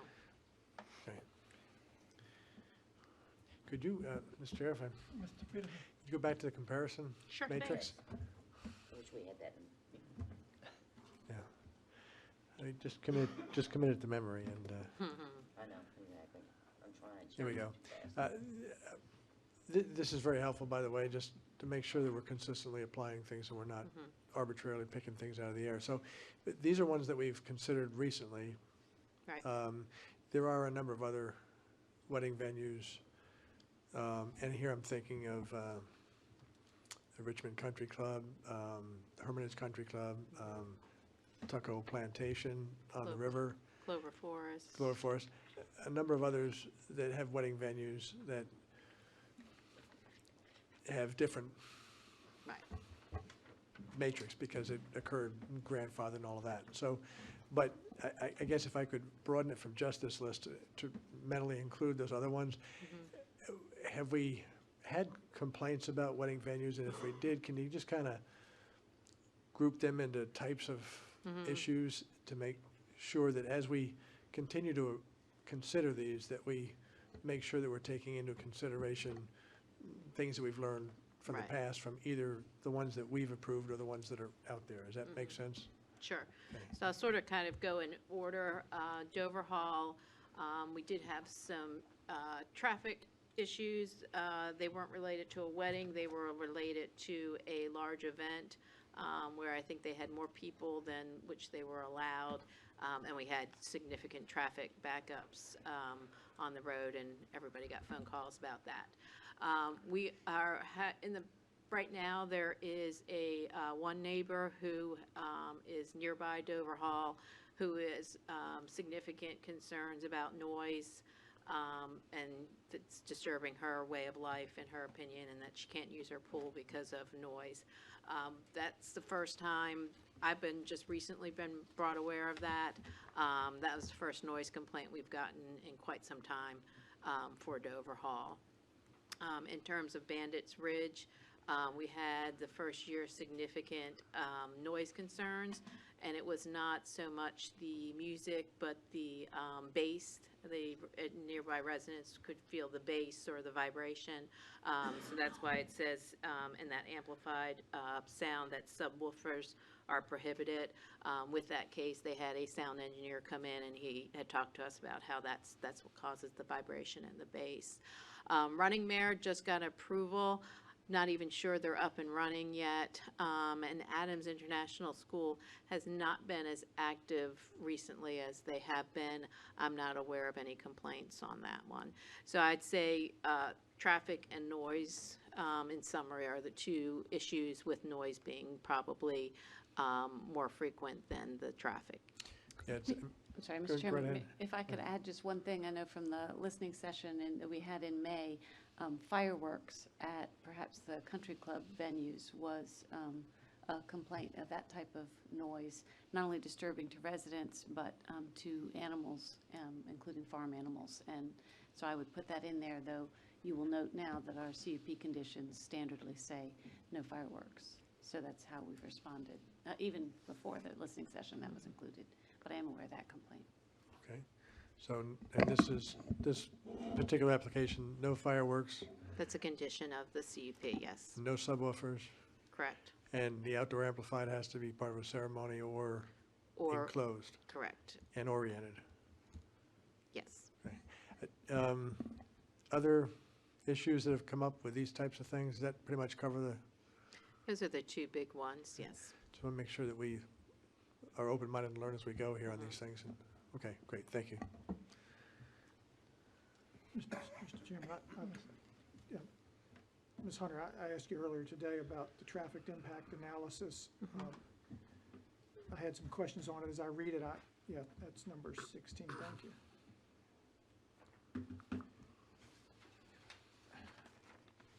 I had some concerns, what if the applicant just doesn't comply with the requirement? Either, I'm sure they'll get the traffic study done, but say they get it done and they don't like the results, we do have a path to address that, like any other violation, I suppose, right? Right, so the applicant could have an option of coming back in and asking for an amendment to their CUP to revise that condition. Or if they just ignore it entirely, we could go through the process of revoking it. We do have a CUP enforcement policy that is part of our ordinance with escalating provisions in it up to revocation. And so after 12 months of operation, they're supposed to, I guess the way it would work is at that time, they would get the TIA, and they have to have it within 90 days after that. I'm just wondering, if they go out and hire a traffic engineer at month 12, that person has a month or two to study, are they going to look at, I don't know if that might be a slow period for them. I'm just wondering, we have 12 months of operation, but this looks to me like perhaps it might limit to like a 1-month view of the traffic, which might not be very helpful. Is there a way to, I might be wrong, maybe the traffic impact will study, but I don't know where they're going to get the data from if they're not. Right. So the 12 months wouldn't start now, like if the CUP was approved, it would start after their first event. So we would have a year of events occurring. So that could be 18 months from now, 6 months from now, whenever they get all their approvals. And then we would get a full year of looking at any issues that have occurred, whether there's crashes or, rear end crashes, at the site where maybe a turn lane would be appropriate, something along those lines. So right now there's not, the site would not generate enough traffic to require a TIA at this point. However, because this is such an unusual use where you have people coming in at similar times, leaving at similar times, we get to see it in practice first and determine what the issues are. So the TIA would be out there during their events and analyzing how they're functioning, and how it's impacting the capacity of the road. Gotcha. So Yeah, so for I some do. clarification, if you don't mind, the TIA looks at the previous year number of accidents, not just a month review. Right. At one point. So. And I guess they'll have the data, maybe the number of events and number of attendees to. And the condition right below it, number 17, they do have to provide a list to the zoning administrator of the number of events, how many people attended, and things like that. So we would be able to go back and look at that as part of the TIA. Okay, thank you. Thank you. Ms. Pasquale? Sorry, thank you, Mr. Chairman. So, back on the comparison again, so Dover Hall, how big is Dover Hall itself in the number of acres and the proximity to residences? Because they're only allowed to do one a month greater than 299. So the acreages are on the bottom of the chart. So this I got property you, about the same size acreage. Yeah, they're very similar. 55 for Dover Hall and 61 for this property. Bandits Ridge is smaller Yeah, at much 22, but Running Mare is also very comparable at 56. So the three of them are comparable in size.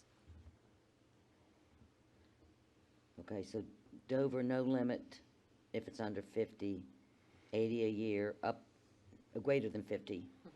And then one a month greater than 299. Right.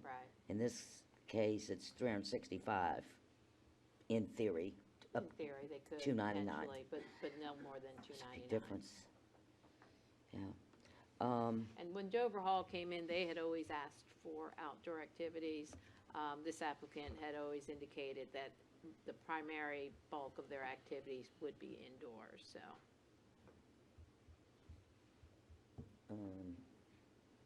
You're saying River Run Manor was, River Run Manor, the applicant had indicated that most of their activities would occur inside. So that's what we base the occupancy on, is the inside max. When then- Dover Hall came through, we knew they wanted to have outdoor activities. okay, so then why is the outdoor sound such an issue if they're gonna be inside? Because they'd like the option to have either a cocktail hour or an afternoon activity at the pool. But I think that's probably a really good question to ask the applicant. Okay. Thank you. Any other questions from Ms. Hunter?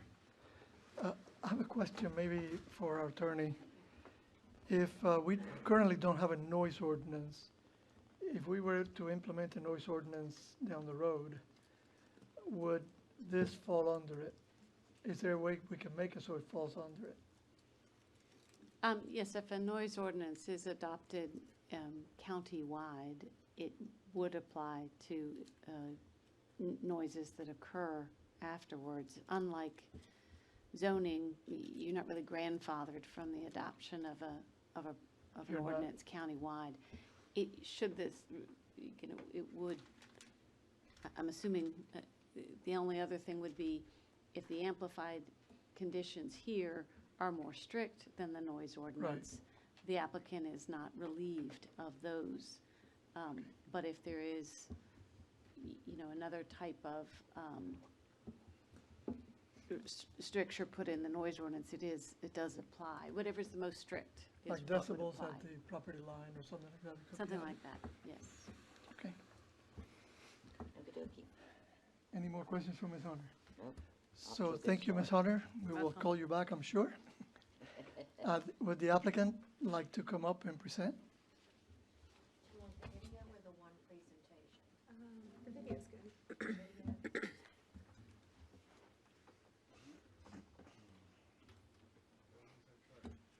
Hi, while she's pulling that up, I'm Kim Moody. I'm part of the River Run Manor LLC partnership. and I am speaking tonight on behalf of my partners and I, my husband Andrew, and we live at 201 South Main Street in Blackstone. We're hoping to move Friday morning to 2421 River Road West. My little boy starts school here on Monday, so we're really hoping he doesn't have an hour commute. Our other partners, Tamara and Doug Adams, behind me here, they, just for reference, are actually the slide that's in the right with the comparison chart. The Adams International School is their property, the Virginia Barn Wedding location, and they have run that property for, I guess they've been renting the barn for about 7 or 8 years, and I met Tamara along the way through that process in my job as a wedding planner. They own 256 acres here in Goochland and have been here in the county since 1998. I've been a wedding planner for the past decade and a half. The last 5 years, our company has been focused on luxury events. We used to do as many as 97 weddings a year, and that was the year my little boy was born 4 years ago, and we decided we had to make some changes because I was working about 120 hours a week, I feel like.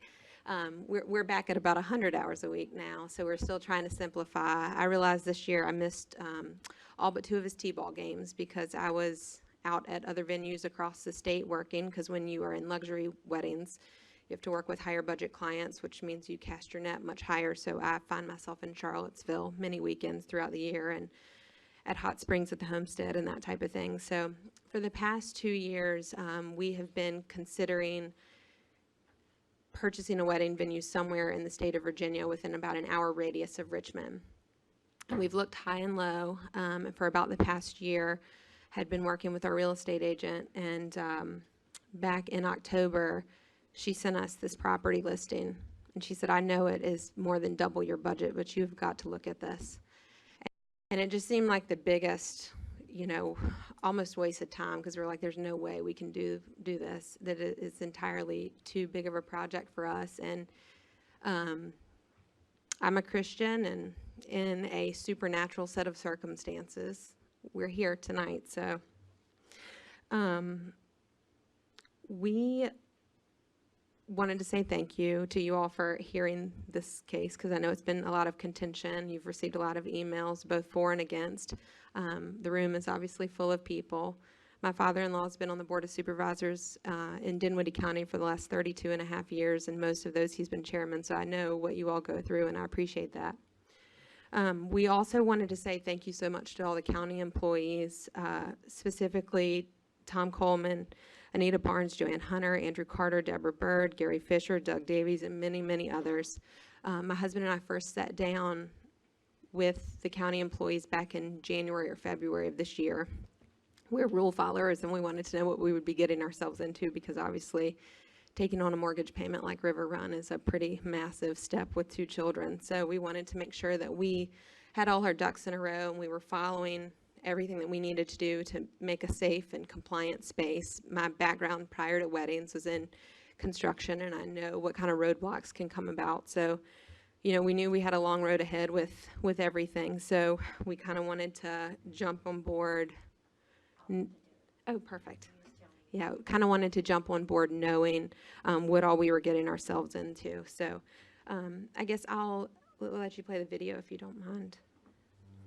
Hi, I'm Kim Moody, and I've been in the wedding industry the last 15 years. And today, I'm so excited to release to you the Richmond area's newest event venue, the Estate at River Run. We are so excited to present to you all this gorgeous 61-acre Georgian revival mansion so that you can host your party with your family and friends. We think this is going to be an epic place to celebrate weddings and all of the fun things life has to offer, and we can hardly wait to have you here.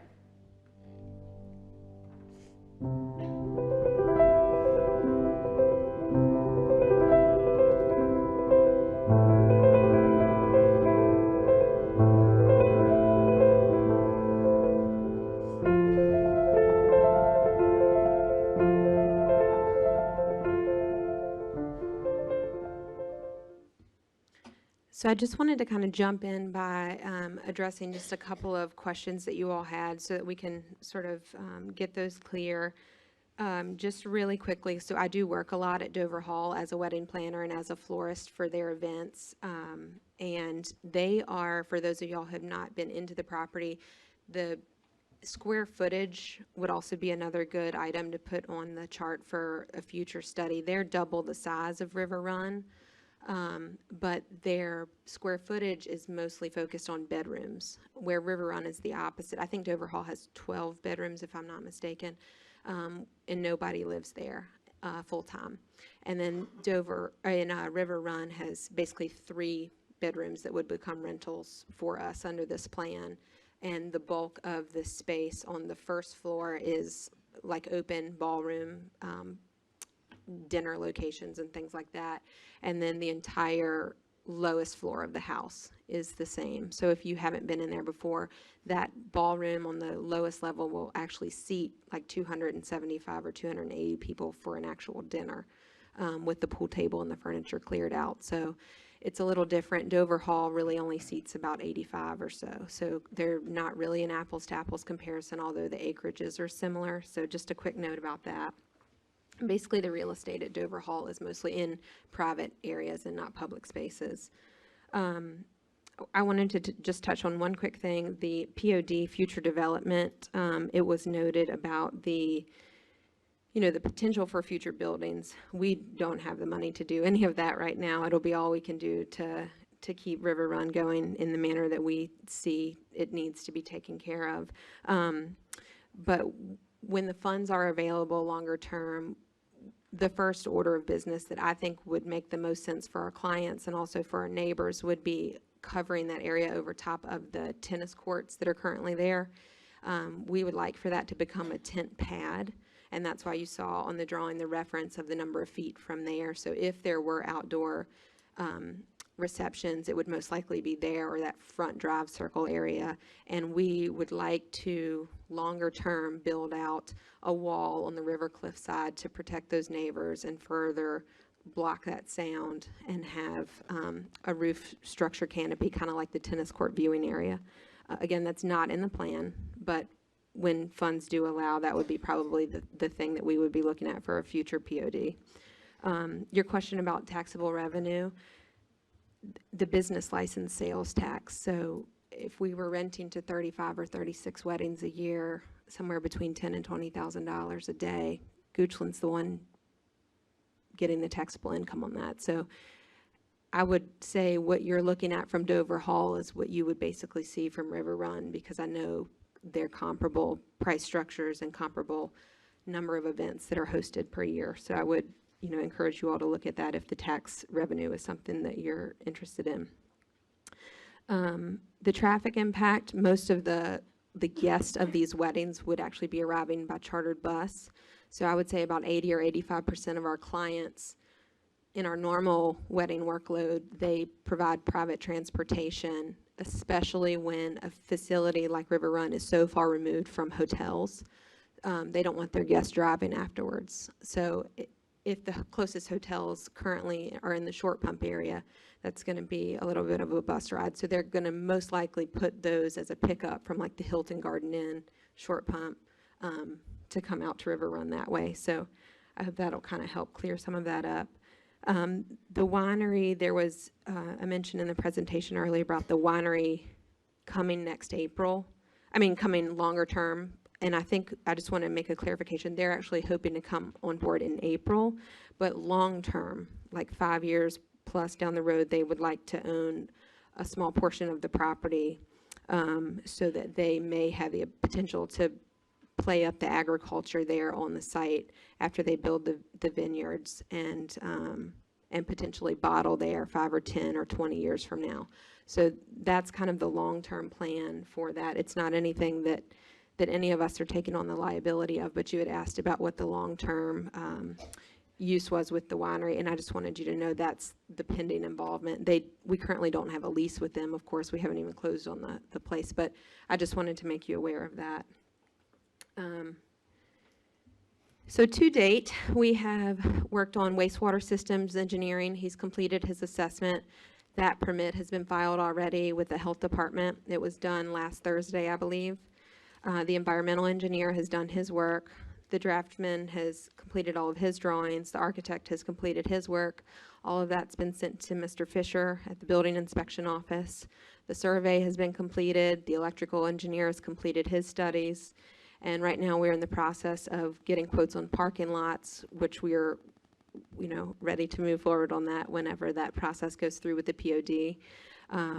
Fire safety measures, emergency egress lighting, the standpipe system, as was discussed earlier. He was out earlier today. And as y'all can imagine, that is only the beginning. None of these things are fun to spend money on. It's really nothing that you can see, but it's the things that you have to do to make it commercial and make it safe. So that's where we have to start. The monthly mortgage and the expenses and operating costs are, of course, exorbitant on a place like River Run, and that is why we were asking for the options for some of the outdoor spaces. Our pool of people that would be able to rent a facility like this are already a very small number based on what the price structure would be, because we do want to keep it so that the neighbors are not having to endure 100 weddings a year or 52 Saturdays a year. We'd really like to ballpark around 35 or 36 or 37. And to get those, we need to give those brides options. And most people are not going to exercise that. But the girls that are in that price point and they're spending $100,000 or $150,000 on their wedding, they like to know they have the opportunity to have a cocktail hour on the terrace with amplified music until 7 p.m. So that's kind of where all of the back and forth has become about the noise. I don't think that most of the clients are going to choose to do receptions outside because they don't like bugs and they like temperature control. So I think they'll kind of weed themselves out. But that's what all of I guess the goal is, just to give them more options. And the last thing I just wanted to say is that, we really could be anywhere. My husband and I have lived in all different parts of the state. After college, we've bought, renovated, and flipped about 11 different properties since we were 22 years old.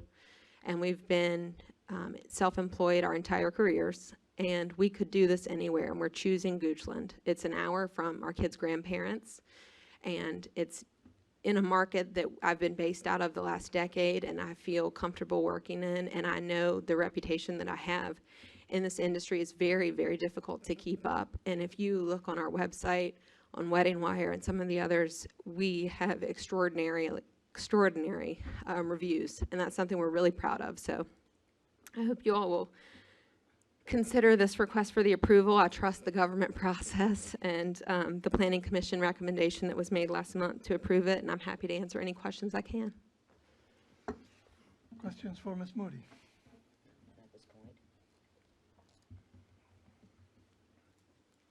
Thank you. Thank you, Ms. Moody. Any other discussion before I open the public hearing? All right, at this time, I'll go ahead and open the public hearing. Anyone wishing to speak for or against this project, please step forward, give us your name and address, and try to keep your comments to about 3 minutes. Can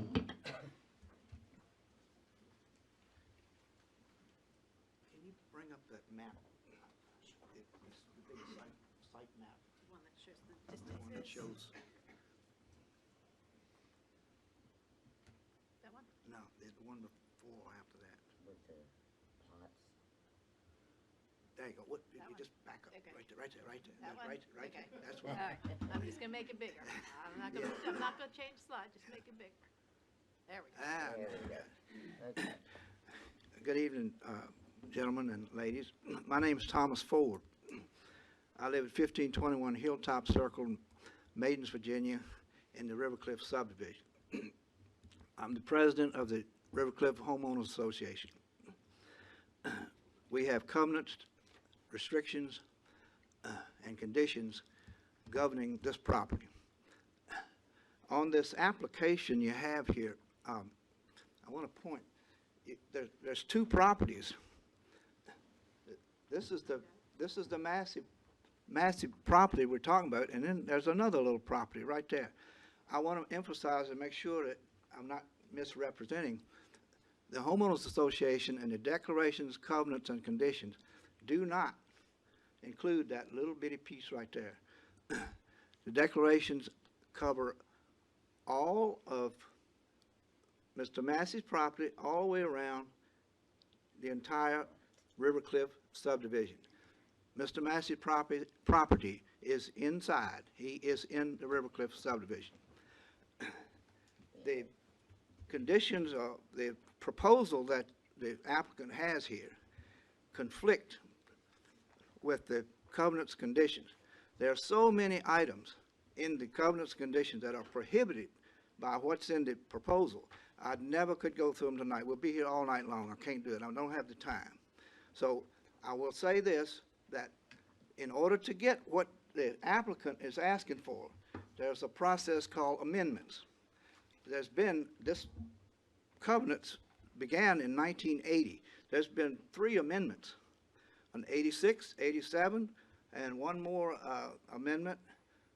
Mr. Massey took his property, you'll notice, well, I think stop, but his property is, there's 4 more lots in that piece of property. Mr. Massey did that in I think it was 87, by an amendment.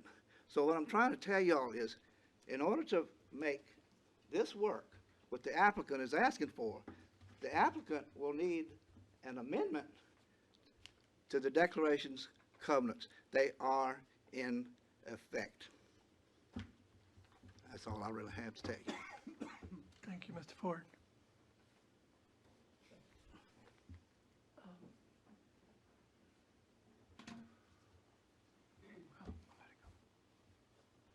I'm one of the Mr. Masseys, and I address Mr. Alvarez and the board. And I'm hearing some information that was much different than what I was told. My dad died 5 years ago, and he's been ill for about 10 years before that and spent a lot of time in Florida. But on the issue of being part of River Cliff subdivision, he withdrew from that subdivision and put his own driveway in a long time ago. And there haven't been any pavements to River Cliff or anything. I think there was some sort of a settlement to come out of it. But my understanding from him was that, you know, he wasn't part of it. And you'll notice that all the lot lines have been vacated for a long time on any of the plats, because they don't mean anything anymore. The other thing I would say is, you know, Dad built that place for parties, and you know, probably maybe some of you guys have been to parties there. It's really a fabulous place for that kind of thing. And he had New Year's Eve parties. He had Snooty Fox parties. He had Goochland Cares parties out there, and Massey Cancer Center parties, and I don't know how many weddings. And I don't know if there were complaints or not from those things. You know, I just don't, it's right far removed, particularly this time of year. You can't see a single house from the house because of the leaves and stuff. You know, I can hear a lawnmower. If they start a lawnmower or something up there, I can hear it, but it's pretty far removed. And I think that's about it. Thank you. Thank you, Mr. Massey. Yeah.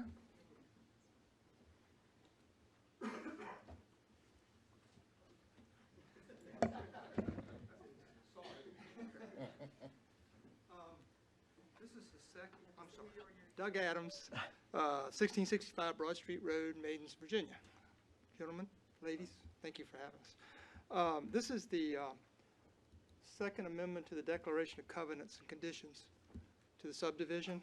And Mr. Massey was very clear in what he wanted done. By deed of trust, let me see, I get this right. By deed of trust, let me get the right part. Hang on. Oh, here I go.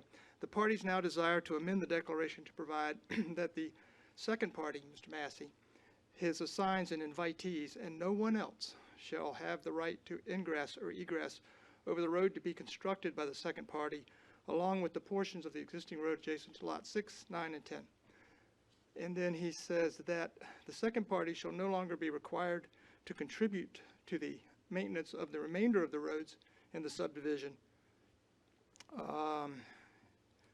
And then this is notarized and signed by the other owners of property in the subdivision. Just wanted you to see that. I'm glad to share it if anybody wants to see it. It would be good to get a copy of it, but Okay, I can do that for you. for our records. Members of the board, obviously, you want to hear anything that the citizens want to bring to your attention, but I will advise you that whether or not restrictive covenants exist, whether or not they are enforced or enforceable, are a member of a private between the neighbors and this property. And the county board certainly cannot override those covenants. If the county granted a CUP, that does not override any covenants that might apply to this property. They are separate processes. However, again, even if there are enforceable covenants, and I'm not saying that there are, it's not up to us whether or not the neighbors would even enforce them. And so my advice to you would be to allow the covenants to remain a matter of private between parties that are not the county, and to make a land use decision about the use of this property now or in the future based on, your land use, which certainly is the neighbors' concerns, but it is not weighing the county into whether or not declarations do apply to this property and what they would or would not allow. That is a private matter. That's correct. Thank you. Anyone else?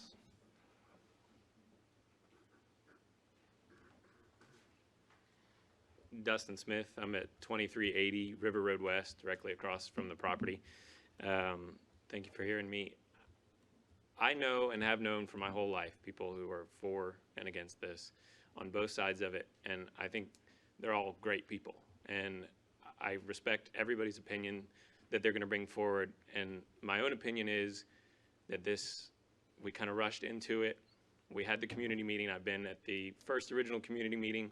I've been at the planning and zoning meeting, and I'm here tonight.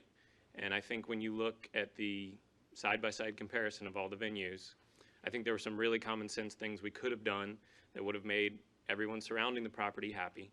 We could have found this middle road. We could have, I don't think we need one event a day.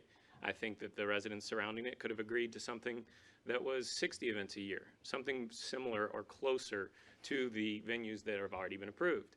We could have narrowed the window to a 1-year return and said, okay, you want to do 365 events a year. I understand that's not what's going to happen logically, but if you want to do that, let's revisit in a year and we can up it. Those were common sense things that, and I really respect the previous presentation for the subdivision because it showed that the developer came to the community members and resolved individual concerns prior to coming to the board and asking for it to be approved. And I think if the applicant had done that, that we wouldn't have as much contention in the room as we do tonight.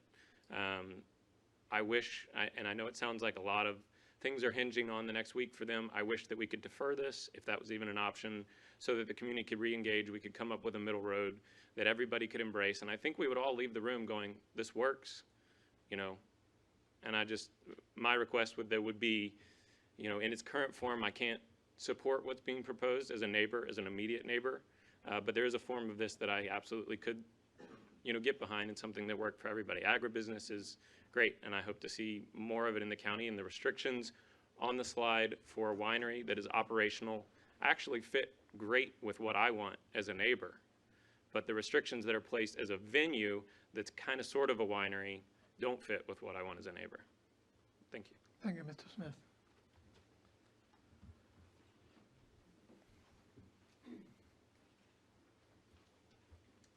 Hi, my name is Bo Steele. I'm with the Steele Group, Sotheby's International Realty. Debbie Gibbs and I represent the Masseys on the sale. And I just wanted to note that, we've had this house has been on the market for about 5 years, and our real interest has come through event people.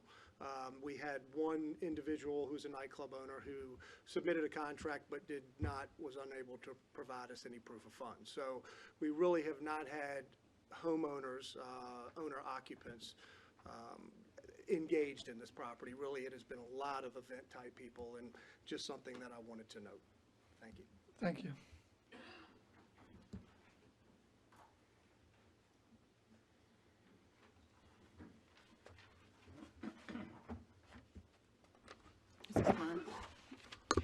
Chairman Alvarez and members of the board. My name is Susan Smith, and I live at 2370 River Road West, across River Road from the proposed venue in question. From the onset of discussion about this venue, I have been concerned about the effect that it would have on the peaceful quality of this part of the River Road corridor. I expressed my concern in letters to the supervisors, to y'all, wrote a letter outlining mine and other citizens' concerns that was published in the Goochland Gazette, and spoke to many neighbors who were wondering how this would affect our neighborhood. I recently, never had done this, I'm ashamed to say, read the Goochland County 2035 Comprehensive Plan. I'm sure some of y'all had something to do with that. There are definite determinants in that where commercial development should be and where it should not be. We have no commercial development between Crozier Rural Crossroad, as it's called in the plan, and Goochland Major Village, except for Tanglewood Ordinary, which is a historic property. My concern is that if we let River Run become a wedding venue, B&B, wine tasting site, that we're opening the door to commercial development that will further impact our neighborhood and thus change the rural character of the Crozier to Goochland Courthouse corridor, possibly permanently. People in our corridor are aware of how their community would be changed. The proponents of the venue say certain things will not happen, but if the venue's passed, our lives will be different. We will have more traffic. We already have, according to the 2016 traffic survey, we have 7,600 cars a day. That's a lot of cars. We will have more alcohol-related incidents. We've had an incident right near my house where someone ran into a tree under the influence of alcohol and was killed. Noise at times that will travel through the neighborhood, a lack of privacy and peacefulness. I respectfully ask you to vote no to this venue zoning request. Thank you, Ms. Smith.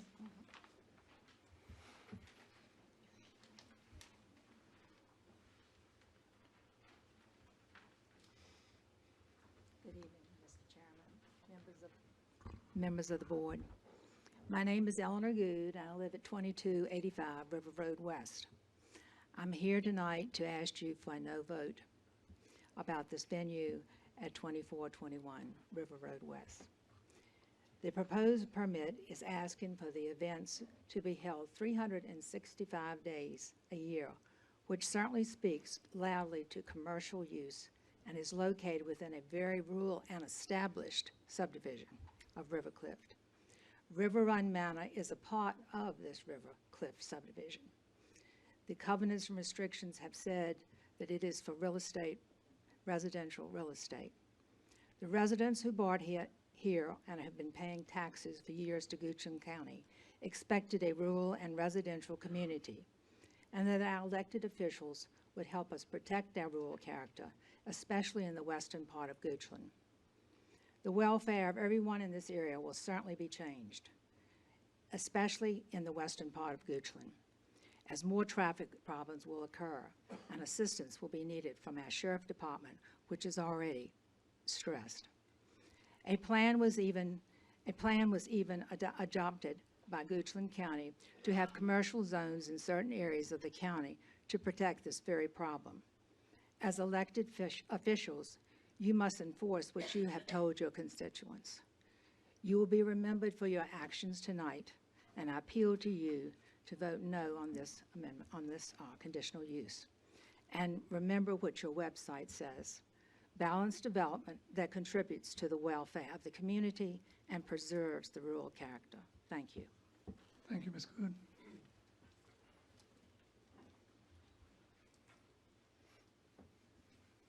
Hello, my name is Scott Brunette. My address is 9097 Lunette Lane in Mechanicsville, Virginia. You can see I've come a long way here tonight because of how strongly and what a great relationship my family has with the Adams family and with the Moody's. We've known the Adams family for going on 8 years. Our sons go to Adams International School. We've known the Moody's for over 10 years before they had kids and everything. Consider them very deep and close friends. You're not going to find two families who are more honest, have more integrity, and will do more for this community than you'll find anyplace else. Like Kim said, she had her and her husband had choices. They've been looking, but they love Goochland as much as we do.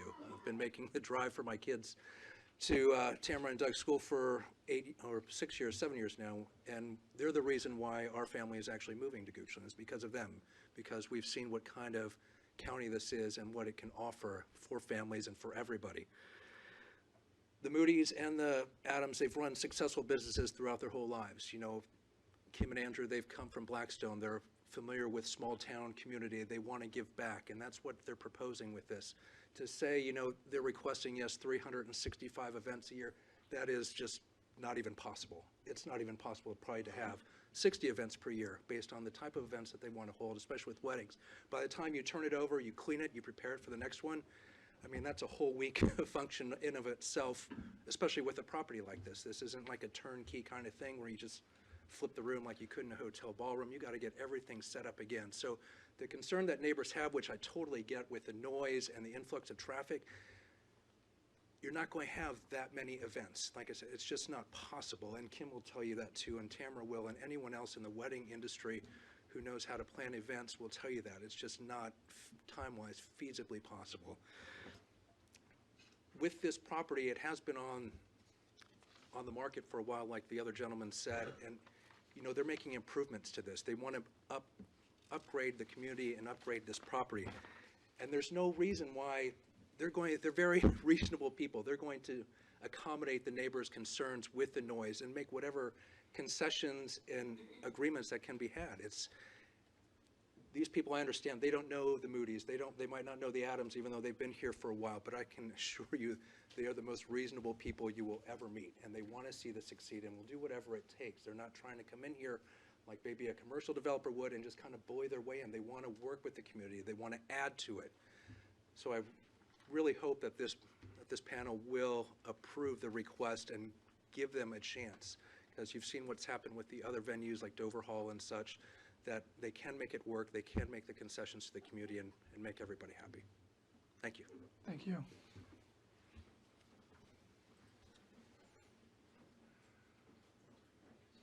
Hi, my name is Debbie Gibbs. I'm with the Steel Group Sotheby's. Thank you for having us all here tonight. It's a long night, I know. I just want you to know, I'm going to give this to you all. This is a letter from the Stepanians that are the backdoor neighbors of Dover Hall. They were so kind and wrote me a little note saying that they've had no difficulties at all with Dover Hall in the time that they owned the property and sold it to the people that sold it to be a venue. And I thought this will be helpful for some of you neighbors here to know that they really did not have and do not have any trouble with them. But I've got this for you all to have, and I'll give it to you. If you give it to the clerk, please. Thank you.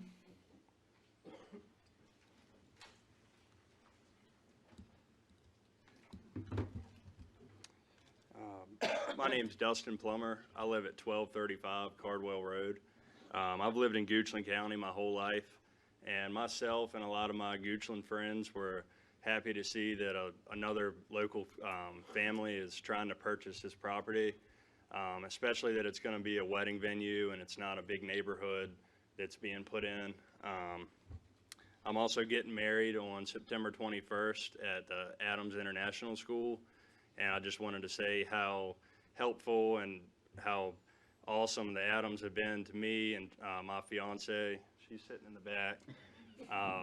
Congratulations. Yeah, thank you. They've done so many renovations to the property, and I think that they'd be very respectful of the neighbors, and they're definitely very easy and understanding, and they'd be very easygoing, and they, you know, definitely do a good job with the new venue. So, just wanted to say that. Thank you. Thank you very much. Dustin, remind me, you graduated from Goochland High School? Yes, sir. When did you graduate? 2011. Cool. Good. Fine. Are you Kelsey Lumpkin's Yeah, dad? yeah. Okay. Nice to see you again. Good to see you. Is that good or bad? Just can't get away, baby.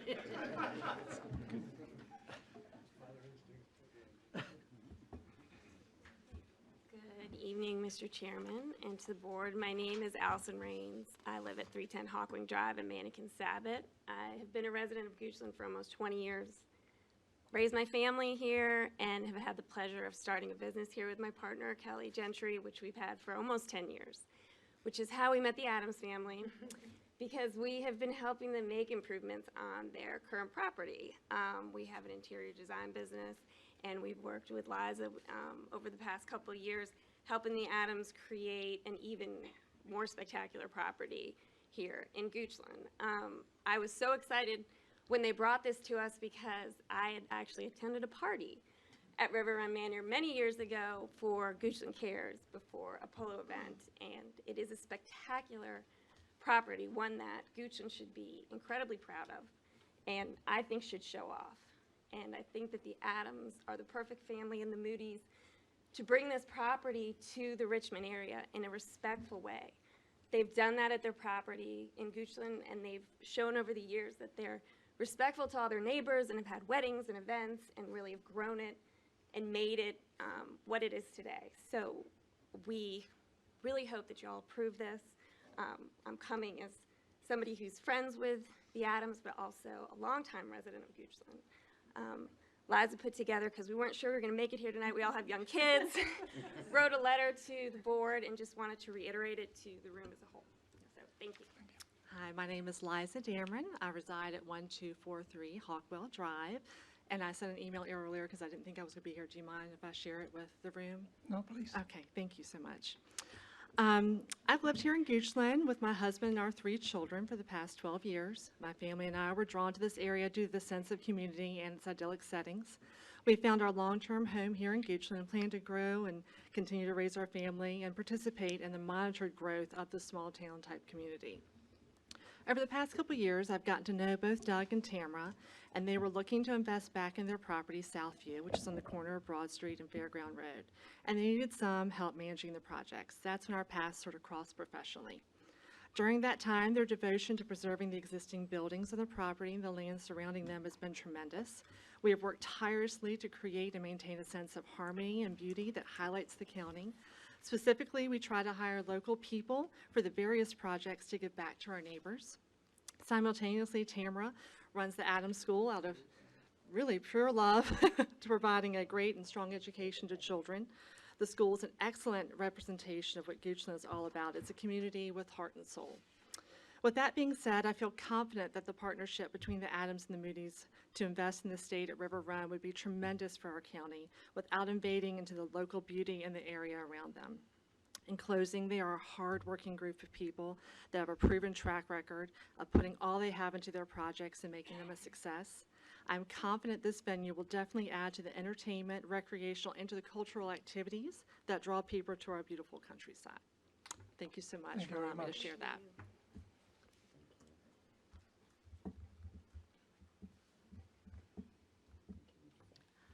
Good evening. My name is Carol Rice, and I live at 1509 Riverview Road, the parcel that backs up to the Massey property, with my husband, Don Kratzky.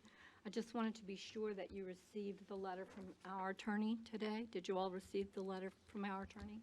Yes, we did. Okay, Or I and did. you received the email from me today? Yes. Okay, because I have copies here if you didn't.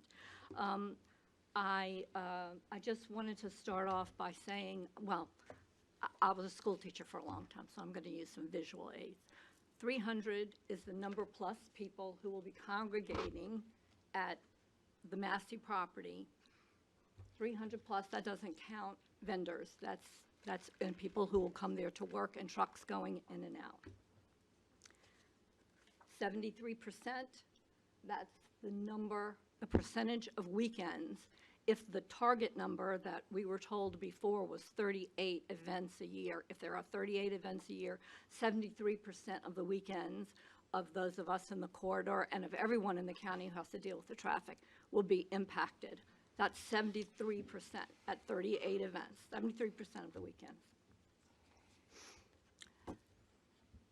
7 and 11 to 11. Now, there hasn't been any mention tonight of the wine bar, which has mysteriously been dropped since the last planning commission, but the written material and what was presented before was that the wine bar would be open 7 days a week, from 11 to 11 on weekends, 11 a.m. to 11 p.m. on Fridays and Saturdays, and I think it was 11 a.m. to 6 p.m. So that's 7 days a week. 15,000 and 15,000 is the number of additional cars. That was my calculation, so that's another story, but that I calculated if there were the target number of events and certain number of people, and that also I didn't even include vendors in that. And 2, it's a 2-lane road that the 15,000 additional cars per year will be going up and down. Our little 2-lane country road out here. 72 are the number of parking spaces that they've been saying that they're going to have, and something about an overflow. I've yet to see where that's going to be. But that property has lots of beautiful, because our house backs up to it, old growth trees. And I'm really worried about those trees being cut down, because how you get 300 people into 72 cars, that's not the way it works these days. And we were also told that the bus, at the Planning Commission, that the bus idea was scrapped. First it was mentioned, then the second meeting, the bus idea was scrapped tonight. It's back. Then there's 60, 30, 10, and 4 to 7.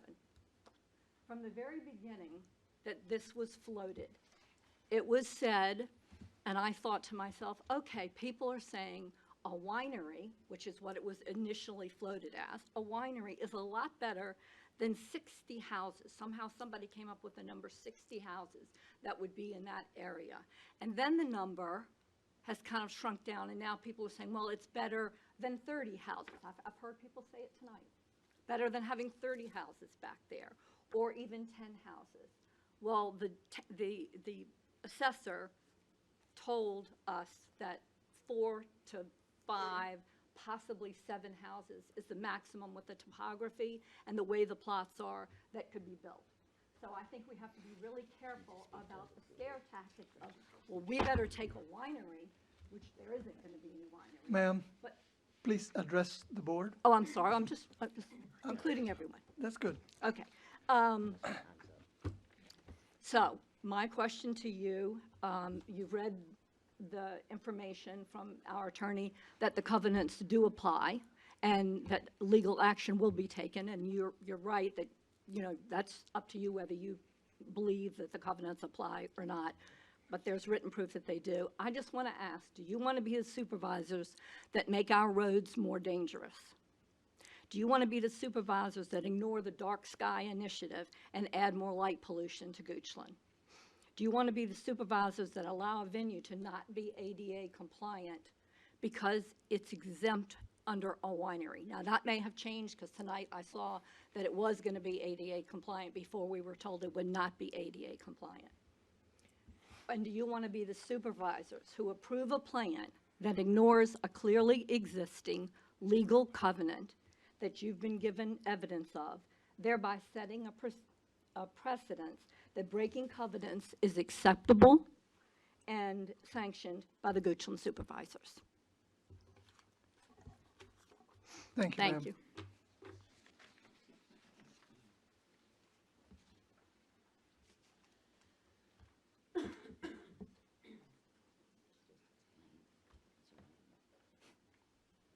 Mr. Chairman, my name is William Good.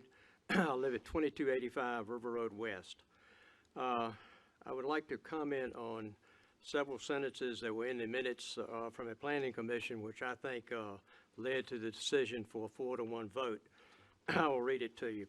It's also, I sent it out, I assume it was passed to you.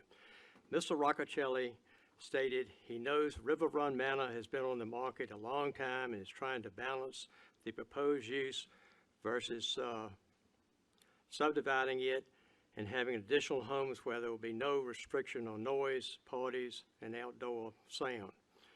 Mr. Roccacelli stated that the applicant's proposal is potentially much better than than subdividing it.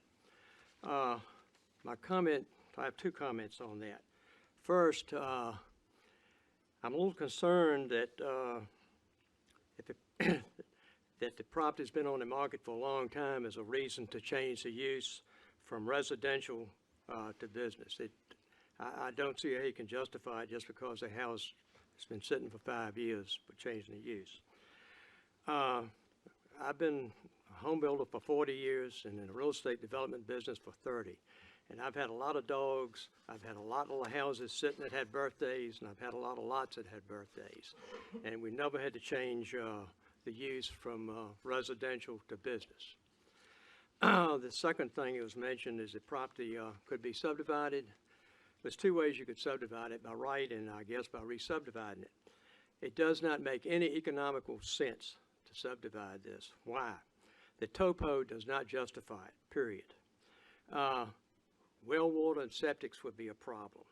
There's no public water or sewer, public sewer, if it was the units that were stated in the Planning Commission hearing, where some people said 30 units, somebody said 60 units. The next thing, if you look at the exhibit up on the wall, I guess it's in front of you, Mr. Massey gerrymandered that facility to facilitate probably the prettiest site in Goochland, and the geometry of it does not lend itself to development by right, which is 2 20-acre parcels and 4 2-acre parcels. It just, for the reasons I stated, it wouldn't work on there. In addition, the 17, 18 acres that were purchased from Dr. Becker is a pretty steep slope.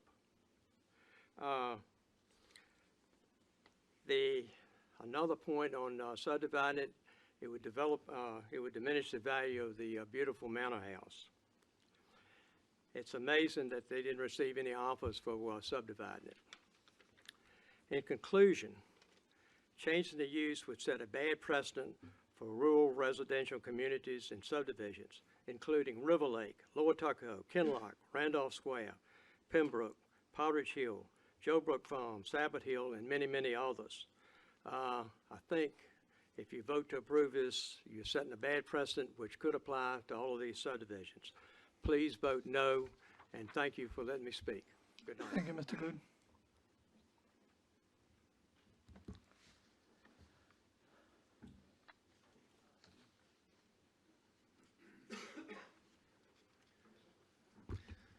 Chairman Alvarez and the board. I'm Eric Walters. I live at 1387 Rivercliff Drive. My wife and I have lived there for over 20 years.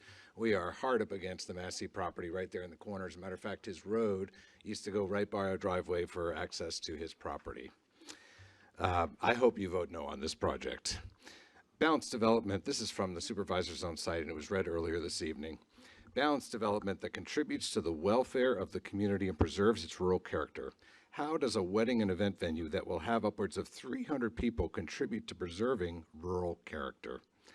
Has the probable effect of the proposed use in this on the peace and enjoyment of people in their homes nearby been considered? It just doesn't seem so. It doesn't seem like it matters that we are really close to this property. I mean, I hear the horses at the farm nearby, which we love to hear. When Mr. Massey used to allow people on the patio to shoot guns, we definitely heard that. So we know that no tent, if you have amplified sound inside a tent, we are definitely going to hear that. We are very, very close to this property, and we will definitely hear that. It is, as I said, it's very close to our home. The homes on Riverview and our house are hard up against the Massey property, and we will definitely be hearing all this music. And 11 p.m., that just seems way too late. I'm sorry. That's unacceptable to us. I hope the supervisors care about the quiet enjoyment of our homes, and I hope that they will say no to this project. And it is clearly listed, this property in our subdivision. That is something that we're going to have to deal with as a subdivision. But again, we're very, very unhappy about this project. And I don't think we should have to suffer and have an event venue just because they can't sell the property. Why should that be our problem at Rivercliff Drive, Rivercliff subdivision? I don't understand that. Thank you very much. Thank you, Mr. Walters.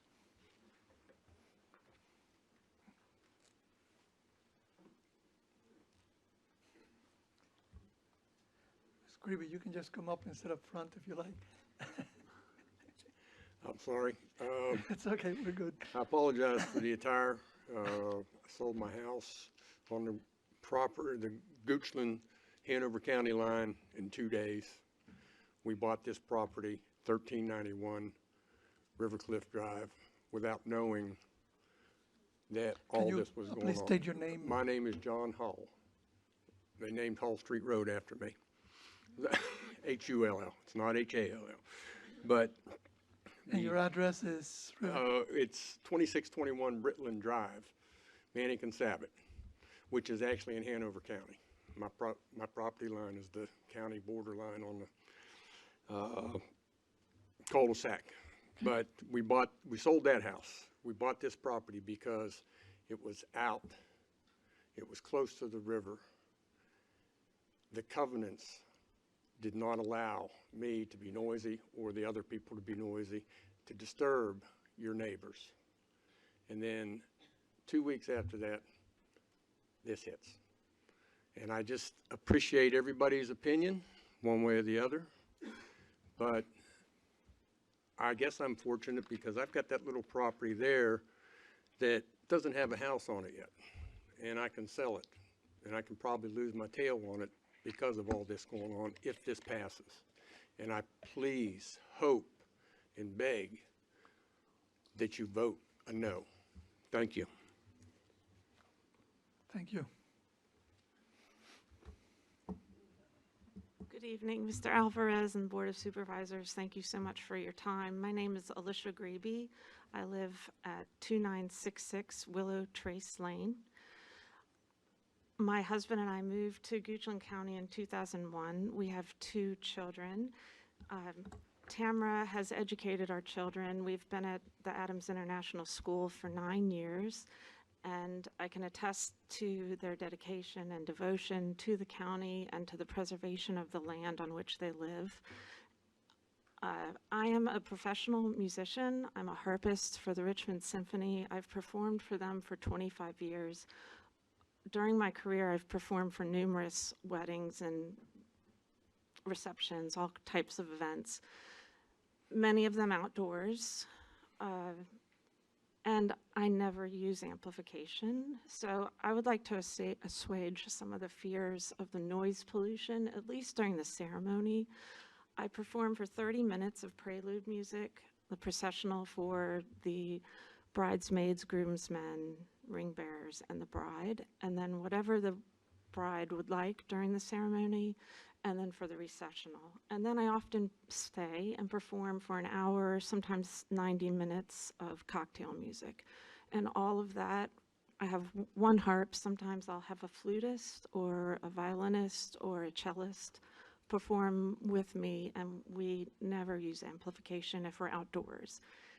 When we're indoors in a carpeted venue, especially like in hotels, hotel spaces where there's carpeting and heavy drapery, we sometimes do utilize a small amp. Now that doesn't address the concerns of the parties after the ceremony, but for the ceremony, I can assure you that for these types of weddings and events, that there would be it would be, if I were performing, I would not ever use amplification. So, thank you. Thank you, Ms. Greeby.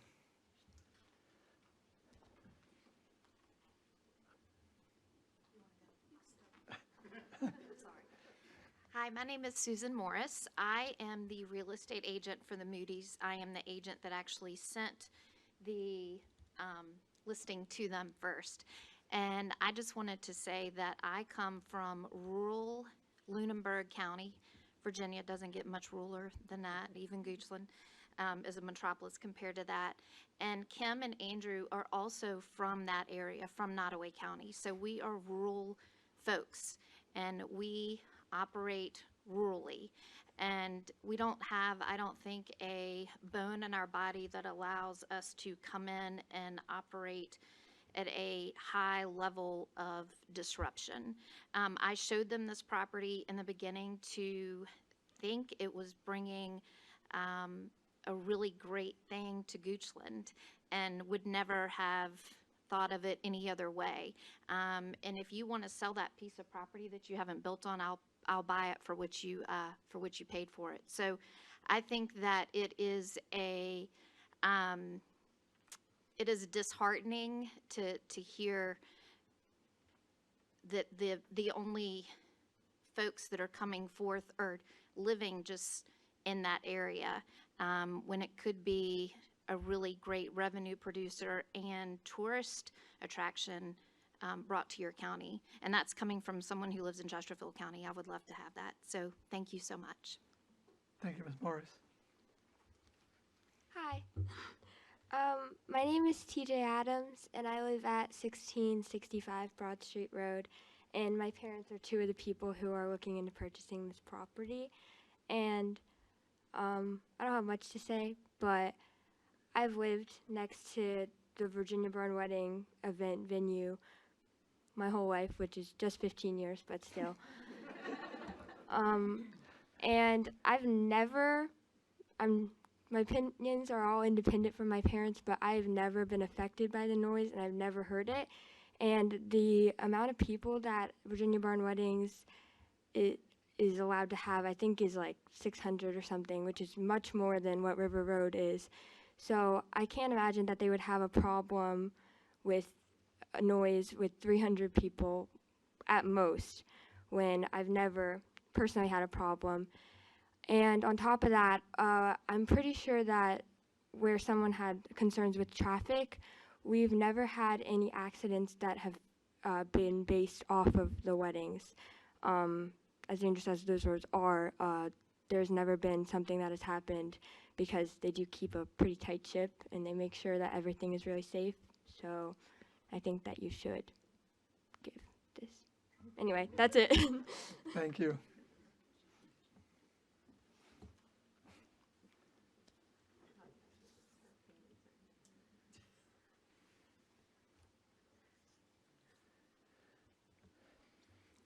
Good evening.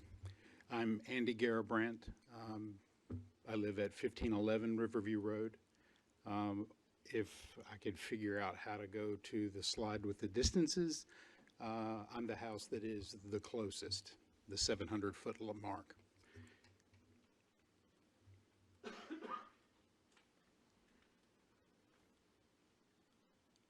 Yeah, that's me. 700 feet from the tennis court, tent platform. I'd also like to say that I also know the Adamses. My nieces attended Adams International School for several years. I have every reason to believe that they will be good neighbors.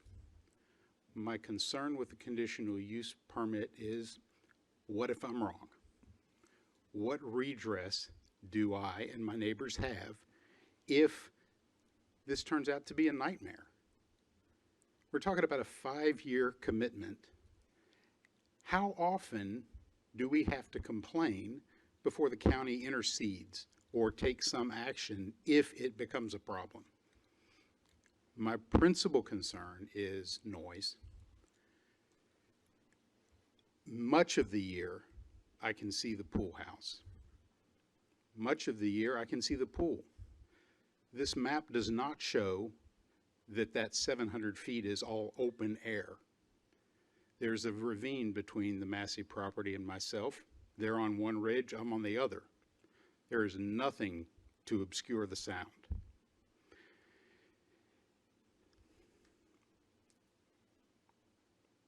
My principal concern, as I said, is what redress do we have as citizens if this becomes a problem? Thank you, sir.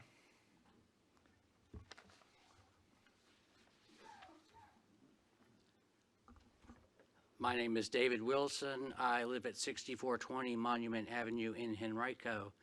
I work at River Run Manor and have so for 20 years. My primary responsibilities there include managing the grounds and the property, as the late Mr. Massey aged and required me to do more for the residence itself. I want to assure everyone that Mr. Massey and his family wanted to be the best of neighbors. I think he succeeded in that in so many ways. As many of you can attest, he was in many ways a pillar of the community, giving and giving and giving. His vision for River Run was to be a destination location. His vision for Goochland was to make it a go-to place. My hope and my dream have come true.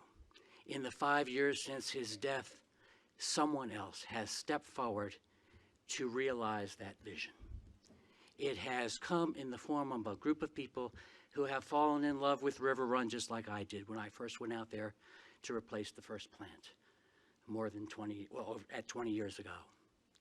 So my concern is for the neighbors. My concern is for the well-being of Goochland. My concern is by far and most supremely for the family who leaves behind an amazing legacy of their dad.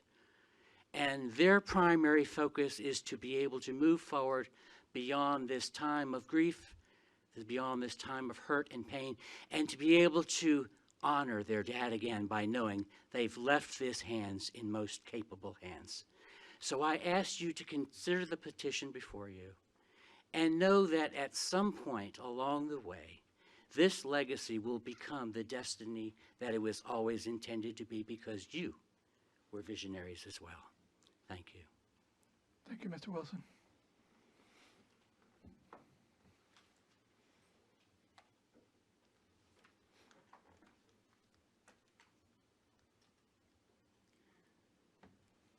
I'm Dr. Terry Whipple. I live at 12883 River Road, and I own the property that's immediately across the street from the entrance to River Run Manor. Good evening. I have to say that I rise neither in support nor in opposition to this proposal. But it sounds to me like after listening to the voices in favor and the voices opposed to it, that it is premature for your consideration. I'd like to echo what Dustin Smith said earlier, that neighborhoods can get together with a proposal and hammer out through conversation and compromise recommendations that are acceptable to everyone and end out for the greater good, for the greater numbers. It seems to me like this CUP application that's before you asks for things that many of the people who have spoken in favor of the application have no anticipation of ever seeing realized. They're asking for permission to have events, your permission to have events, 365 days a year, while at the same time they say, we're not going to do that. It's foolish to even expect that. That we're going to have a parking lot for 75 cars, and that's all that you're going to require them to have, but they're going to open the venue for 300 people at a time on each of those 365 days a year. Now, both of those are unreasonable, and they're never going to come to pass. So why not table this consideration until people can work out something that's more realistic, that really is more realistic in what the applicants intend to do, expect to do, and can afford to do. Secondly, if they get the permission to do this with the CUP application approval, Ms. Moody, very fine lady, outlined for us all of the economic strife that this project has presented to her. What happens if they fail? They then sell this venue with all of its permits to someone else who may not be the same wonderful lady that Ms. Moody is, or the wonderful family that the Adams are. But we're still left with the approval of a CUP that is grossly distorted and premature for your consideration. Takes time. Thank you. Thank you.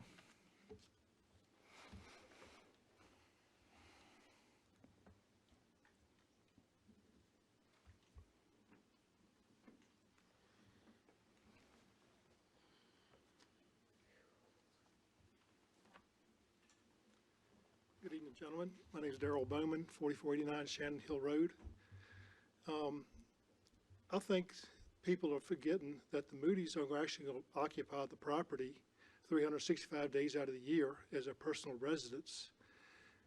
They got 2 small children, and I don't think they're going to do something that's detrimental to the neighborhood that's not going to be detrimental to them. So I think people are overblowing what they think is going to happen there, because they're going to live on the property and take care of the property. And there's no reason for them to do something that's going to be detrimental to the neighborhood, because it's going to be detrimental to their own children. So I just think you should approve it. I think it's a good venue. Thank you. Thank you, Mr. Bowman.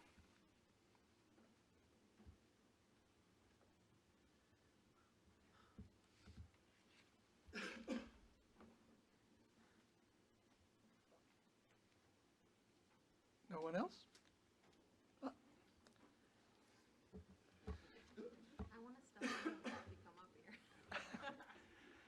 She wants a stuffed cow.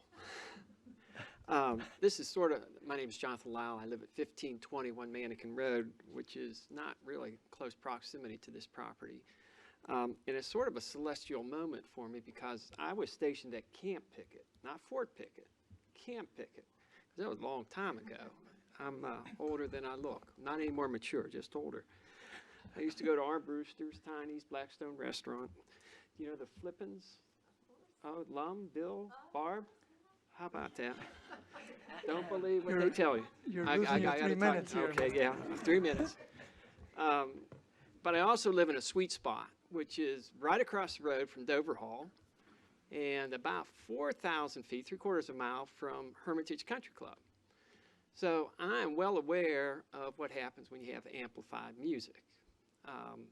Now, the first year that Dover Hall got its CUP, and I spoke in favor of Dover Hall receiving a CUP without amplified music. Now, because I am close to Dover Hall, I'm aware that they put in a new concrete pad, and sometimes there is a little reverb going on when they have outdoor music that's amplified. So, and Dennis and Cindy are wonderful people, and Kevin's done a great job there too, but noise, I think, is going to be the issue. I've shared with some of you, I don't have everybody's cell phone number, but I can tell you what the playlist was from 7:30 on Sunday night over at Hermitage Country Club. We had a little bit of Footloose. We had Why Do You Fill Me Up, Buttercup, and an AC/DC song. So sound does travel. I'm 4,000 feet from Hermitage Country Club. Now, they're outdoors, and they were amplified. I think noise is what you're all going to have to worry about or figure out. And I also just mentioned that Dover Hall just put in, I would say, probably 20 acres of grapevines. So they're pursuing the winery process, and that's a permitted activity. And being a tourism guy, I think wineries are a good place, and they're a great tourist attraction. But, yeah, good luck, guys. I mean, noise is really, I think, one of the big crucibles that y'all are going to have to deal with. And I don't have an answer for you, but like I said, go at it. And say hello to Barb and Bill, all right? Thank you, Mr. Lyle. Anyone else?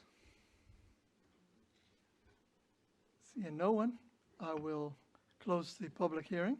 And before, I think we probably need to take a quick break, but I'm going to let you come up while it's fresh and answer some of the questions that you've heard or. Thank you. No, thanks for bearing with us. We knew this was going to be a long meeting. I just wanted to clear up a couple things. So the way the CUP process works for the neighbors in the Rivercliff subdivision that are not familiar is that the county gives us, after we apply, a set of conditions that they basically recommend based on previous applicants and what has been approved previously for other venues that are like situations. So when you're seeing the 1 day, an event per day situation, we have never wavered from asking for what we've been asking for, along with many of the other things that were falsely accused of us being untruths. So I just want to say we have never wavered from the beginning. We were always assuming that most of our clients would bus in their guests. That's what most of our clients have been doing for the last 10 years. the amount of events that we expect to have per year is still the same as it was during the application process. We were advised in the future POD to write what our like long-term goals of the property were so that we can be completely transparent, and that's what the things like spa and additional lodging and that type of thing for bridal parties is on there. So, you know, I know I'm not allowed to turn around, but I want to be extremely transparent. Nothing that we have said or done has changed throughout this entire process, except for we have moved the parking lot from one side of the road to the other to be more respectful of the neighbors and to disturb less topography. Again, our plan is to live in the house for the next 15 to 20 years. By that time, Parrish will be 20 years old, 25 years old, so I hope he leaves before then. I don't think we'll be the boomerang parents, but you never know. And I think that weddings in general, they are a broad scope, and the type of events we are hoping to host here are similar to the ones that are pictured behind you. If you all look on our website, you can see the type of work that we do. It is not barbecue and fried chicken and a big down-home country party with mason jars. That's where I've come from. That's, you know, my roots in Nottoway County, but that's not the type of clients we serve. So again, I still believe that the bulk of our clients are going to be in the air conditioning or the heat because they don't want to be disturbed by mosquitoes. And again, none of that has changed. We did, in regards to the CUP conditions, still want to ask that the words cocktail hour be added to the restrictions. So Tom Coleman tells me that that's not a government set of descriptive terms, but cocktail hour in our world basically means immediately after a ceremony up until about 6:30 or 7 o'clock at night that we would be allowed to have music on that terrace that's pictured right there if a reception was happening inside the house. And I know that unamplified live music is not the point of contention, it's the actual amplified music. So that was one thing that we were hoping to ask for. And again, the latest that type of thing would ever run is 7 p.m. And I think that the big contention that's happening is in regards to this outdoor tent pad location as opposed to what's inside the house. And I've been told by many people, including on the Planning Commission during last month's meeting, that the bulk of the parties that the Masseys hosted were outdoors. And when I asked at the community meeting where we hosted everyone that had concerns, I asked, were these noise issues a problem for you all when Mr. Massey was alive and he was hosting parties 10 and 15, 20 years ago? And they said, no, we were attending. So I just think that it is obviously a difficult position that you all are in, but I did want to clear up some of those miscommunications that were mentioned earlier. And as far as the restrictions and the covenants go for the neighborhood, 4:46 p.m. today was the first that we've ever heard of any of that. The box on the real estate listing that's checked is no, there are no covenants that restrict this property. So all of this is new to all of us that are involved. And to Dustin, I just wanted to say, we're good people. We live an hour away. We have 2 children that are 2.5 and 4. We own 2 retail stores. One is on Huguenot Road. One's in historic Blackstone. We're both self-employed, and I run an event planning and floral design studio. And it's really difficult for us to have done as much as we've done on this project, but I've spent about 6 to 10 hours a day, every day, for the last almost year. In October, it'll be a year that we've been working on this project.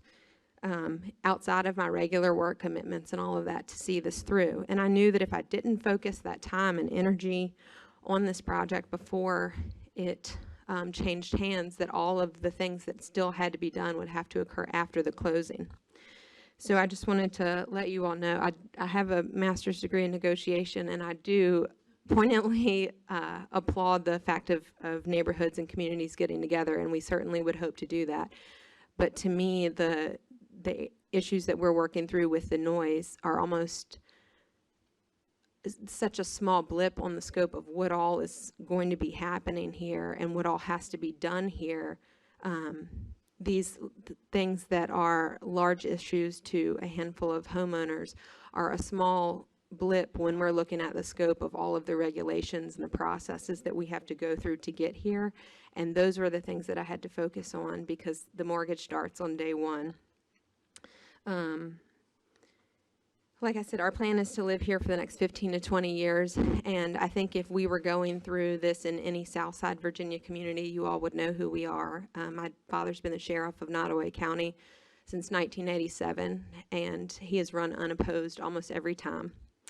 My father-in-law, like I said, has been on the Board of Supervisors for all those years, and our families are very well connected. We give a lot back to our communities. And everybody in our area has been extremely happy and delighted for this next potential step in my career, and also very heartbroken for us to leave our community. So I just wanted you to know about the few clarifications, and if you have any additional questions, I'd be happy to answer them.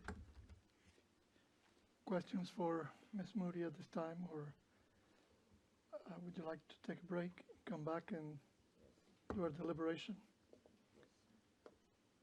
Okay, we will take a 10-minute break. Please all come back. The exciting parts to come.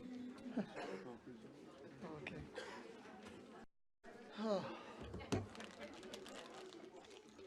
Okay, welcome back. So board. Where are we? Are we still in Goochland? We're still in Kansas. Mr. Chairman? Mr. Lumpkin. I have a question, maybe one or two for Ms. Hunter.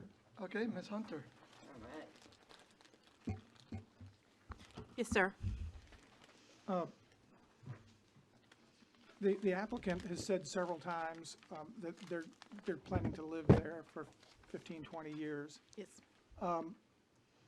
That part of the application, they gave us a contract, and I don't know if there have been the amendments to it, but the version I have has the Adams and the Moody's or Assigns as the purchaser. And then in the block, it says that they do not intend to occupy it as their principal residence. So that was an inconsistency in my mind. But my question is, they would have to have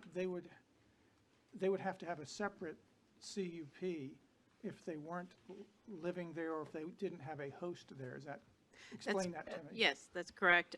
So about 2 years ago, we amended the transient lodging ordinance, and it dealt with things like bed and breakfasts and things like that. And the board made a policy decision at that time that if it was a short-term rental or a bed and breakfast hosted, meaning a property owner or their designee lived there on the property, it would be treated as a by right use. And if it was on-hosted, like it was just a house and there wasn't the owner or designee close by, that it needed a little more review, and that would be a CUP. The applicant has always indicated to us that they planned on living on the top floor, so we have considered a short-term rental hosted.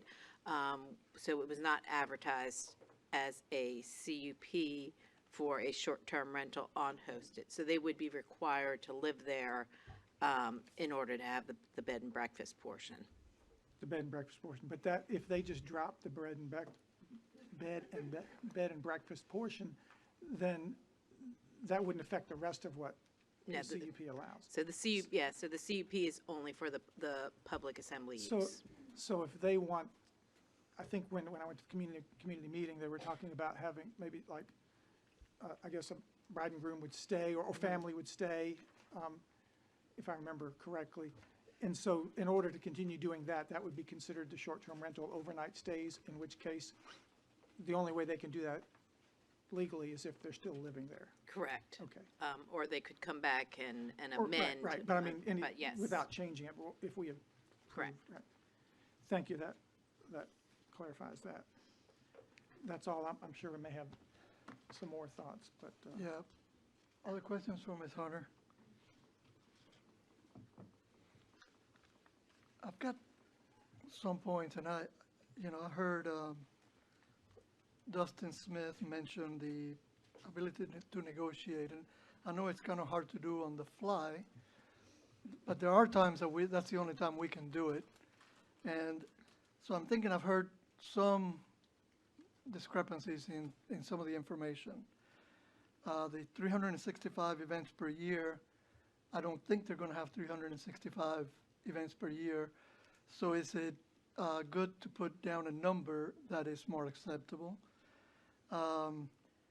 We heard about music on the patios, usually a little bit after the wedding. Does it have to be 11 p.m. for outdoor amplified music? Can it be 7 p.m.?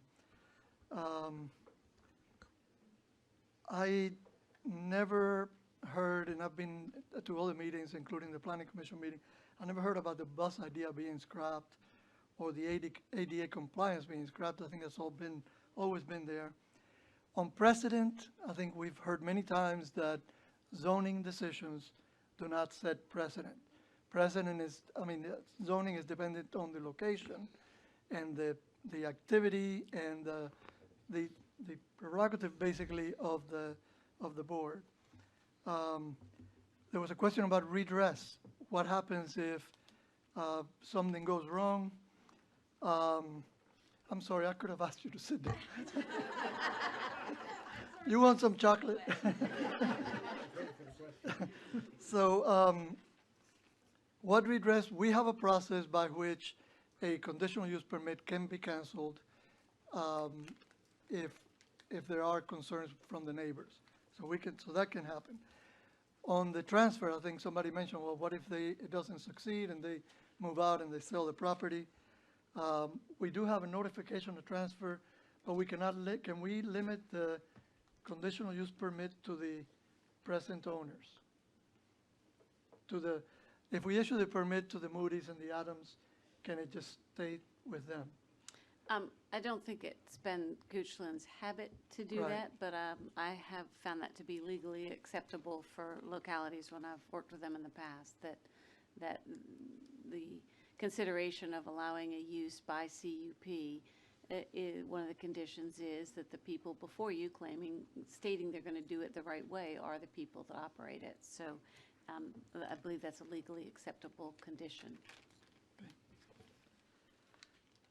So I think that's some of the, and then we talked about if we ever have a noise ordinance, and I believe you said that it would apply, they wouldn't be grandfathered from The most stricter- restrictive Right. between their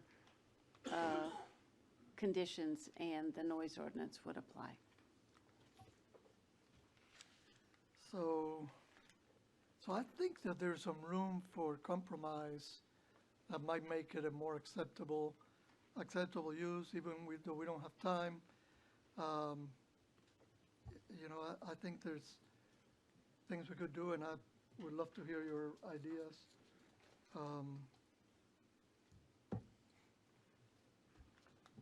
Mr. Chairman, I'll chime Mr. in.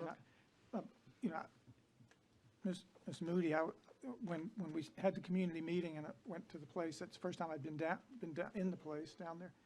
And I tell you, I was very, very enthused and liked what you were doing. I know you and your husband Adams are taking risk, and I'm confident you would be great neighbors. I think the community would welcome you, but I have concerns about what we're doing to the neighbors in terms of the noise. The conditions are not such that I would vote for this right now.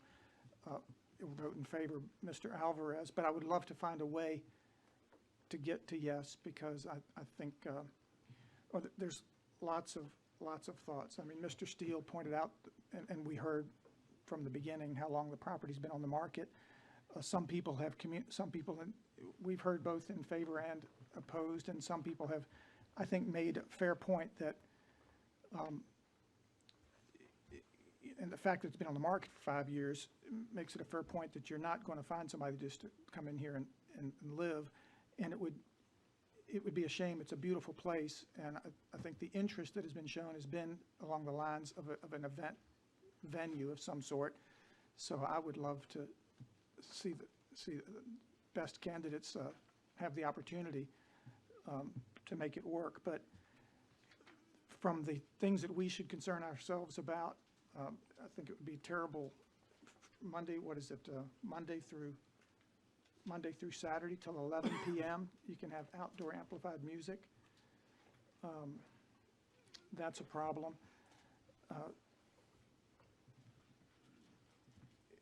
You know, I mean, and you already, I think Dr. Whipple picked up on what Dustin Smith said, and I think they were on point. There needs to be some adjustments. I would, you know, when we had the comparison chart, there were, you know, shorter time frames, you know, a year, 2 years. I'm reluctant to go down that path because this is a big, you know, you're making a big commitment. I think the community and the county needs to make a big commitment back to you, hold you to your commitment, but we can't, I don't think we want to be in a position of, you know, reviewing this in a year. I think we just need to get it right now and support you and do the best we can to help you have a successful business here, because I think it'll be a very inviting and welcoming and exciting venue. But there are too many concerns about what we'd be doing to the neighborhood. Our county attorney already pointed out it's nothing we're going to consider. We did get the letter, and I heard you say at the end of your presentation just now, this is the first you've heard of it. You know, the covenants, right? We did get the letter from Miss Carol Rice. I think. Rice. Yeah, Miss Rice. Noted her lawyer sent us a letter, and I think you've seen the letter. We got the letter. That's a private matter. It's not something we're going to consider. You know, maybe it's something you want to look into, because you said the contract didn't say anything about an HOA. Well, an HOA is different than covenants and restrictions.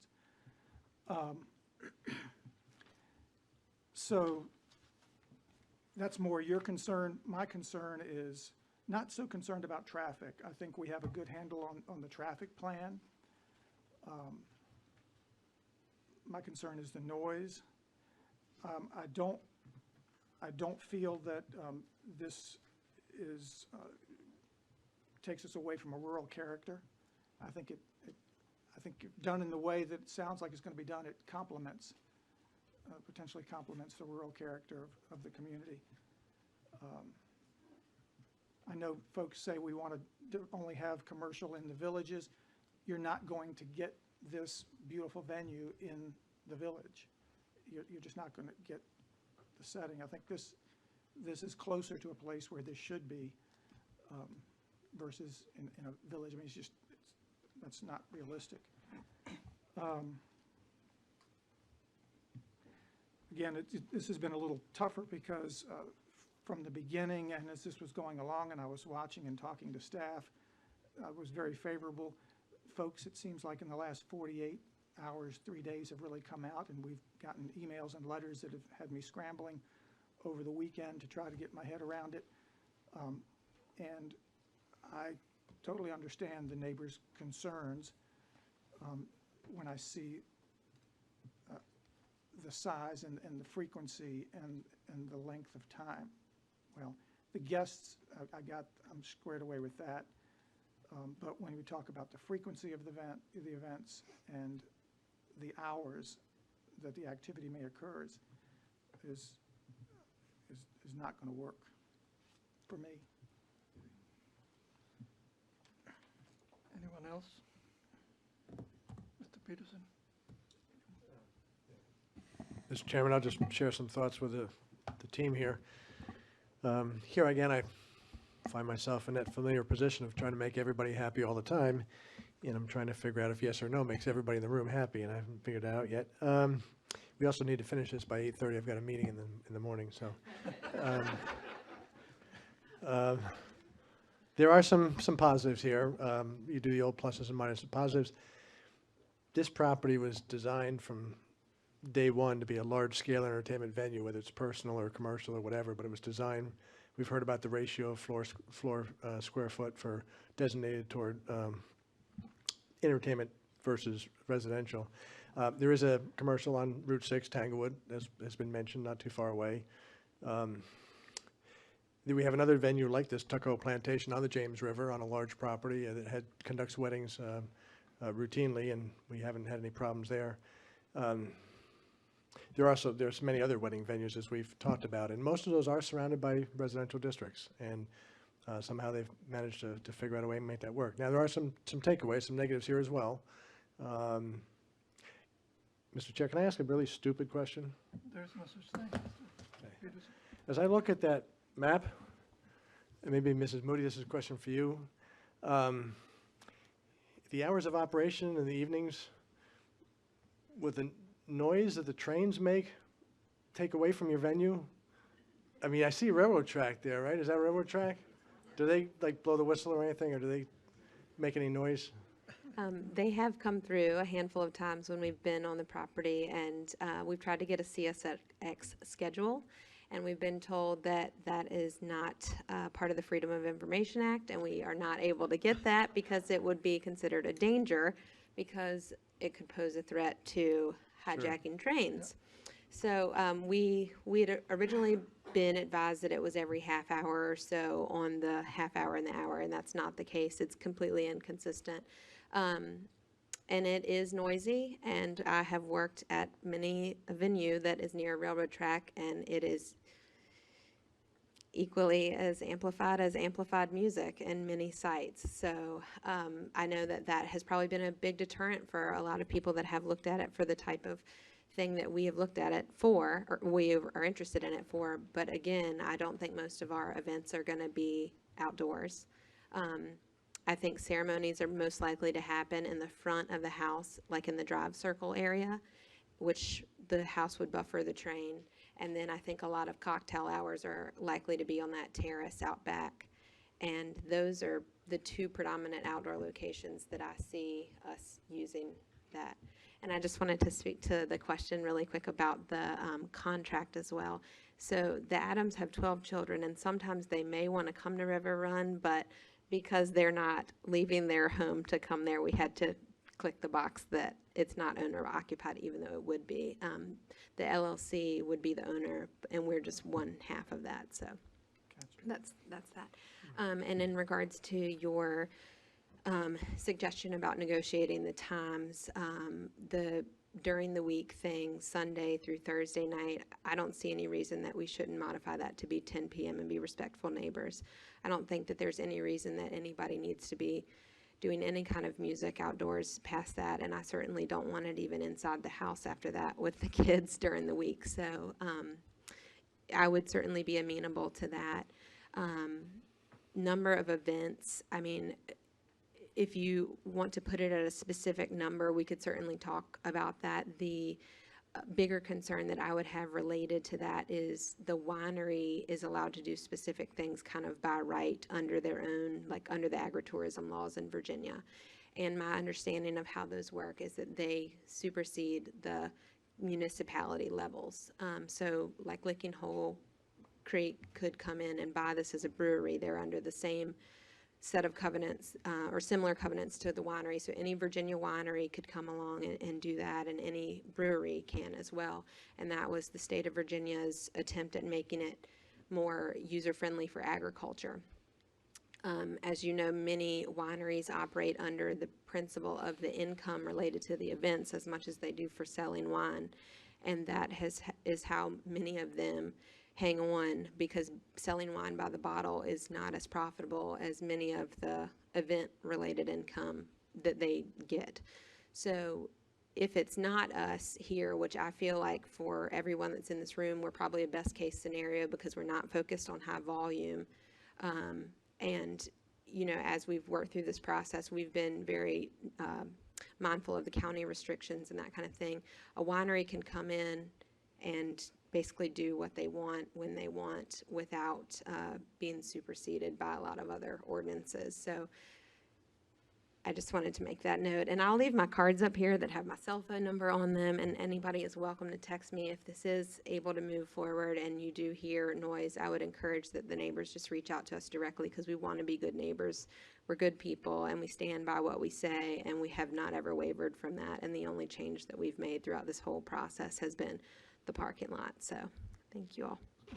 Ms. Moody, you can stay up there for a second, because maybe need Ms. Hunter's help on this. But let me make sure I understand what you're saying, the reason for the winery. I get what you're saying, what the winery can do, but you're saying it won't make financial sense for the winery if you don't have enough. Where were you going with that? I mean, the winery can do what the winery can do. I'm just saying any winery can come in. Anybody that's not in the mix of, Philip Carter Wineries who is interested in renting from us, but many other wineries have reached out to us since the story went public about us trying to get River Run as a wedding venue.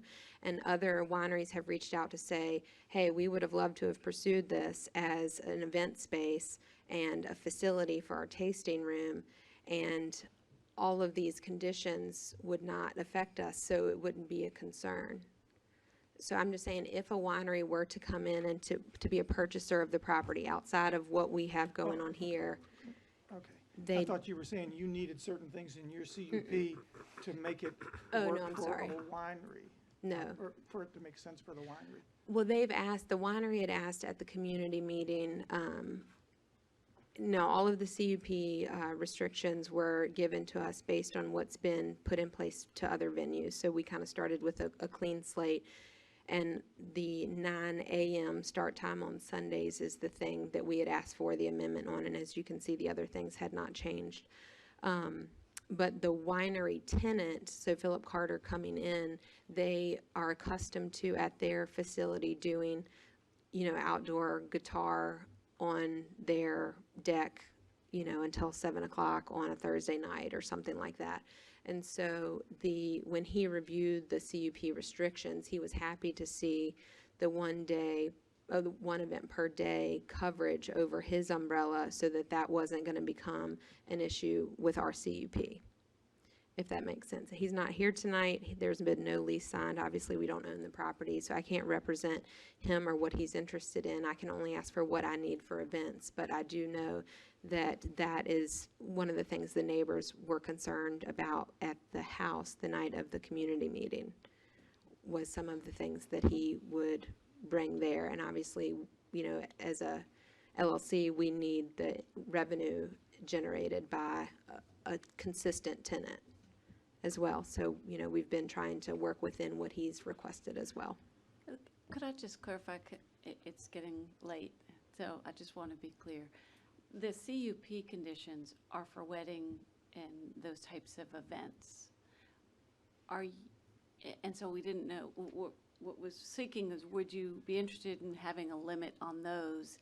And then you've had this discussion of the winery, and if they met the conditions of putting in, grapevines and just bottling on site, it is true that they could then have tastings and other events, but I don't know if you're maybe mixing the two things, because that doesn't necessarily limit what you could do under this. I think I'm just trying to make sure the neighbors see that I'm being transparent. So I don't want us to get in there and then the winery come on board in April and they feel that things have been changed on them, because the winery has always been planned to be a tenant long before the real estate contracts were ever signed, long before we ever, heard from the Adams that they were interested. So this is me in full disclosure saying this is part of a package deal that we hope to put together for Goochland. And what you're saying then is that you want the times allowed in your CUP to meet the times needed by the winery? Is that kind of? Well, right, it was always 11 to 11, just in the original paperwork, I Right. think, that we were given, and that was suitable to him.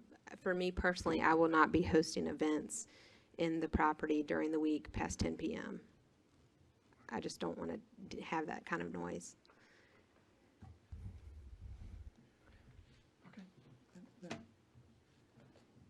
So, I'll just ask, thank you. Thank you, Ms. Moody. Ms. McGee, may I ask? Ms. McGee, so, as I understood in the beginning of this presentation, if the winery has certain amount growing there and they're doing, then they have rights, by right, they can set up a tasting room. Are there hours also by right that, do we have any, I mean, what I'm trying to see, do we Yep. have, how much do we need to try to be consistent? Because I'm not trying to confuse the winery with with the other events. And I know Ms. Hunter had a slide on it as well Yes, as. we need to go back to that. The ordinance.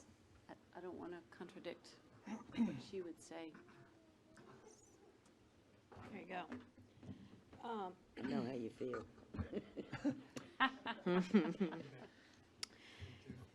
So the code for the A1 and A2 districts has a section that's uses, events, and activities at wineries, microbreweries, distilleries of 50 acres or more of what this property would be. So if they met the requirements of, being in agricultural production, bottling on site, having, a tasting room and things like that, they would be then eligible to have a number of agritourism activities such as facility tours, agro-education, picnics, pick your own, museums, exhibits, things. So those are all things that are laid out in the state code. We also added that they could have weddings, receptions, or reunions with those standards. It's limited to one event per week. Events must conclude by 11 p.m. on Friday and Saturday and 10 p.m. Sunday through Thursday. And to clarify, there is a state law that says agritourism at wineries has to be allowed, subject to certain conditions. Joanne, it was not long ago that you drafted an ordinance amendment for the board to adopt, and so these are in the ordinance. They are the acceptable limitations that we placed on the agritourism that is allowed at wineries where they grow their own on-site and so forth. So these are ordinance requirements for public assembly uses at the wineries that qualify as farm wineries. But, Mr. Chairman, this winery does not qualify. Is that correct? Not today. Not today. At this point, it does So not. that is mute. That's got nothing to do with this discussion. Is that right? Not Okay, thank you. today.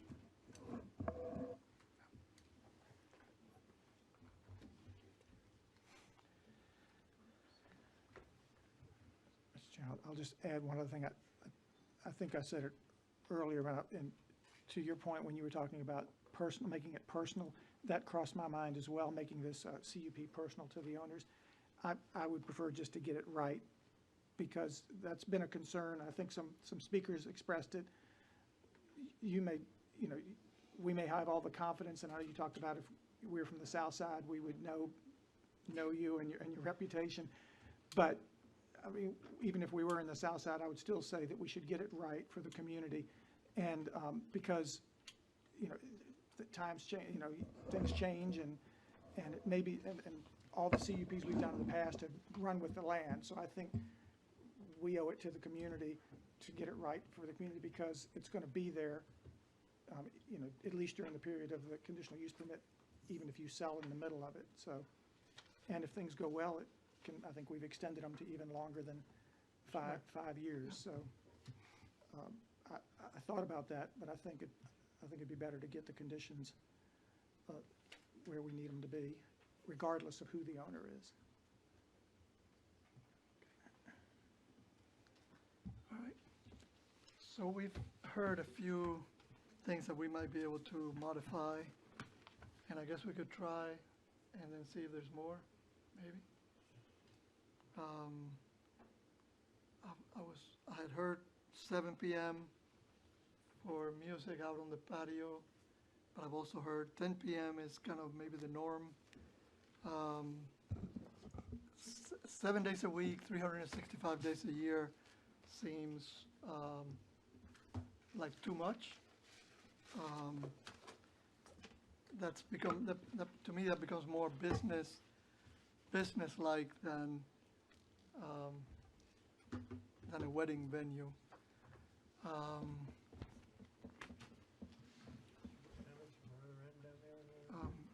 Yeah. I think they're. Yeah, this is not ready for prime time. There's too many inconsistencies here. I believe the applicant is sincere and trying to make something work here. But what we're hearing from the applicant doesn't even come close to matching the application. I mean, they're two different worlds. So I don't know where everything is, and There were a couple of things we never really got to exploring was team building, festivals, equestrian activities, duck hunting trips. We didn't even talk about any of that, that's in here, so I understand they're probably trying to make this work by putting a lot of activities in and what can we do to make it work, but I don't think we know what we've got here. I don't think we have any idea what we have here. I just really hate deferring because everybody came out and spent a lot of time on this, but I don't think this is ready. This is my opinion. Anyone else? Any thoughts? Whatever you all decide to do tonight, we will roll with that, but I'm not, I mean, Mr. Massey would be able to tell us, but as the contract sits, it is not up for deferral at this time because it cannot be extended any farther. We signed back around Memorial Day in May, and so here we are in September.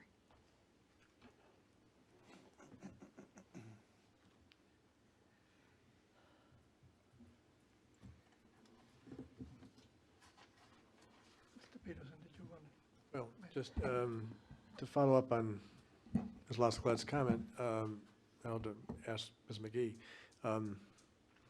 The ancillary activities that you mentioned, that laundry list, I mean, we're being asked to consider a CUP which expressly permits certain activities.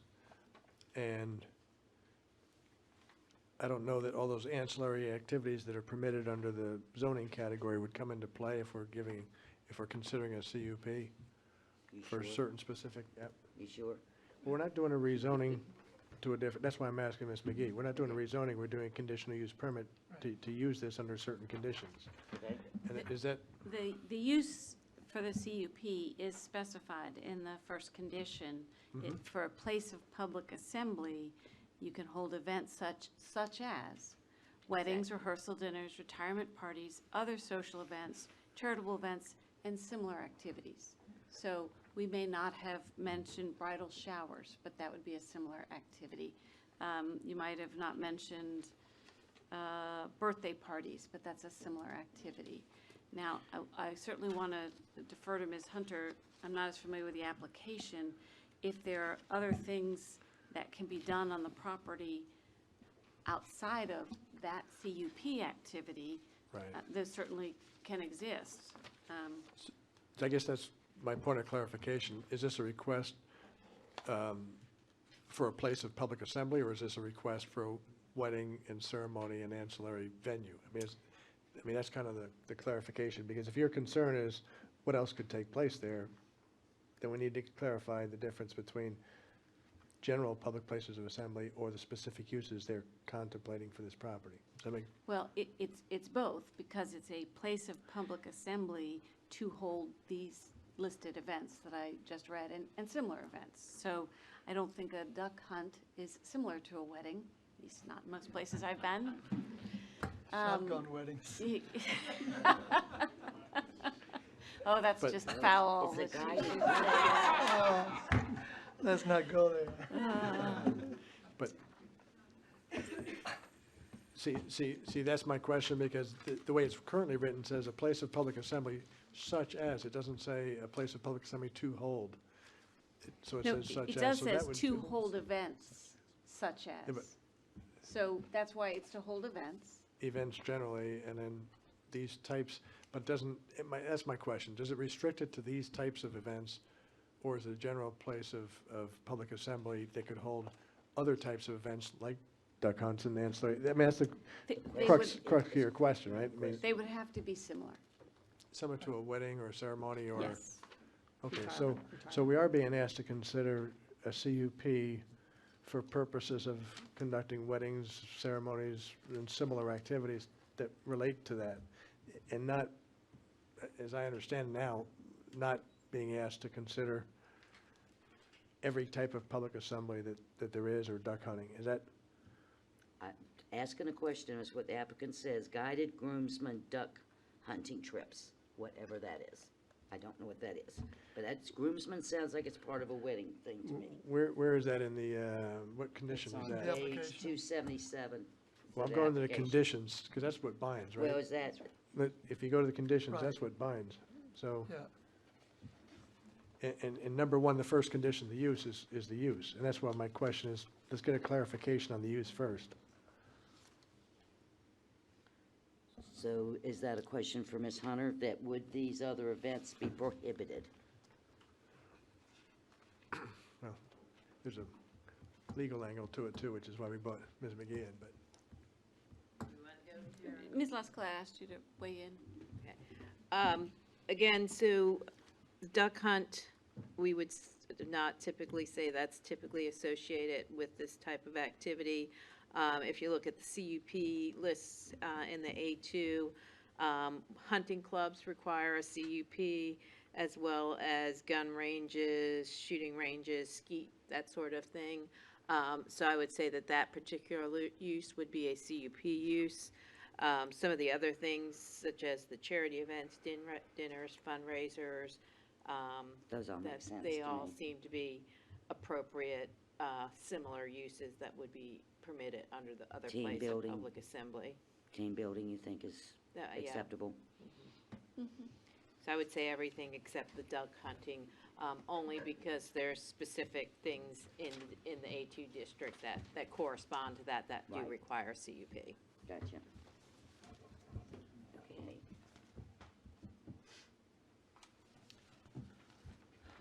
We got done with comments down at that end of the table, or? no comments down that end. I think you did too many motions already. Any comments, Mr. Minnick? Yeah, I'm trying to make actually a little bit like Susan, trying to make heads or tails of this. So in general, I like these event venues scattered, throughout the county. I think there's, on 60 acres, there appears to be plenty of room, but I can't get my head around exactly what it is, what we're trying to do here, because now we're having a discussion about actually what the use is. So if I don't even know what the use is, I don't even know what I might be trying to negotiate with the applicant. And, having the condition being placed on the board that a condition of the contract expires tomorrow does not put me in a good place to make a decision or to make recommendations about an applicant. I mean, I don't think just that not- I don't think we're in that position. I think we need to make the decision that we think is the right decision, independent of the contract. Am I correct, Ms. McGee? But So- one of my potential decisions would be to defer, to Right. work through the mechanics of what we believe should be in this. And so I don't have that prerogative. So, You do have that prerogative, yeah, because but- we're looking at a land use decision, this property, what's the right thing to do there? And does this fit? And if you're not sure it does, but you could get there, then a deferral is the right answer. And it is true that may have an impact on the applicant, but this board's decision is a land use decision for property.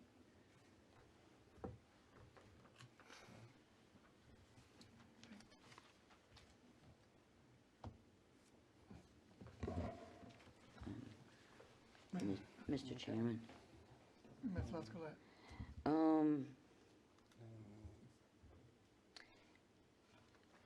if we, well, to me, we have the application and what they've requested. We have the residents who live nearby are worlds apart. And mostly it seems to be over the noise. So from the citizen's standpoint, I would say no amplified music or noise outside, none. Is that something that the applicant could live with? Maybe not. So maybe the answer is somewhere in between to try and figure this out. and also the number of events a year. I mean, you've said that, 365 is probably not really gonna happen. What is a realistic number? Is that something we want to negotiate here with the applicant? Or do we want to defer and think through it? I mean, I could go either way on it, but those are the things that I think I'd want to see. Mr. Chairman. Mr. Tompkins? A couple of questions for the applicant. Outdoor, looking at number B, it says amplified sound is permitted inside open structures that are enclosed with temporary barriers, such as a porch or tent with flaps installed on all sides. Would it negatively impact your business if we put a restriction on that such amplified sound, outdoor sound, can only be on Friday and Saturdays, and it must end by 10 p.m.?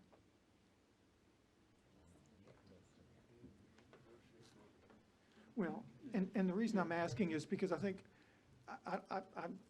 you're probably trying to count votes, and I'm looking at the same thing. And you've indicated that a deferral is a deal killer, is what I'm gathering from you. Do you want to talk? I don't know if I think we're fine to talk through it. I don't know if Mr. Massey can speak for the sellers here, or Mr. Steele. But in other words, if the board Right. is interested in a deferral, I think a deferral would help this application, not my own view. But if you're telling us that a deferral is a deal killer, then I guess, I think it's fine, appropriate for you to tell us that in a second, yeah. Well, it's up to the chair, but that if you're telling us to make a decision, then we'll hammer this through. I'd rather not do this kind of negotiation. I'd rather, I think there's several things you should need to address, and I think it would go a lot better, as Mr. Mr. Smith said, that wouldn't happen in this setting. Like I told you, I'm trying to get to yes, but I'm not there yet. I don't think it's right. But if you're telling us you want to vote, then I'll oppose a deferral. Ms. Adams, would you?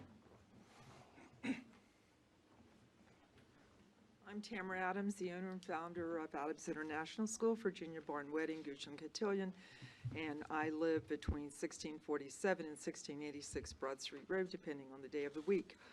We are all here looking at the unknown, and I think that is the big fear.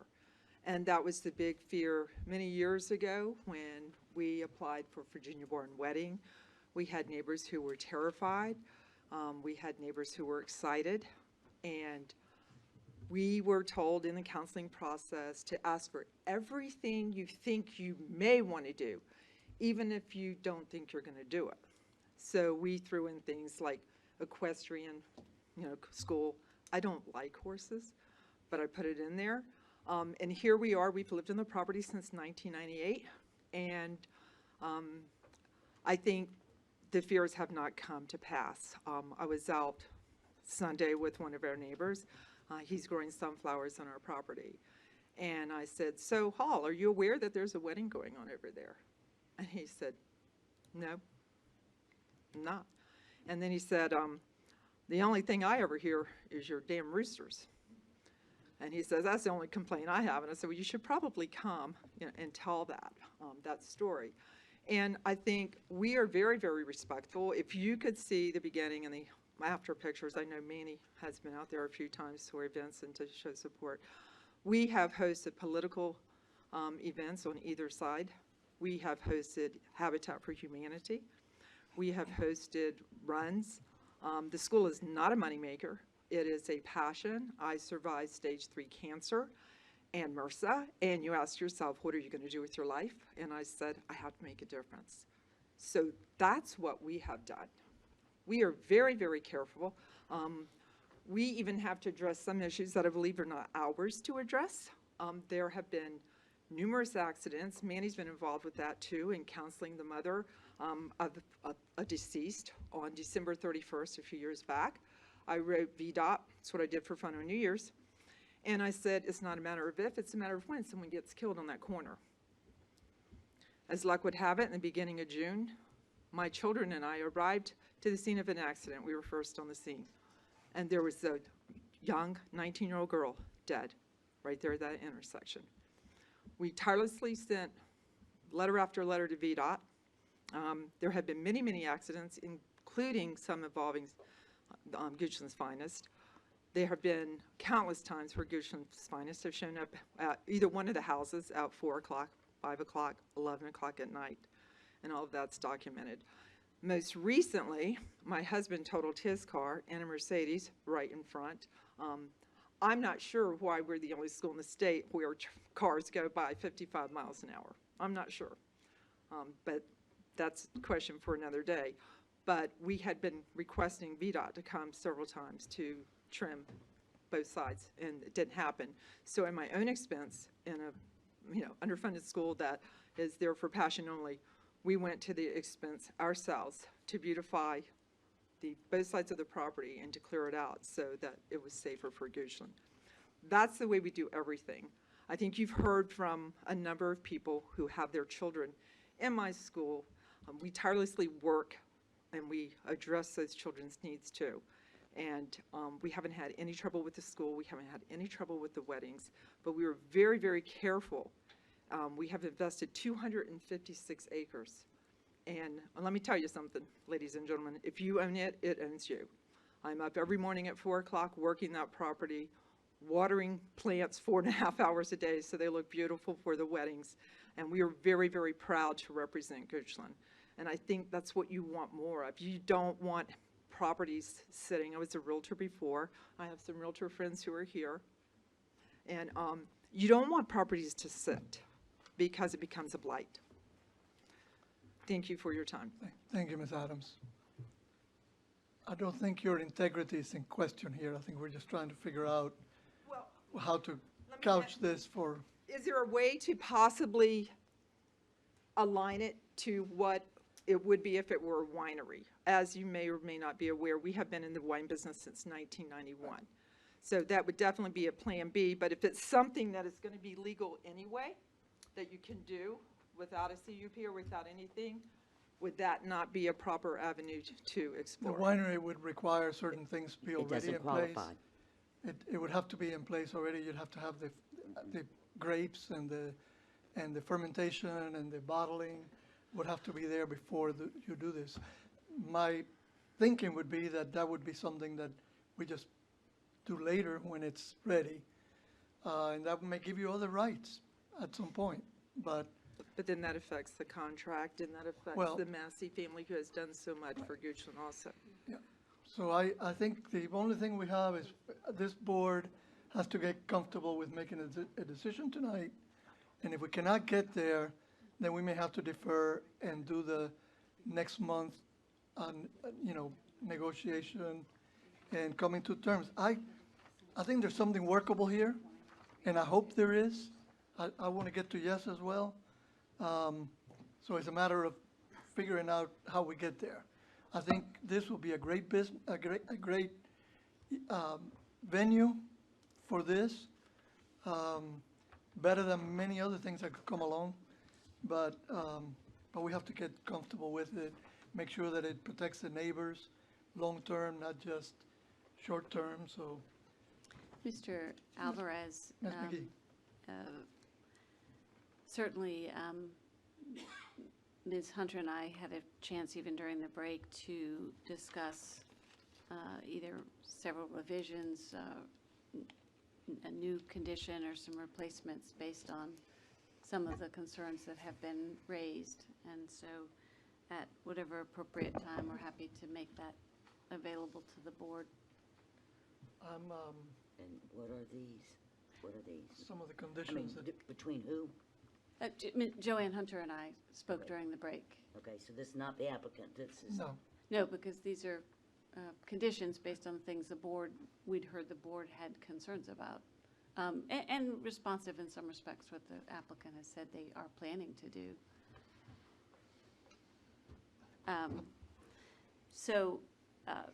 You could certainly impose a new condition that read something along the lines of no more than, and I don't have a number, maybe it's 40 days in any calendar year may have CUP activity events.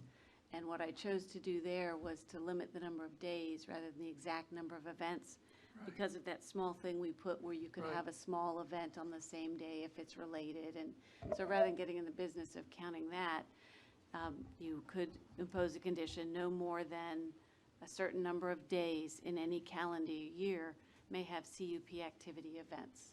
And that would go to that limitation. You would not have 365 events or 365 days. With respect to the amplified sound, the condition 12 already addresses that. The opening sentence prohibits it except as provided thereafter. In A, at Mr. Lumpkin's recommendation early on, or notation early on, you could add wedding processionals and wedding ceremonies, so we do know it's for that. May have amplified sound outdoors during the processionals and ceremonies. Could also add, and for reception music between 4 and 7 p.m. That would be to try and allow that cocktail party hour on the terrace as amplified, but nothing that could go on all day, would close by 7. That would address that concern. Then in 12C, there, you could remove the language that the amplification devices would be allowed to do south and east. You could strike or east, since south is the direction that in essence doesn't have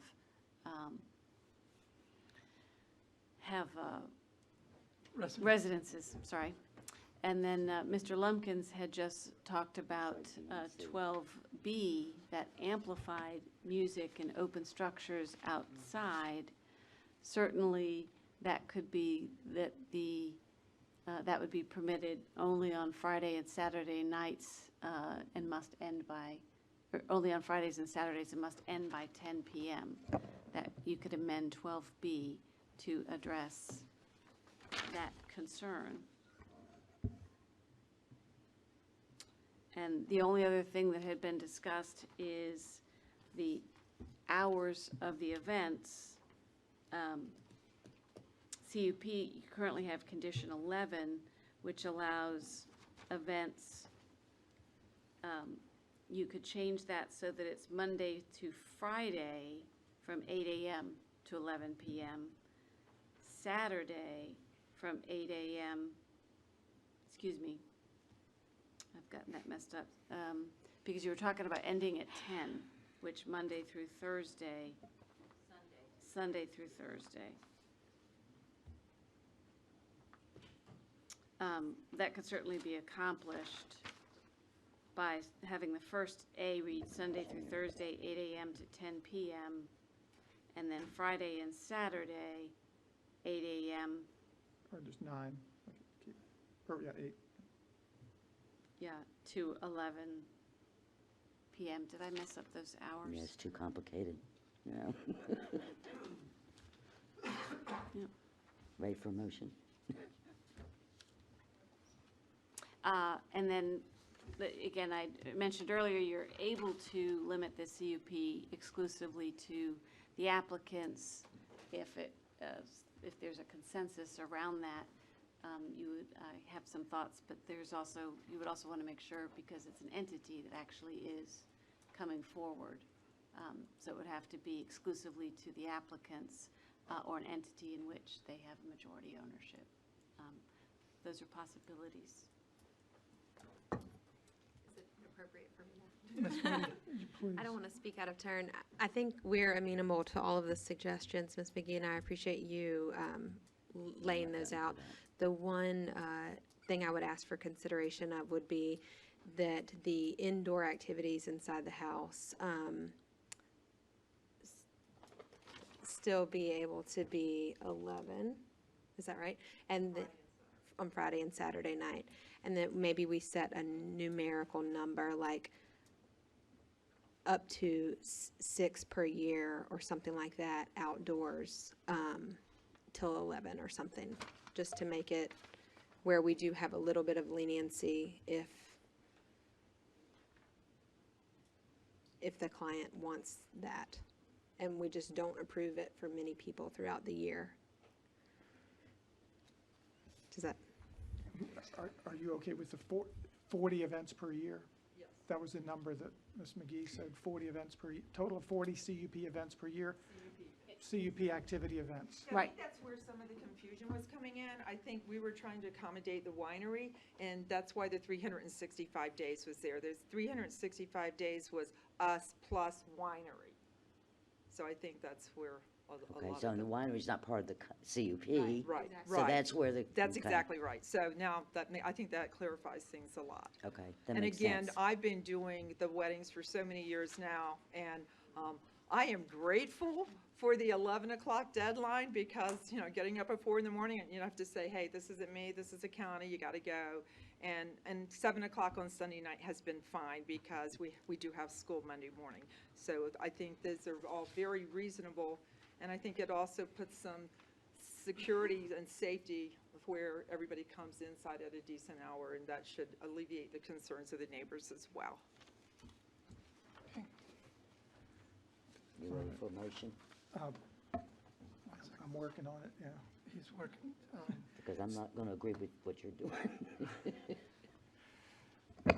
Let me, if I might continue to ask the applicant a question. 40 CUP activity events per year.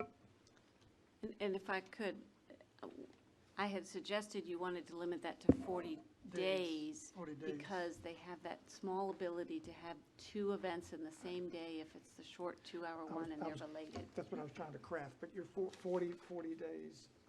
In any calendar year may have CUP activity events. To strike each day and put in 40. But I also think we need to eliminate 12 B and C, no amplified music. Outside. Inside, fine. It's the outside that I'm having a problem That would with. be a big one for us. I mean, still do the piano bar or whatever outside. Could we make it provisional that if there were repeated complaints? Because again, I think it's the unknown. I haven't had any complaints, and I do the mason jar weddings and the preacher and teacher weddings and that type of thing. Right. And so we do have the band outside and the amplified music, and some of the neighbors pull their lawn chairs out close to our property so they can enjoy it. But and I've always told them, let us know, because we will certainly make amends if we're not being good neighbors. Yeah.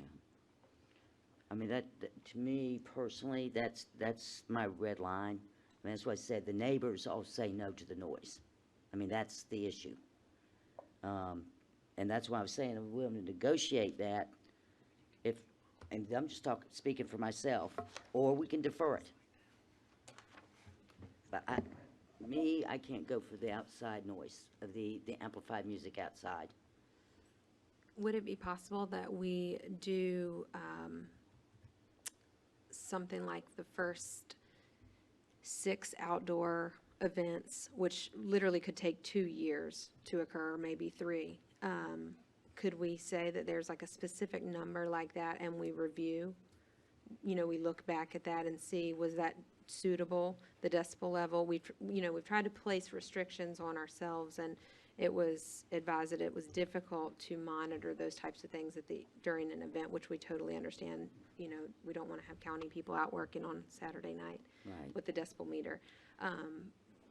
Do you want to limit your outside events to 6 and a CUP for 2 years? Is that what you're saying? Yeah, if we could do 6 per Yes. year for the first 2 years, I think that's fine. And then revisit. 40 a year, 40 days. 40 days 40 days. inside. And that's unrelated, Ms. McGee, right? Like unrelated events, 40 clients. days. That's why I did 40 days. Yes, perfect. Because you only have 1 event per day unless you have that small second related event. Okay. So I didn't want to penalize you if For the every small wedding event. tried to do both, Right. then suddenly you can only have half the number of weddings. So that's why I was saying days.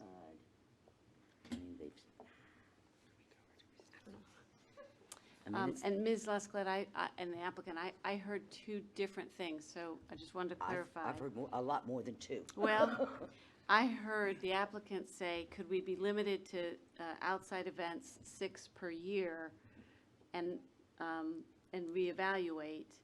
And I heard you say outside events 6 per year and a CUP of only 2 years.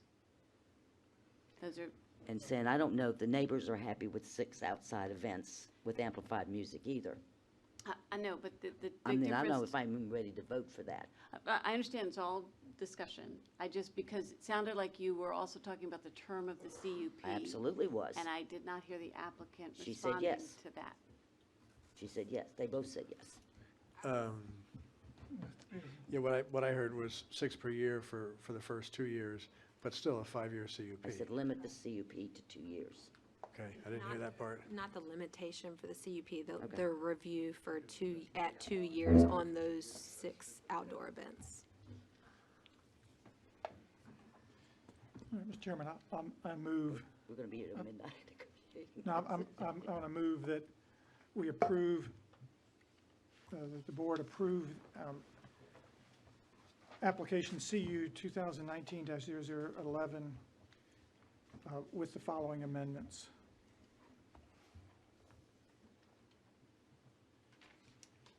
Paragraph 10 on the restrictions daily limit will be changed to however we want to title it, but it'll be limited to 40 days of CUP activity events per calendar year.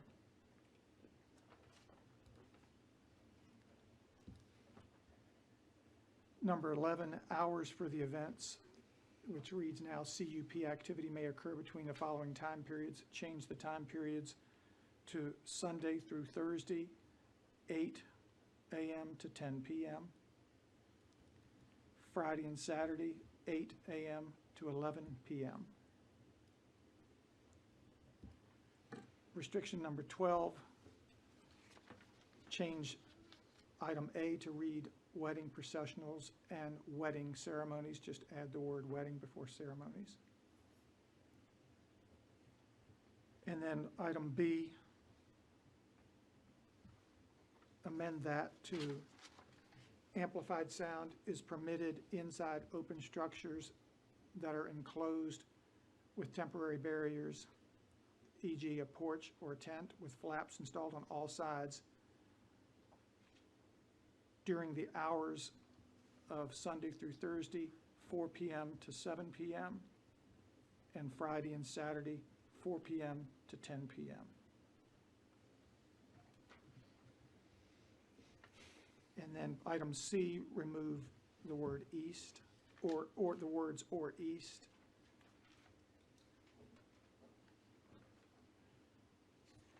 And I think that leaves me with where do I fit in the six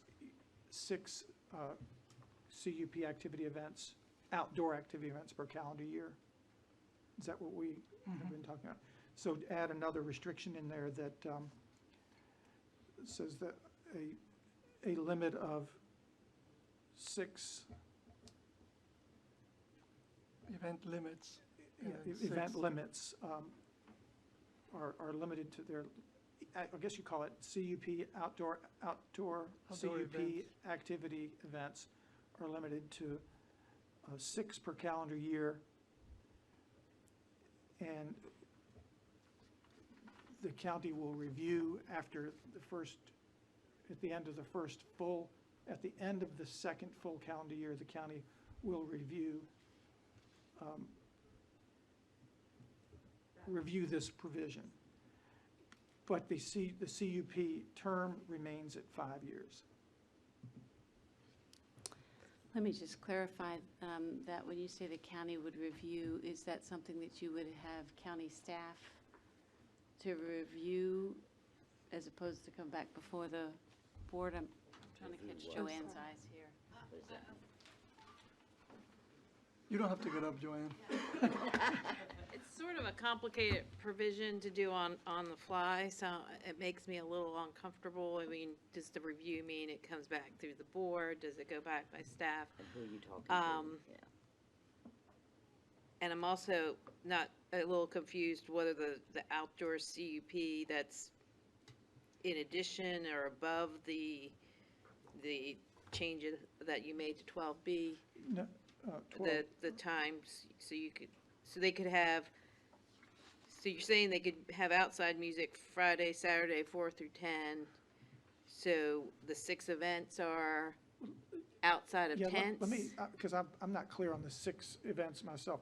Ah, What, are you're only going to have 6 events per calendar? You're proposing that we have 6 outdoor events where there's only 6 events that have any outdoor music at all? Amplified, I think. So I was asking for 6 outdoor receptions that would be amplified. So again, same as A, it's not a limitation on ceremonies, processionals, and we had asked for the addendum to say cocktail hour.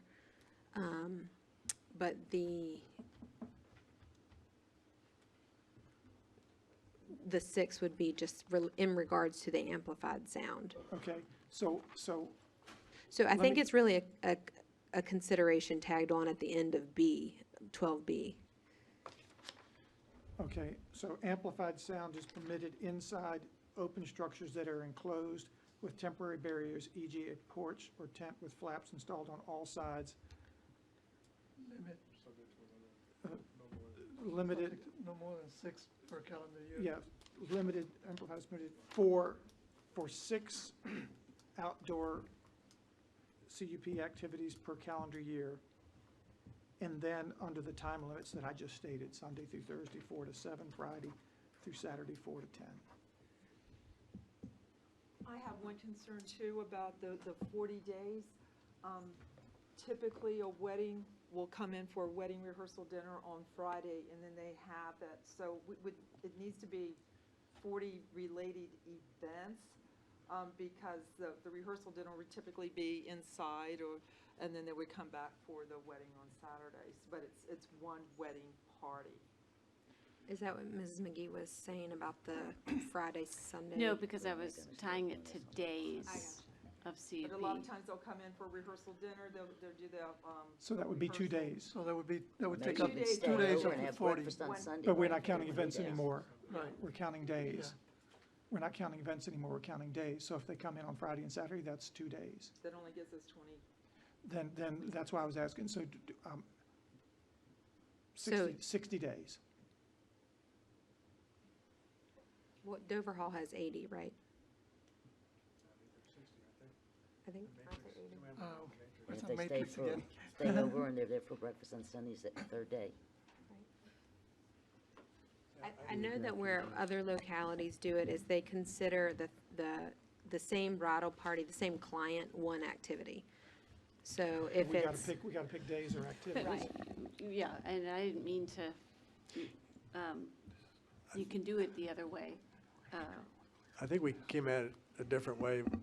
Drain, you can help me with this on Dover Hall. I think we decided that if the wedding party shows up the night before, that's less than 50, and we didn't limit those events. Or if they stay for Sunday brunch and there's 10 people, we don't limit those events. It's the ones where there was a large crowd, and so, That's reasonable. That's basically what exactly we're right. asking. Yep. It's the same. That's exactly right. so if it's a small handful, 10, 20 people over for dinner, I mean, that happens all the time. It's an event that, so if you, Which is why I think Dover Hall CUP has that less than 50, and then more than, they have 80, between 50 and 299, and was then. it 80? I thought it was 60. That matrix is there somewhere, but, What's a number of people at a reception, dinner, or a brunch? What's the maximum number of people? So at a place like River Run, it would be normal to have a dinner on Friday night for about 55 to 75 out of town. Now, that would just be dinner. There's not usually any type of live music or after party or anything like that on site. So I think it almost is like 2 different things. The wedding industry is so complicated, but it's very common to have for out-of-town groups between 35 and 75 for a dinner on Friday night. And then a Sunday brunch, it could be as many as 100, but it's usually probably 65-ish people. But, they have to invite everybody. So it's kind of like who is able to come, depending on their travel plans. so it sounds like some of them would exceed the 50 and some wouldn't. So some would count and some wouldn't So count. I'll amend the motion to, an all indoor event such as a reception, dinner, or a brunch that is done in connection with an event will not count as a day.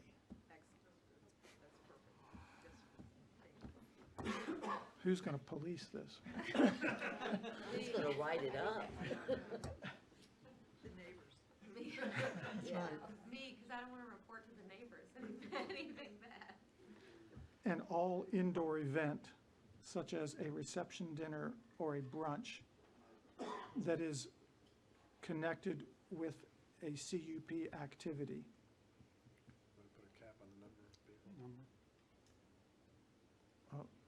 So you're thinking weddings, what Will about all not- the other? Will not count as an event day.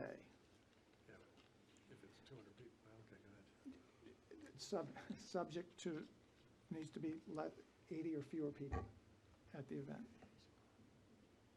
Why don't you just make it one client is one event? Even though it may be multiple days, it's still one event. One client's one event. Okay, As long as one of the events they're not all three of, well, They're not no, wait a separate. minute. It's Now, if gonna be a the groom's festival- family. If it's a 3-day festival and you've got 300 people there for 3 days, then that would be different. So that won't work, John, what I just said won't work. then I'll leave it like I said. It's, Yeah. No, it won't work. I was trying to make it simple. a reception, dinner, or a brunch that is an all-indoor event with less than 85 people, and it's related to a CUP activity will not count as a day. Towards the 40 days per calendar year event limit. That's my motion, Mr. Chairman.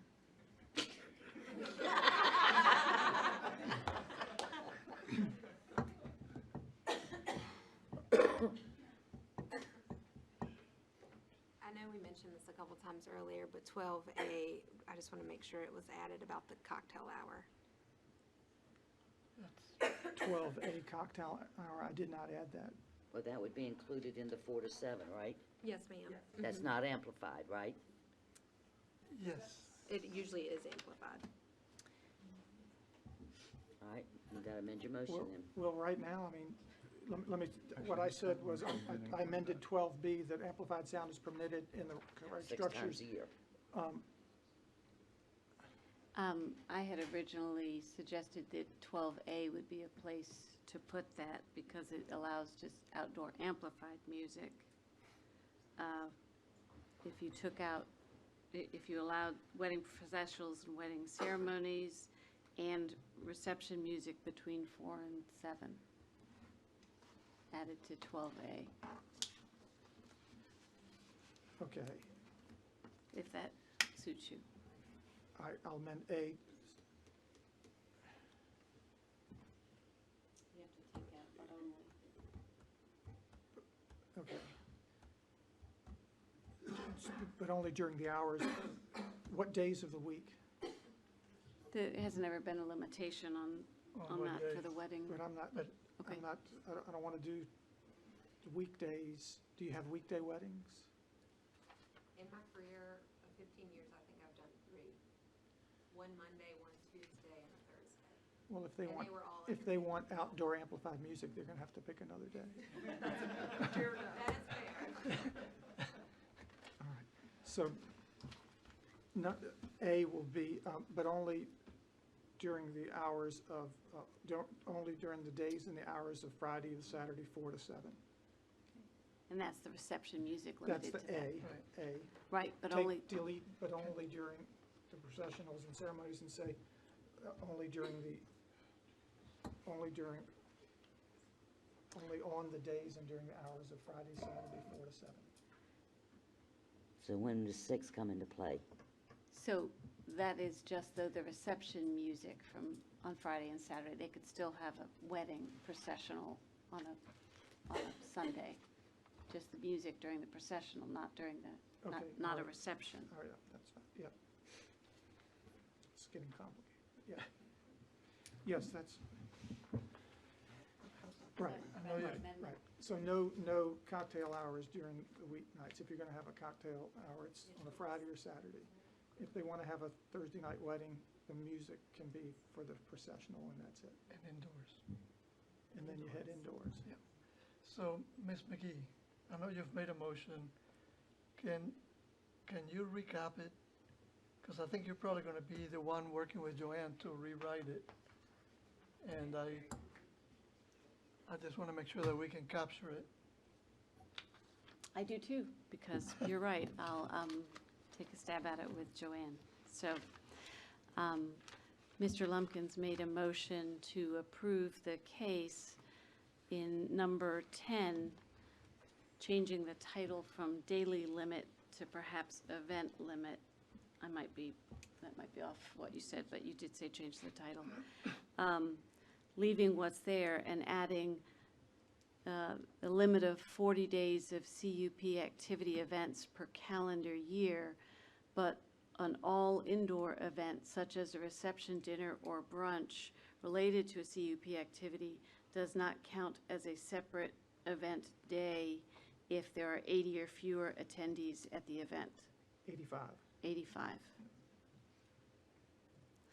Then number 11, the hours for events was changed to Sunday to Thursday, 8 a.m. to 10 p.m., Friday and Saturday, 8 a.m. to 11 p.m. And condition 12, A was changed because the word wedding was added before ceremonies. And then that says during the processionals and ceremonies, comma, and reception music only on Friday and Saturday between 4 and 7 p.m. Then 12B is amended to add during the hours of Sunday through Thursday, 4 p.m. to 7 p.m., and Friday to Saturday, 4 p.m. to 10 p.m.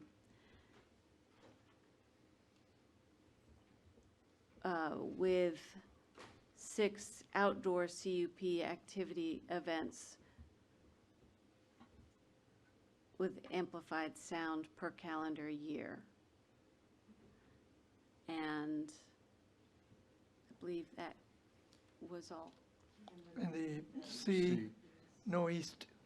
Yes, I'm sorry, or east. I did have that noted, or east. And then being we were struck. talking about a review,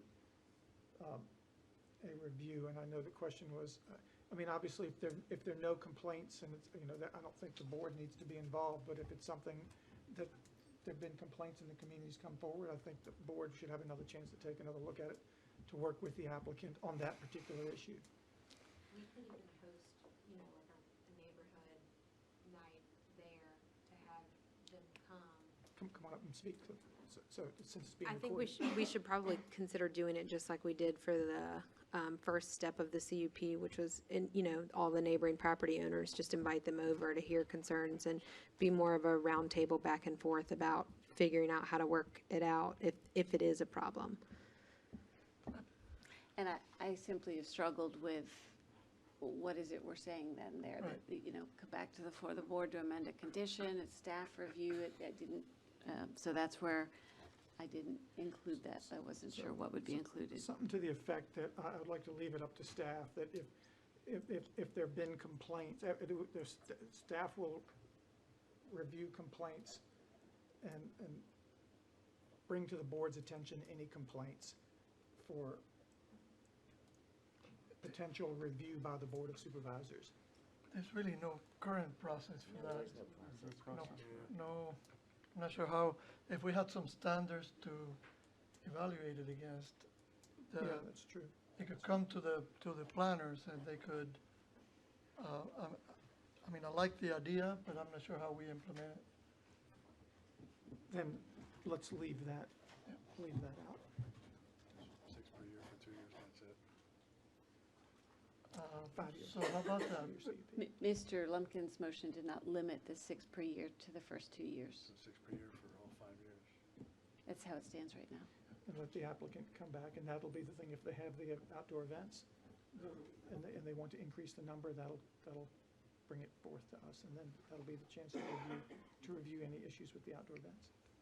And that would be another CUP application. Right.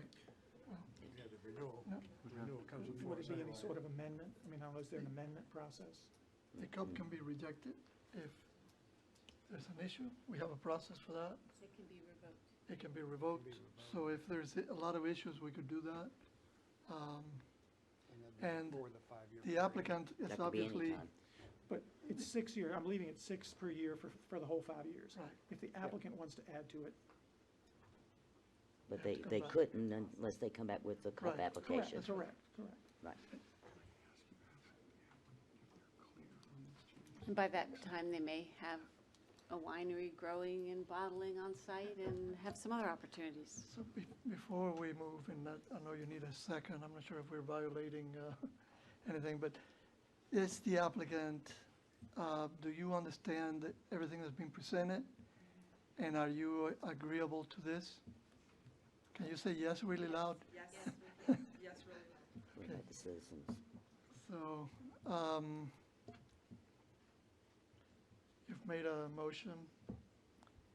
Do we have a second? I'll second the motion. Any more discussion before we move forward? Before we vote, tell me how many days a year they can have outside amplified music? And how many days a year can they have amplified outside music? That's my question. How many? 6. 6. Well, For no, any reason. See, I don't think we have this nailed down yet. No, I think it's at a wedding, they can have, number A, they can have it at any wedding event. No, what? On the No, now, A is not the music, now, the A, Yes, it is. Yeah. Look at 12A. The processional? but only during the processional, correct? Correct. Okay. So other than A, how many days a year can they have music, amplified music? 6 days. And the 6. cocktail hour, well, that's a 6 day. Plus one the of the days. cocktail Yeah, that's one hour? of the days. No, that's one of the days. days. That's one of the days. The outdoor cocktail hour is one of the 6 days, or no? So that's included in the 6. You added the 6 outdoor days to 12B. So, and that's right, and then we had that's right. So they can have the cocktail hour and then 6 plus 6 outdoor days. So they could have cocktail hour 40 times a year, Up to 40. plus 6. Amplified music outside, is that what you're I don't saying? think the plus 6, I think the 6 is embedded in the 40. Then why do we need the 6? We were trying to keep this, the But you've number- already got 40. reception. No, but that can, the 40 can, 6 of the 40, they can have outdoor amplified music other than cocktail hour. So if in the 2 or 3 months of the year that you would have something outdoors, they would have those events, they would have that outside then. Where they could have music in a tent under the longer hours on Friday and Saturday. So potentially 40 times a year, they could have outside amplified music until 10 o'clock on Friday and Saturday night. No, only 6. Only 6 can go that 6 late. days. Cocktail hour can only go till 7. There's 34 days where they can only have cocktail hour till 7. 47.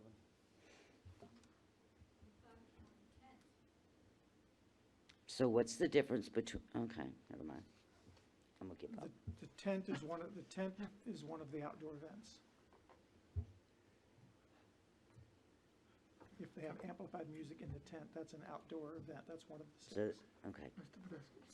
I'm just not sure we're clear on the We're hours. not clear. Because we said Sunday through Thursday, 4 to 7, Friday, Saturday, 4 to 10. On At the end of the day, your staff has to be able to enforce this, and right now, I'm not sure we're exactly clear on this hours of enforcement piece. Nope.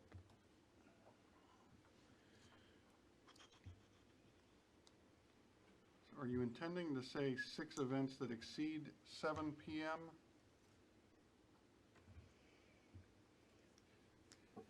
I guess let me let me, if I could sum up, because again, putting it into Minitrack would fall first to me, though I would rely on others. Under 12A, you're talking first about wedding processionals and wedding ceremonies, being able to have that sound outside. Right. Then what's been added is reception music only on Friday and Saturday and only between 4 and 7. So that is outdoors, on the terrace, for instance, or in the front of the house. Could be outdoors, just outdoors, no tent, Amplified. no anything. Amplified, yes, ma'am. Then under 12B, now you're talking about a tent. It has to be a tent with all the flaps down, and you're allowed to have amplified sound. That can only be Sunday through Thursday, 4 to 7, or Friday and Saturday from 4 to 10, and that is limited to 6 events per calendar year during the length of time. And then C is just the orientation.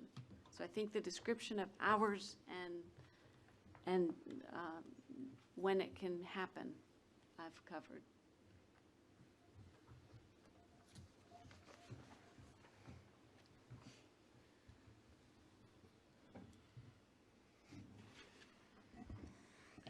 Makes sense. My question would be, so you're limiting this, what's in the tent, but you've expanded. Yeah, see, that's where you lost me, the That's where you lost expansion. me too. Yeah.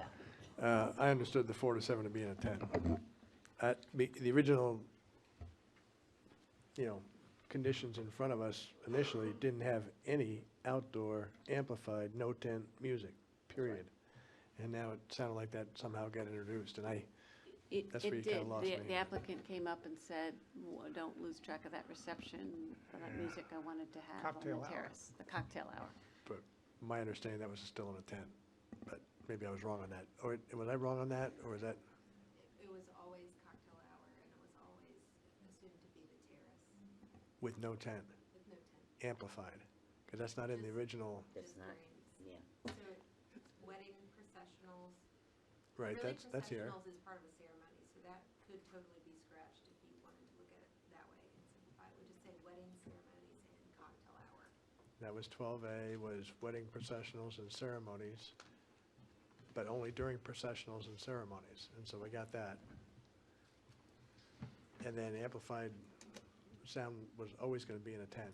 What, and I was that's- just suggesting that under 12A, processionals and ceremonies are the same thing. Like, it's one event, it's the wedding ceremony Okay. that has a processional of people walking down the aisle and a processional of people leaving, so it is still the same. So from the beginning, like from the first meeting, we'd been asking for it to say wedding ceremonies and cocktail hours. But we were joking that cocktail hour is not really a term used in county government, but, it is a specific amount of time tacked on to an outdoor event. So typically, like at Tuckahoe Plantation, if you are having an outdoor ceremony at the area where the trees are and the arbors at the end, you usually have cocktail hour in the garden, and people just are meandering around, and it's typically live music, and they consider it amplified, but it's usually from one speaker from a DJ. Or if it's live music, like Alicia was saying earlier, live music is not usually amplified, but in a situation like that where it's got to project across the whole terrace that's that long, like it is at Tuckahoe Plantation in the garden, it is usually amplified. That wasn't in the original conditions that were put in front of us. I mean, that's. Yeah. So that's a difference that I didn't pick up when we were working with the 4 and 7. I just assumed all outside amplified music was going to be in structures that are enclosed by temporary barriers, et cetera, et cetera. So maybe I lost that in translation. All right, thank you.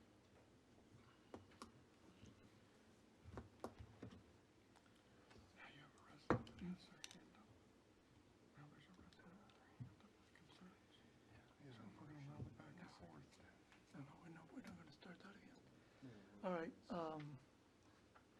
thoughts? Is that something we can modify or, I'm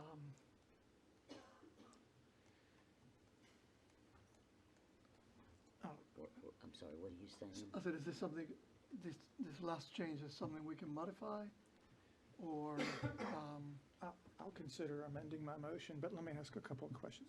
Is it, I like Mrs. Greeby's comments, the harpster.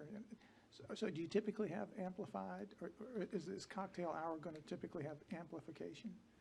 So if I were working at a place like Dover Hall and I was doing a cocktail hour on the terrace, which is what we commonly do there, so the ceremony in the little garden area by the pool and the cocktail hour on the Bluestone Terrace, that space is so small you don't have to amplify if you have live music. So a lot of times, like Alicia was saying, the ceremony musicians stay after for cocktail hour and the family just pays them contracted for that time, and somebody totally different does the reception. In a small space like Dover, it is not needed to be amplified if it's live music. But the reason that I'm asking for it to say cocktail hour in there is because in the case of how River Run is long, live musicians wouldn't even need to amplify there because the way the architecture is of that space is long and thin. So the musician can't sit dead in the middle. They've got to be at one end or the other to allow for the circulation. The other thing is if a DJ is doing a cocktail hour at Dover Hall on the terrace, even as small as it is, they have to project it out of a speaker. So that is considered amplified even though it's not offensive. Does that make sense? It does, and I was thinking of the design. You're gonna have to go east or west. If you're talking about them being on either end of that terrace, they're gonna have to be east or west, aren't they? Facing east or west? Facing the river. It does go long, it goes long that way? Okay. Towards Powhatan. Okay.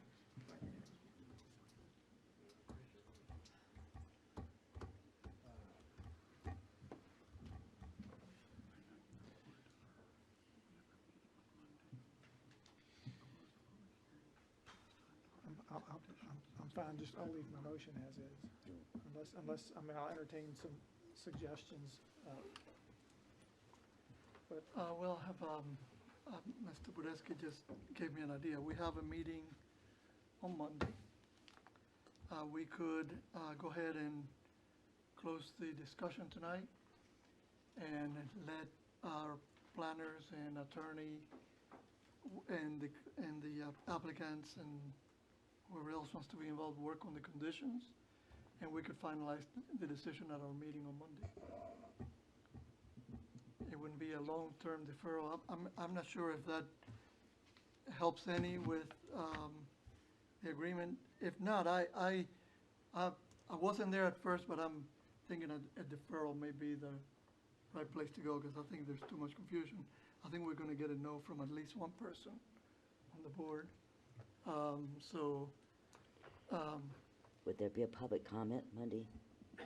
I would say we wouldn't, we could close tonight with no future public hearing. Because the public saw the application. Now we're negotiating with the applicant. They've had no way to come back now after all the changes that have been made and weigh in. So, I mean, we know what the applicant wants, we don't know what the public wants. We've done it before. It's possible we could, I think the public kind of knows where we're going with this. But.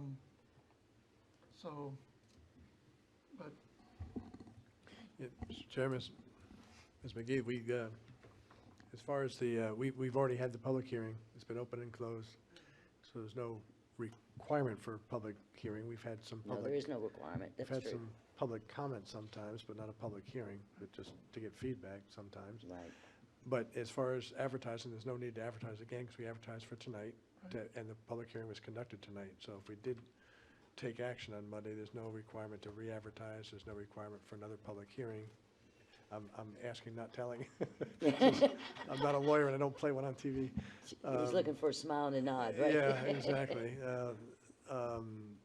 Just trying to confirm the ground rules here before we. You certainly have no requirement for an additional public hearing, and I do believe that when the board has deferred decision, it is not re-advertised. Okay, just to confirm that we're on solid ground there if you're going to consider that, so. So if we were to defer it, at what point would we in the public get to see what it is we're gonna be looking at? Maybe that's an answer for you, a question for you, I don't know. Mr. Chairman, I pose that to you as an option, partly because I'm concerned, because the language, as our attorney always reminds me, matters. And if we're We don't going to have it. develop conditions, We don't I have it. think they need to be clear to all of us. There are considerations on numbers of events that there are in other cases that may have actually played well into decisions here that we haven't even discussed as in depth. If we had time, even days, to go back and work on this and frame these conditions, I think we would all be better suited to making a better informed decision. That being said, if you feel more comfortable that with the language that's proposed and drafted here and taking further action on this motion, it's your prerogative. You do have a motion on the table right now that still needs to be acted upon. There was a second. There was a second. You seconded it. And so it's certainly the board's prerogative on how you move forward. I just caution that when you have staff asking for clarification on some of the motion, that we may not have everything nailed down as this collective board would prefer. So, Yeah, I think Mr. Badesky and citizens at large and the applicant, I mean, you're probably sensing the discomfort that this board has negotiating deals in this forum, that typically when deals come before us, it's for consideration of an up or down vote and maybe some minor adjustments, but this degree of magnitude of adjustments just gives us a little bit of discomfort. Now, Mr. Badesky, I appreciate your putting alternatives in front of us. If we were to proceed with that type of an alternative, there's a motion, it's been seconded. The procedurally, parliamentary, if you wanted to defer to a decision till Monday, it I would believe require. the appropriate action would be for the movement to seek to withdraw and seek permission from the second to withdraw the pending motion so that you don't have a vote on it. So Because friendly you to don't want to withdraw have in an a up or second. down vote on that if you intend to defer. Because if we take action, then that triggers a whole different, so. That's correct. It would be a friendly for the motion maker to withdraw and the second to confirm if we wanted to effectively table this to a future meeting. I just wanted to- Also, motion you to do also, that, right? I'm sorry, you also may Yeah. substitute, To lay it I out. don't know. Substitute motion? Yeah, but again, either way, if you're talking about removing the motion in front of you without action is what's critical for your process. I just wanted to confirm that, if that's going to be one of our choices. so if we were to do that, we would be moving the decision to Monday the 9th, post our legislative session. Since that's already scheduled in Right, and that would be at Central. Central High High. School. Are you willing to withdraw your motion, or? I'm completely in agreement that this, I don't like the way this has happened. It does put us in some discomfort, but we got an indication from the applicant that today was kind of a drop dead date on the deal. If we're going to, and I told you, I mean, just that you said that there were problems with this. So if a deferral is going to cause the contract, then I told you I would oppose a deferral and just take a vote. So I'd like to hear from the applicant. I mean, if you're telling us that a deferral is going to mess up the deal, then I don't want to put this board in a, you know, if there's nothing to vote on tomorrow, or, well, it's already tomorrow, but if there's nothing to vote on, I'll oppose a deferral, but I'm in support of a deferral to clear up some of these things, because there's a lot of, I think we've made a lot of progress. but- Right, and we appreciate y'all hammering through this. Mr. Massey's just let me know that Monday would be suitable, so I think the discomfort was in if it got deferred to a next month, because that's obviously a very critical time in our business as well as his family's business with the house, so, but it sounds like Monday may work. Then Like this Monday, I right? think it's the 9th, right? Is that the day? Okay. So, Mr. Chairman, I don't know, do you have to withdraw your second? I'm willing to withdraw And, the motion, but what I'm hoping is that the staff will come forward with a summary of what we think the motion is today. I hope we don't rehash a lot of things. And we're gonna do this at the end of the, can we do it at the beginning? Can we? Just do one thing, you confirm as a second that you Okay. agreed to yes, withdraw? I agree to withdraw my Okay, second. so there's no motion on the table. Right, Feel free to so have additional the discussion. only reason I said it would be after our legislative session is that we have an 11 o'clock announcement, and we have the 12th session. The legislators are gonna be there, so we're bringing in all these General Assembly folks and everybody coming in. It might be hard to tell them, wait a little bit until we're done with this. Could be another 3 hours.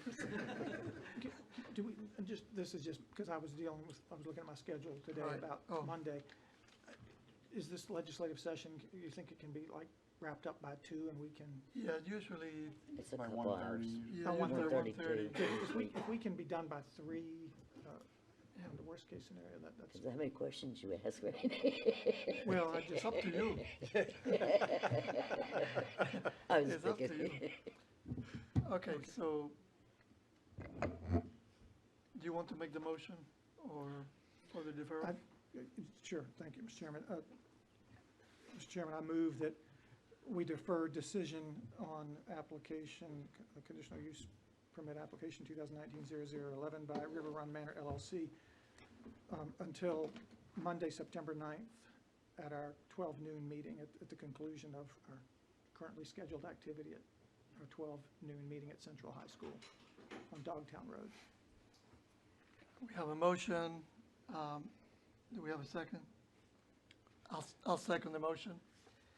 Mr. Budeski, can you please do a roll call vote? Sure. Mr. Lumpkins? Oh, Yes. Sorry, Mr. Chair, I just want to make sure that, that we socialize this properly with the community, because again, as you mentioned earlier, we've been talking a lot with the applicant Right. here, and I just want to make sure this is very well socialized with the residents, just to make sure that we're comfortable. And it could be that there might be something uncomfortable to either us or to the applicant or to the residents, and I just want to make sure that we're Okay, socialized in Yeah. that respect. So it's part of the discussion. So, Ms. Hunter, when do you think we could have a, We could get comments, today's Tuesday, I'd say by Thursday morning, have staff come up with the conditions reviewed by the county attorney's office, and we could make sure that they were put online under the news flash, so any resident can go on the goochlandva.us website, and under news flash, we would have the conditions, summary of the conditions. Probably by close of business Thursday is probably more It's realistic. better, yeah, it's already Wednesday. yeah. Yeah. Mr. Chairman, I just have one request, maybe, and this is how I see things, so maybe it's not helpful to everyone but me, but I'd like to see kind of a chart, Monday through Friday, time, amplified, not amplified, I'm talking about the amplified outside. I don't care what you call it, whether it's a processional, a cocktail hour, I don't care what it's called, but I want to know when amplified music can be played outside. Okay. We can do that. That's where I'm coming from. So if we could maybe somehow box it in. Y'all can't give up yet? Come on, man. Yeah, and Mr. Chair, I think you do like a black line version so we can see the changes and whatnot. so- Absolutely, Yeah. yes. Fantastic, perfect. Thank And then perhaps a clean version as well, just so we can not Okay. close the business. Thank you. Any other discussion? So, Mr. Budeski, we do a roll call. Mr. Lumpkins? Yes. Ms. Lachelet? Yes. Mr. Minnick? Yes. Mr. Peterson? Yes. Mr. Alvarez? Yes. Lost my voice. Okay, so now, any other business? Hopefully not. Hopefully not.